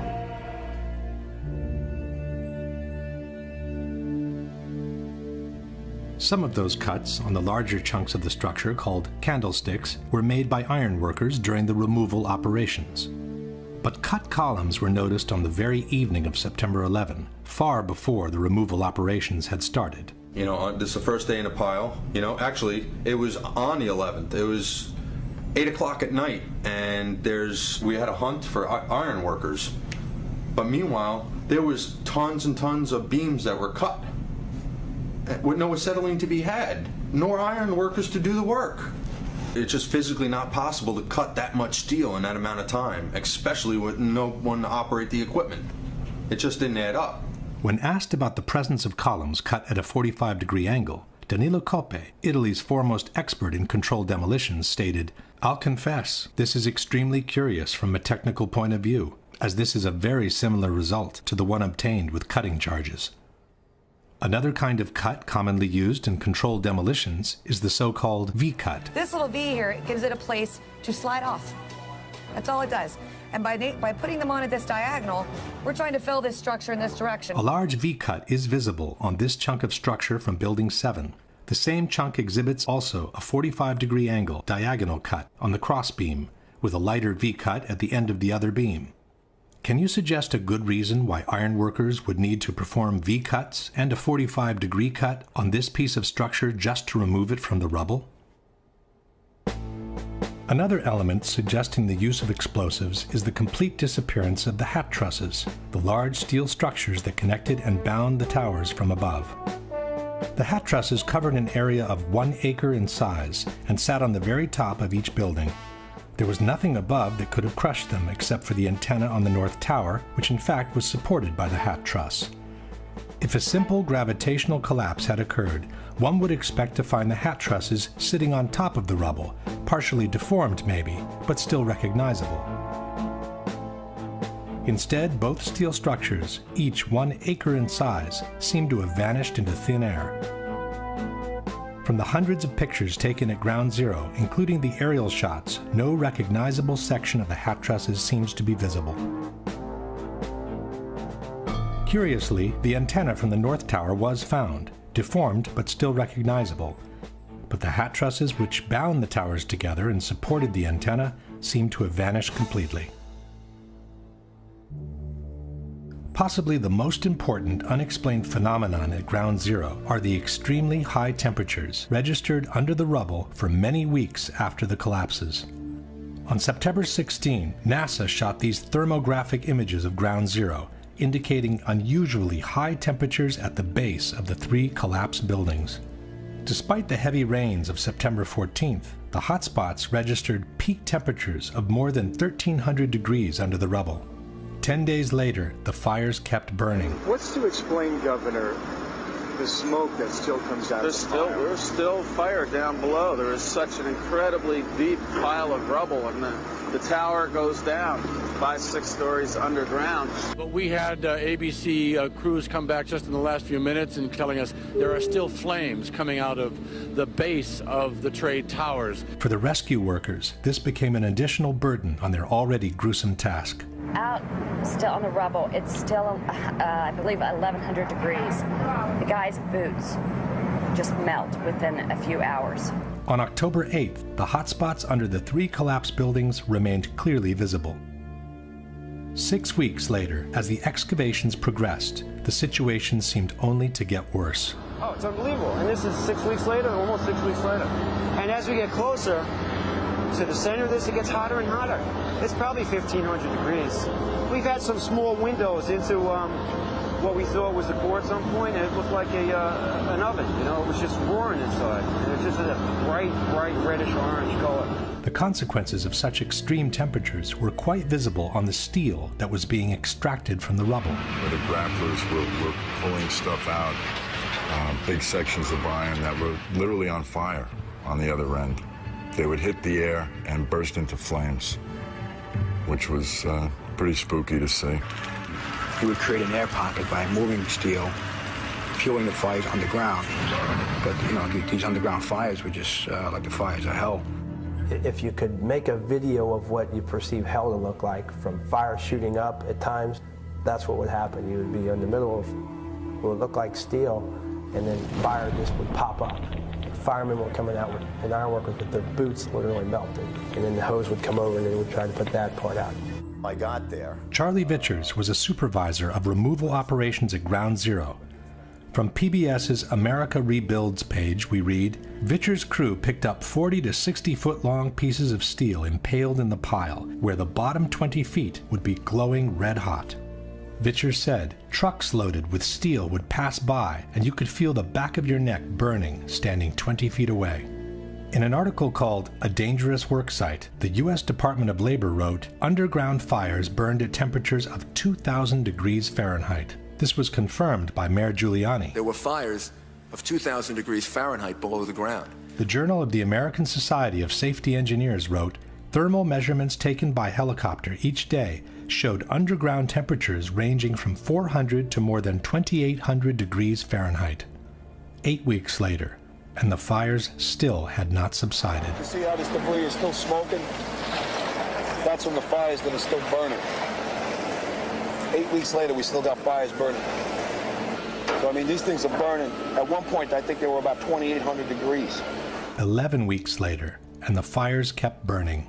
As recently as the end of November, it was still 1,100 degrees down underneath the rubble. As November turned into December, ice was noticed in the mornings above the ground, but the debris underneath was still smoldering. The weird thing was it was very cold when we were up there. I believe it was in the middle of the winter, but the ground wasn't frozen. The ground kind of like bubbled underneath your feet, which was kind of strange to me. It took until December 19, more than 3 months after the collapses, for the last underground fire to be extinguished. The debunkers have suggested different possibilities for this unexplained phenomenon. Ad esempio, può essere il fatto che all'interno sotto c'erano dei piani interrati, all'interno c'è un parcheggio con le automobili. Nei piani interrati ci sono I generatori delle Torri Gemelle. Quindi ci sono molti materiali combustibili. Neither of these, however, seems to be a valid answer. In regards to the gasoline, the American Society of Safety Engineers wrote, 3 underground floors had been used as a parking garage with a total capacity of 2,000 cars. The cars were eventually located and removed. Some had exploded and were completely burned out, while others were in pristine drivable condition. The gasoline in a car either explodes or it remains inside the tank. It does not leak out and go looking for fires to be fueled. In regards to the generator tank, the Society of Safety Engineers wrote, 72,000 gallons of diesel fuel were stored in a tank on basement level 7. The tank was eventually located and inspected. Although slightly damaged, no leaks were found. The fuel was removed. Another proof of extremely high temperatures reached during the collapses are the twisted and mangled steel beams found at Ground Zero. Architects, engineers, people who work with steel, welders have just never seen the level of destruction and the level of deformation of this material in our lives. You saw steel some of the thickest steel I've ever seen bent like a pretzel. This 8-ton steel I-beam is 6 inches thick. It was selected to be preserved for future generations for the near-perfect horseshoe-like bend formed during the collapse. I found it hard to believe that it actually bent because of the size of it and how there's no cracks in the iron. It bent without almost a single crack in it. It takes thousands of degrees to bend steel like this. In fact, the temperature of 2800 degrees mentioned before is not casual at all, as that's exactly the temperature at which steel melts. And molten steel was repeatedly found under the rubble at Ground Zero. Get down below and you'd see molten steel running down the channel rails. Like you're in a foundry. Yeah, like lava. Like it was lava from a volcano. The fires got very intense down there and actually melted beams where it was molten steel that was being dug out. Just like they did for the explosions, the debunkers simply doubt the testimonies on molten steel as a whole. Forze di metallo fuso alle basi delle Torri Gemelle. Chi le ha mai viste? NIST has also denied any knowledge of molten steel at Ground Zero. I'm curious about the pool of molten steel that was found in the bottom of the tower. I know of absolutely nobody, no eyewitness who said so, nobody who's produced it. I was on the site, I was on the steel yards, so I don't know that that's so. It is true, Mr. Gross did visit the steel yards where the remnants of the towers had been collected. But he must have been in a big hurry, as he didn't even notice the high degree of deformation of massive steel beams sitting only a few feet away. In any case, there are several highly credible witnesses who have reported the presence of molten steel at Ground Zero. Rich Garlock, a structural engineer working at Ground Zero, said, "Going below, it was smoky and really hot. Here, World Trade Center 6 is over my head. The debris past the columns was red hot, molten, running." A supervisor from the National Environmental Health Association, Ron Berger, stated, "Feeling the heat, seeing the molten steel, the layers upon layers of ash, like lava, it reminded me of Mount St. Helens." William Langewiesche is the author of American Ground, a book containing detailed descriptions of the conditions at Ground Zero. One passage mentions streams of molten metal that leaked from the hot cores and flowed down broken walls inside the foundation hole. Greg Fushek, who provided the rescue workers with global positioning equipment, stated, "Sometimes when a worker would pull a steel beam from the wreckage, the end of the beam would be dripping molten steel." Peter Tully of Tully Construction said that he saw pools of literally molten steel at the World Trade Center. Marc Loiseau, president of Control Demolitions Inc., was told by contractors at Ground Zero about hot spots of molten steel in the basements at the bottoms of the elevator shafts of the main towers. Dr. Abolhassan Astane, a professor of civil engineering at Berkeley University, examined the remains of the Twin Towers. He said, "I saw melting of girders at World Trade Center. If you remember the Salvador Dali paintings with the clocks that are kind of melted, it's kind of like that.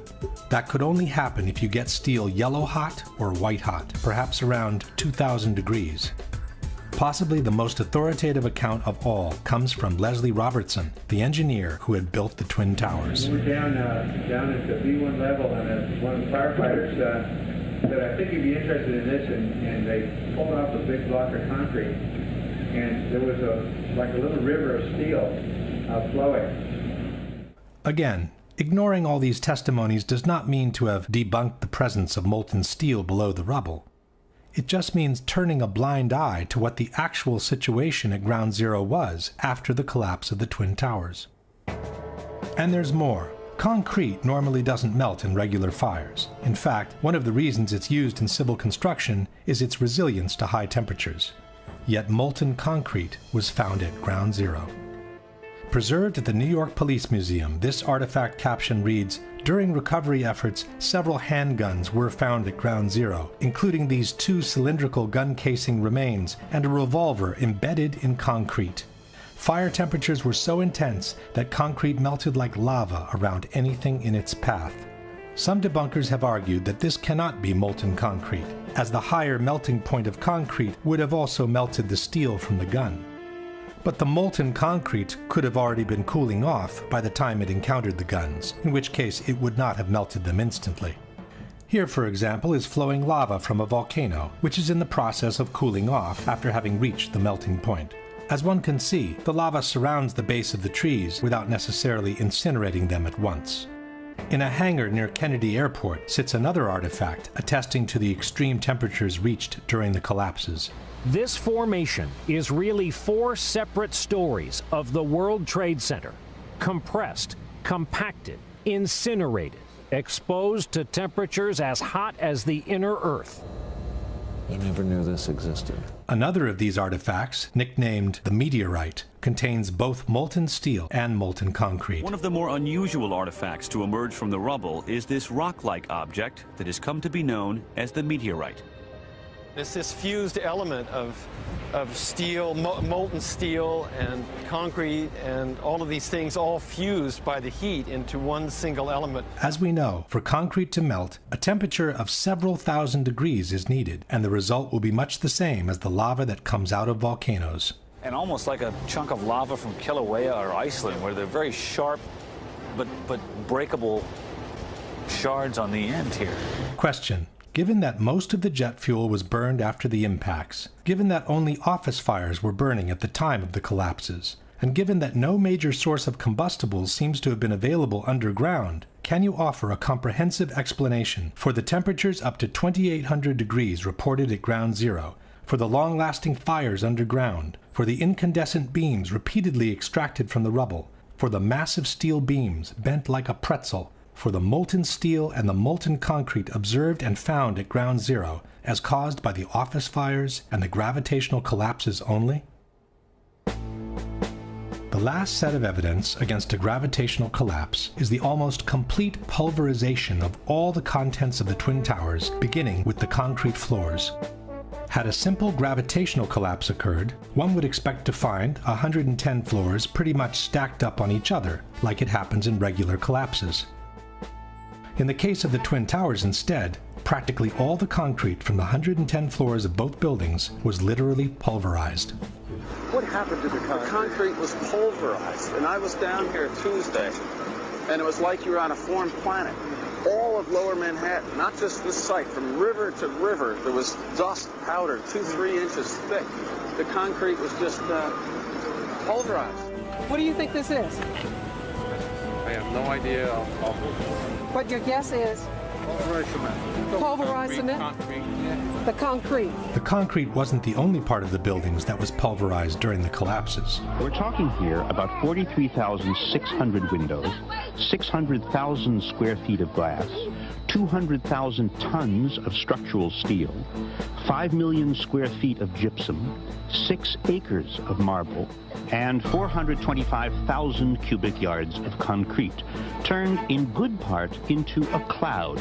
And then there were the contents of 110 floors of office space from each tower. It's hard to picture literally thousands of computers, desks, chairs, telephones, printers, and other office furnishings, floor over floor over floor, all enclosed in one building. This was one of the trading rooms of the World Trade Center. Had the floors simply collapsed on each other, all these things would have later emerged from the rubble, definitely crushed and torn, but still recognizable. Almost none of that was found. There wasn't much that you could say, you could describe. Everything was dust and metal. There was no typewriters, there was no chairs, there was no nothing. Everything had been crushed. Everything was pulverized. There was, there were no desks, there were no phones, there were, maybe now and then you find a fragment of something, but basically everything was just pulverized. There wasn't a computer screen, a laptop, there was no office. I mean, it was, 210-story buildings of office equipment. You don't find a chair. You don't find a telephone, a computer. The biggest piece of a telephone I found was half of the keypad, and it was about this big. It was devastation. There wasn't one thing that resembled an office building, and this was the biggest office building in the world. I haven't seen a door, I haven't seen a phone, I haven't seen a computer, I haven't seen a doorknob. I think that stands out. Another thing that stands out is the complete absence of filing cabinets from the rubble. With 2 towers filled with offices from top to bottom, there should have been thousands of them, of every shape, size, and color. Only one was found, and it was definitely not in good condition. Perhaps the most astonishing object Shate found is something there should have been thousands of. This one probably only survived because it was in the basement. I'd pretty much given up trying to find some sort of intact file cabinet. But while I was at the compound for the Port Authority Police, this ball of metal about the size of a basketball was delivered to them. You can see what remains of the file folders. The concrete floors, the furniture, the computers, and the file cabinets weren't the only things missing after the collapses. The Twin Towers were also filled with people. Inexplicably, though, almost half of the victims' bodies seem to have disappeared into thin air. When a building collapses, the victims tend to remain trapped between the pancaking floors. They may be crushed and mangled, but in most cases they remain in one piece. In fact, on the morning of September 11, local hospitals prepared to receive hundreds of victims they expected to be extracted from the rubble. Practically no one arrived. According to the chief medical examiner, 2,749 victims died in the Twin Towers, but fewer than 300 whole bodies were recovered. Nearly 20,000 pieces of bodies were found in the ruins, more than 6,000 small enough to fit in 5-inch test tubes. 200 different pieces were matched to a single person. 1,630 victims were eventually identified, 800 of which by DNA alone. This means that for 800 victims, there were no body parts large enough to be recognizable. The remaining 1,119 victims were never identified. This means that for more than 40% of the victims, not even a fragment large enough to recover DNA was found. For Joyce and Russell Mercer, there is no trace of the son they lost on 9/11, firefighter Scott Kopitko. You can't go to a cemetery, can't put flowers down. Personally, I lost a cousin in the building and never found his remains. He was on the 100th floor of Tower 1 and they never found his anything or any remnants. Patricia Riley recovered her sister Lorraine's handbag, but nothing of her body. Lorraine has a tombstone at the cemetery, but she isn't there. 1,100 victims completely unaccounted for. In other words, no pieces large enough to gain any DNA from, vaporized. Can fire and a gravitational collapse account for this massive pulverization of people? This map by the New York Fire Department shows the locations around the towers where human remains were found. Yellow circles are body parts from civilians. Red triangles are from firefighters. The very distance at which some of the body parts were found remains inexplicable with a simple gravitational collapse. In fact, fragments of human remains continued to emerge from Ground Zero for many years after the attacks. Human remains were found at the World Trade Center site on Wednesday. Crews made the discovery at 11 Water Street. Another 4 possible remains were found at the Whole Road excavation site. The ME is also investigating other remains that were found about 2 weeks ago on the roof of 90 West Street. Construction workers found 9 pieces of bone and tissue on a 20th floor scaffolding on this building on West Street. Workers have found 65 potential human remains at the World Trade Center site over the last couple of days. The medical examiner's office says they were recovered from the Liberty Street section of the site. Then, in 2006, came the biggest surprise. Demolition workers found 74 new bone fragments on the roof of the Deutsche Bank building over the weekend. That's the most found since the end of major recovery operations at the site. The number of fragments found on the roof of the Deutsche Bank kept increasing by the day. Crews continue to find human bone fragments on the roof of the Deutsche Bank building next to the Trade Center site. The medical examiner's office says 142 fragments were found, bringing to 598 the total number of fragments found in the building. Eventually, more than 700 bone fragments were recovered from the Deutsche Bank building. USA Today wrote, "The bone fragments are tiny, some the size of a pinky nail." Some debunkers have suggested that the bone fragments could have reached the roof of the Deutsche Bank after the impact of American 11, as some debris exited the opposite side of the tower in a southerly direction. But the view of the Deutsche Bank was blocked by the South Tower at the time of impact, and there was no direct line between the exit hole in the North Tower and the roof of the Deutsche Bank. Furthermore, as seen in this map, the body parts found on the roof belong not only to civilians, but also to firefighters, who were clearly not present in the North Tower at the time of impact. Question: Can you explain how a simple gravitational collapse, where the bodies remain trapped between pancaking floors, could have produced more than 20,000 body parts out of 2,700 victims, while more than 1,100 bodies left no fragments large enough to extract a DNA sample? Can you explain how a simple gravitational collapse could have produced the bone fragments and body parts from civilians and firefighters that were recovered from the roof of the Deutsche Bank building? At this point, we can summarize the evidence for a gravitational collapse and compare it with the one for controlled demolitions. The official explanation for the initial collapse, or sagging trusses theory, is fundamentally flawed for at least 3 reasons. There is no evidence that the fireproofing was widely dislodged from the steel trusses, no evidence for temperatures high enough to seriously weaken the steel, and no valid explanation on how the trusses could have pulled and broken the external structure on their own. At the same time, the initial collapse is fully compatible with a controlled demolition. The official explanation for the total collapse of the Twin Towers does not exist, nor was a scientific calculation ever attempted by NIST, as they have repeatedly acknowledged. At the same time, the full collapse of the buildings is fully compatible with a controlled demolition.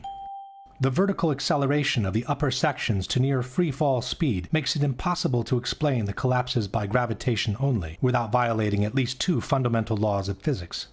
At the same time, the near free-fall acceleration achieved by the collapsing towers is fully compatible with a controlled demolition.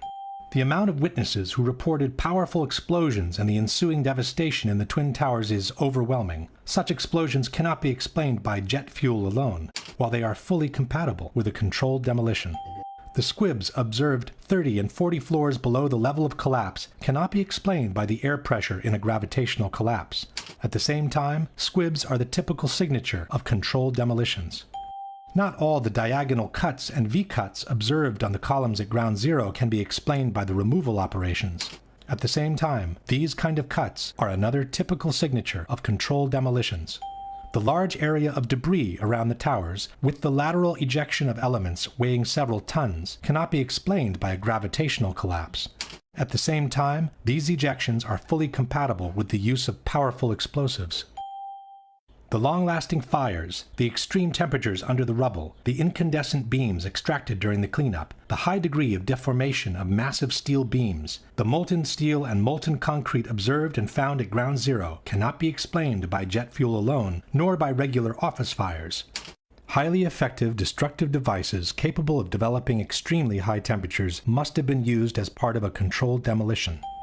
The almost complete pulverization of the contents of both towers, from the concrete floors to the office furnishings to the actual vaporization of victims' bodies, cannot be explained by a simple gravitational collapse. At the same time, these results are fully compatible with the presence of powerful explosives, such as those used in controlled demolitions. Unless a comprehensive, scientifically sound explanation for all the phenomena observed is presented, the only conclusion available is that the Twin Towers were brought down by some form of controlled demolition. After they published their report on the Twin Towers, NIST moved on to tackle the collapse of Building 7. What they faced was no easy task. Contrary to the Twin Towers, Building 7 had not been hit by an airplane. It was only partially damaged by the collapse of the North Tower, and it suffered fires that were anything but devastating. Nothing could have suggested it was going to collapse. On the other hand, it looked like the perfect controlled demolition. It featured the sudden onset of the collapse, the rapid acceleration towards the ground, the symmetrical descent of the structure, and it even appeared to have started the collapse from the bottom, as most controlled demolitions do. Professionals in the field of controlled demolitions, such as Dutchman Danny Uwenko, seem to have no doubt on what had happened. Dit is controlled demolition. Zeker weten? Zeker weten. Er is nagesprongen. Dit is in opdracht gebeurd. Dit heeft een team gedaan van experts. We weten heel goed wat ze doen, die jongens. Zie je vanaf boven gaan? Nee, je gaat vanaf onder. Die gaat vanaf onder, ja. Toch? Ja. Ze hebben gewoon kolommen weggeblazen. Er is nagesprongen. Similar comments were made by TV anchors watching the replay of the collapse. It's reminiscent of those pictures we've all seen too much on television before, when a building was deliberately destroyed by well-placed dynamite to knock it down. In spite of what seemed obvious to everyone, NIST came up with an absolute historical first. New York City, 2001. No tall building had ever collapsed primarily due to fire. But that's exactly what investigators believe happened to the 47-story World Trade Center Building 7 on September 11th. World Trade Center 7 collapsed because of fires. We really have a new kind of progressive collapse that we have discovered here, which is a fire-induced progressive collapse. According to NIST, the collapse was triggered by the failure of one specific column, number 79, located in the northeastern section of the building. So you look at the floors failing here, and eventually this column 79 is going to buckle, it fails, and then the entire vertical progression takes place. NIST blamed thermal expansion as the phenomenon that caused the collapse, which was also an absolute first in history. Our study has identified thermal expansion as a new phenomenon that can cause the collapse of a structure. For the first time, we have shown that fire can induce a progressive collapse. Coming from such a reputable organization, these kinds of statements should have sent shockwaves through the architectural world. What they're telling us is that our existing building codes, to which thousands of skyscrapers are currently designed, there's a serious problem. If NIST's findings were true, hundreds of skyscrapers from all over the world would suddenly be in danger of a collapse due to fire. This should have called for the immediate suspension of all high-rise constructions, widespread verifications in all existing skyscrapers, and a serious revision of fire codes and safety regulations for the new ones to be built. None of that has happened. Steel skyscrapers have continued to be built just as usual. The ones that caught fire, even when fully engulfed in flames, have continued to remain standing. And not one of the basic tenets of fire protection has been modified when it comes to designing high-rise steel buildings. At the same time, it should be noted that NIST's report on Building 7 was never published by a peer-reviewed publication. This means their analysis of the collapse cannot be validated from a scientific point of view. Even though this was an unprecedented event in history, we are being asked by NIST to take their word for the soundness of their conclusions. It's based on sound science, and it is consistent with all the observations we have. But it has never happened before, right? But the physics is consistent, it's sound, it's been analyzed, and we have the results. And we are very comfortable with our findings. They might have been comfortable, but the scientific community of architects and engineers was not. Science is never secret when it's done right. Science isn't science unless it's published, unless it's openly published and made available for criticism. Architects and Engineers has asked NIST to at least verify the computer model on which they've based their theory of the collapse. But also in this case, NIST has refused to make their data public. Structural engineers rail against NIST because they refuse to show the visualization. It's a black box. You cannot download any of this data. This means that also for the accuracy of their computer model, we have to take NIST's word for it. Here is our structural model showing the building collapsing, which matches quite well with the video of the event. This is the video of the event. On the right is one of the two animations released by NIST on the collapse of Building 7. When you observe the footage of how the building failed, and when you look at the animation of the failure, and compare that to what you actually observe in reality, I think they disprove their own theories. It is impossible for it to fail the way they said. The second animation released by NIST is even more inconsistent with the real event. While the animation shows a pronounced inward bending of the top of the structure, the video footage shows the entire top section of the building maintaining its shape all the way through the visible part of the collapse. This can be verified by different angles. If this is what NIST calls matching quite well, one can imagine what the reliability of their entire report can be. A similar problem is presented by the computer model NIST has used to simulate the progression of the fires in the building. This computer model was developed by NIST, and no one has been allowed to verify it. Again, we are being asked by NIST to trust them on its validity.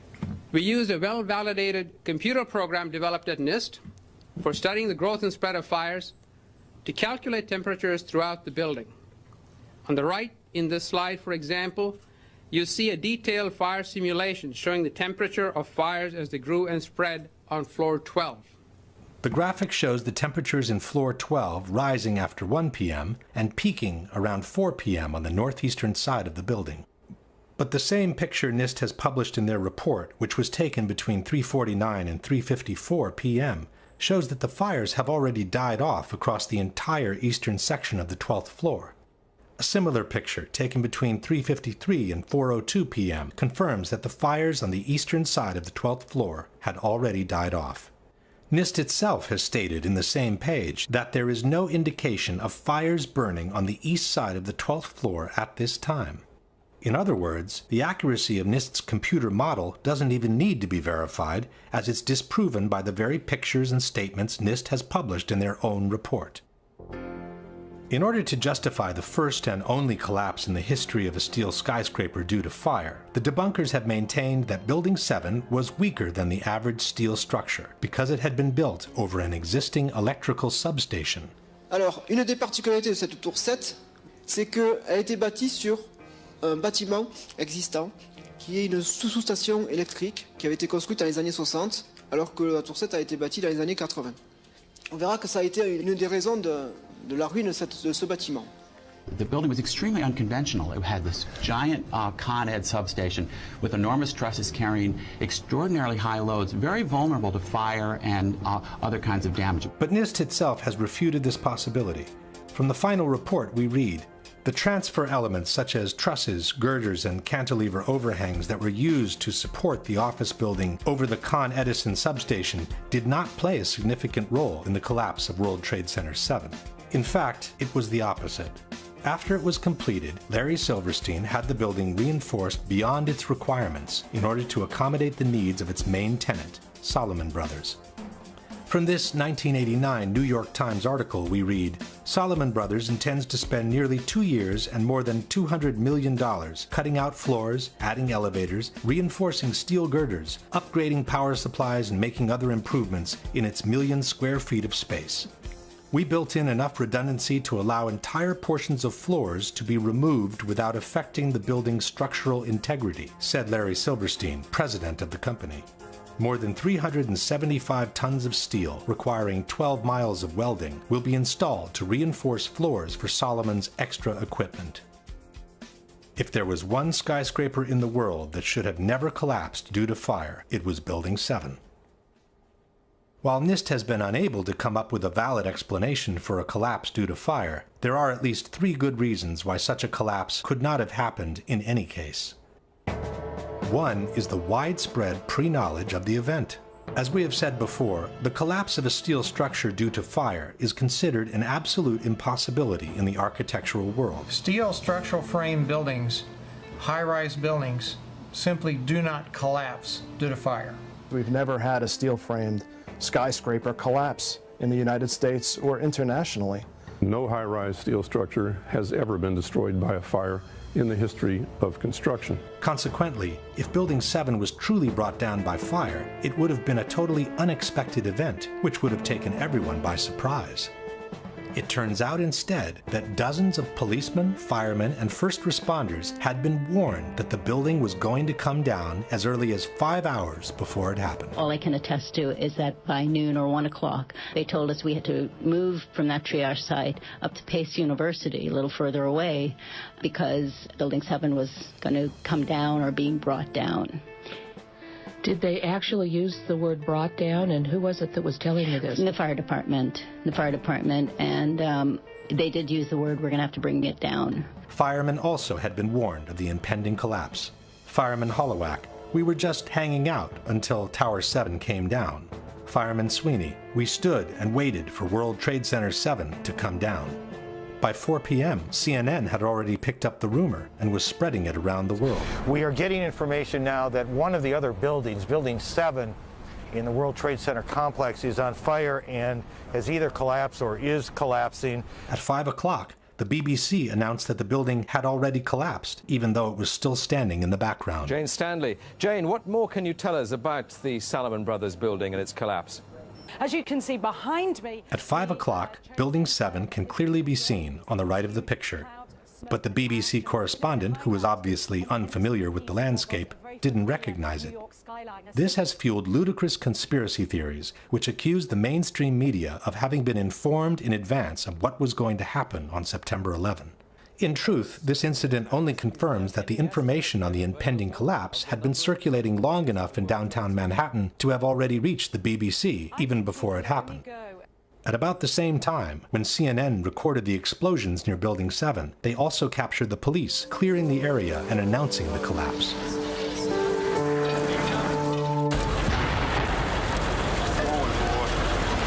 Keep your eye on that building, it'll be coming down. The building is about to blow up. Moving back here. All right, guys? Sorry. We are looking back. There's a building about to blow up. This is the account by a paramedic who witnessed the collapse. You know, we heard this sound that sounded like a clap of thunder. Turned around, we were shocked to see that the building was, well, it looked like there was a shock wave ripping through the building, and the windows all busted out, and, you know, it was horrifying. And then, you know, about a second later, the bottom floor caves out, and the building followed after that, and we saw the building crash down all the way to the ground. There's even someone who heard a countdown moments before the building collapsed. First responder Kevin McPadden was stationed near Building 7, waiting for orders from a Red Cross representative. You know, he kept asking the Red Cross rep, what's going on, what's going on? And all the time he had his hand over the radio while he was getting a countdown. And then he's just like, at the last 3 seconds, he takes his hand off and you hear 3, 2, 1, and he had this like heartbroken face. He's just like, just run for your life. It was about a second or two after the countdown ended that you started hearing the explosions. Explosions. Now, we're talking about bombs. Because, you know, you get that like, bam! You know, there's like a little explosion and then the force. And then boom, boom, boom, boom, boom, boom, boom. That was the building coming down. Question. Given that the collapse of a steel skyscraper due to fire would have been an unprecedented event, how could so many people have known about it so many hours in advance? If the police clearing the area expected a structural failure due to fire, why would they use such an expression as, the building is about to blow up? Can you explain how an unprecedented, totally unexpected collapse due to fire could be predicted with absolute precision by an actual countdown? The second reason that makes the official explanation by NIST untenable is the symmetry of the collapse. As we have seen before, the entire top section of the building falls as a single piece, maintaining an almost perfect symmetry as it descends towards the ground. The symmetry is the smoking gun. It cannot happen that when you have asymmetric damage, you will get a perfectly symmetrical collapse. And all you need to do is look at the videos and see that. The exterior columns on the outside, as well as on the inside, at the bottom would have to be severed almost at the same time. In order for the perimeter to fall perfectly and symmetrically, which it pretty much does at Building 7, all of those columns have to be removed within a tenth of a second of each other. Question. Can you explain how the almost simultaneous removal of all the columns, which was necessary for Building 7 to collapse in the way it did, can be caused by fire alone? The last and possibly most conclusive piece of evidence against the official explanation is freefall. After the initial failure of the penthouse on the eastern side of the building, the entire structure came crashing down to the ground in a little more than 6 seconds.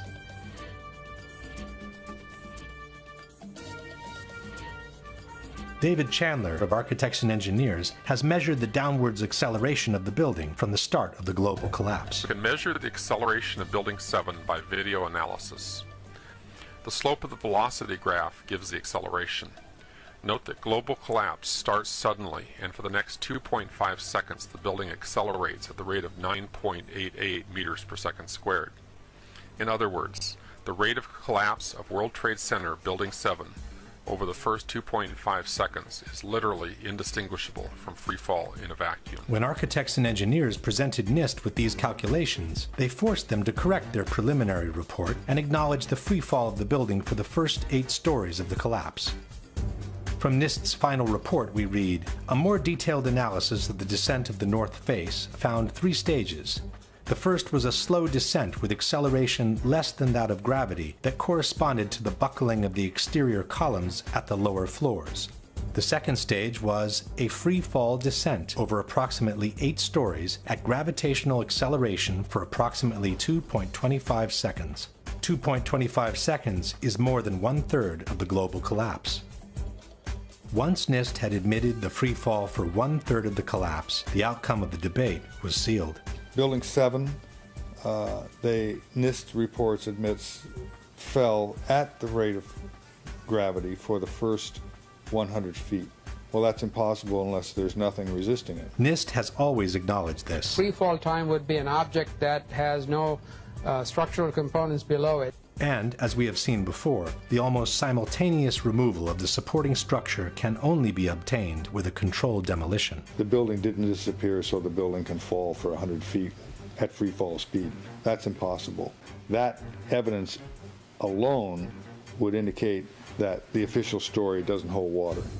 Question: can you explain how free fall, which requires the almost simultaneous removal of the supporting structure, can be achieved without a controlled demolition? This very question was posed to Senator John McCain by a 9/11 researcher in April 2013 during a C-SPAN broadcast.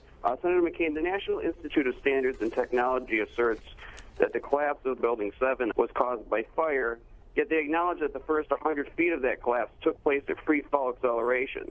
Now, engineers will tell you that fire cannot do this, and that the only method by which it can be accomplished is the use of pre-planted explosives. Your question is what? Well, how do you explain this discrepancy of 100 feet of free fall without the use of explosives? To tell you the truth, this is an area that I am not very familiar, and if you would drop me a note and mention that we talked on C-SPAN, I'd be glad to get you a more complete answer, but It is unfortunate that Senator McCain could not answer, as he is the person who wrote the foreword to the popular mechanics book, Debunking 9/11 Myths. In the foreword, McCain stated, "Any explanation for 9/11 must start and end with the facts. The evidence must be gathered and analyzed. Then, only then, can conclusions be drawn." But now that the evidence has been gathered and conclusions can be drawn, he claims ignorance on the whole matter. This brings us to the last question, which is not only for the debunkers, but for anyone who cares about freedom, democracy, and an honest government. If you were aware of solid evidence disproving the official version and suggesting the involvement of some rogue elements of the government in the terrorist attacks, would it be more unpatriotic and anti-American to ask for a new investigation, or to turn a blind eye to it and pretend such evidence doesn't exist? Given that the people's trust in institutions is of paramount importance for a nation's well-being, would that trust be better served by denying the evidence of a conspiracy, or by bringing those suspected to accountability in a court of law? We leave the last word to the first responders, who have been dying by the dozens after having inhaled the poisonous air from Ground Zero in the total silence of the media.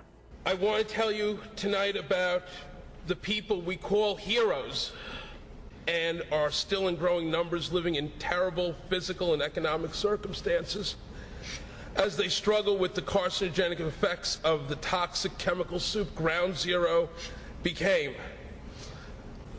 Can this side of the room, everybody stand up? Everybody on this side, if you're all rescue workers, will be dead in 4 years. Thank you. You'd all be dead in 4 years. That's our statistics. That's what's happening. In 7 years, it doubles. And every time Popular Mechanics calls the people of this movement nuts, these propagandists, professional liars and tools who cannot, even by any stretch of the imagination, be considered journalists, strike another nail into the coffin of another rescue worker. I don't think we're crazy. Conspiracies are only evidence the courts won't hear. We who are still dying from 9/11, who went into the towers and into that pile, now live with those buildings in our lungs and digestive systems and our blood. For myself and far too many of us, research and the effective treatment's going to arrive far too late. I have double metastasizations in both lungs. That's just a reality. We were also killed on 9/11. Avenge us.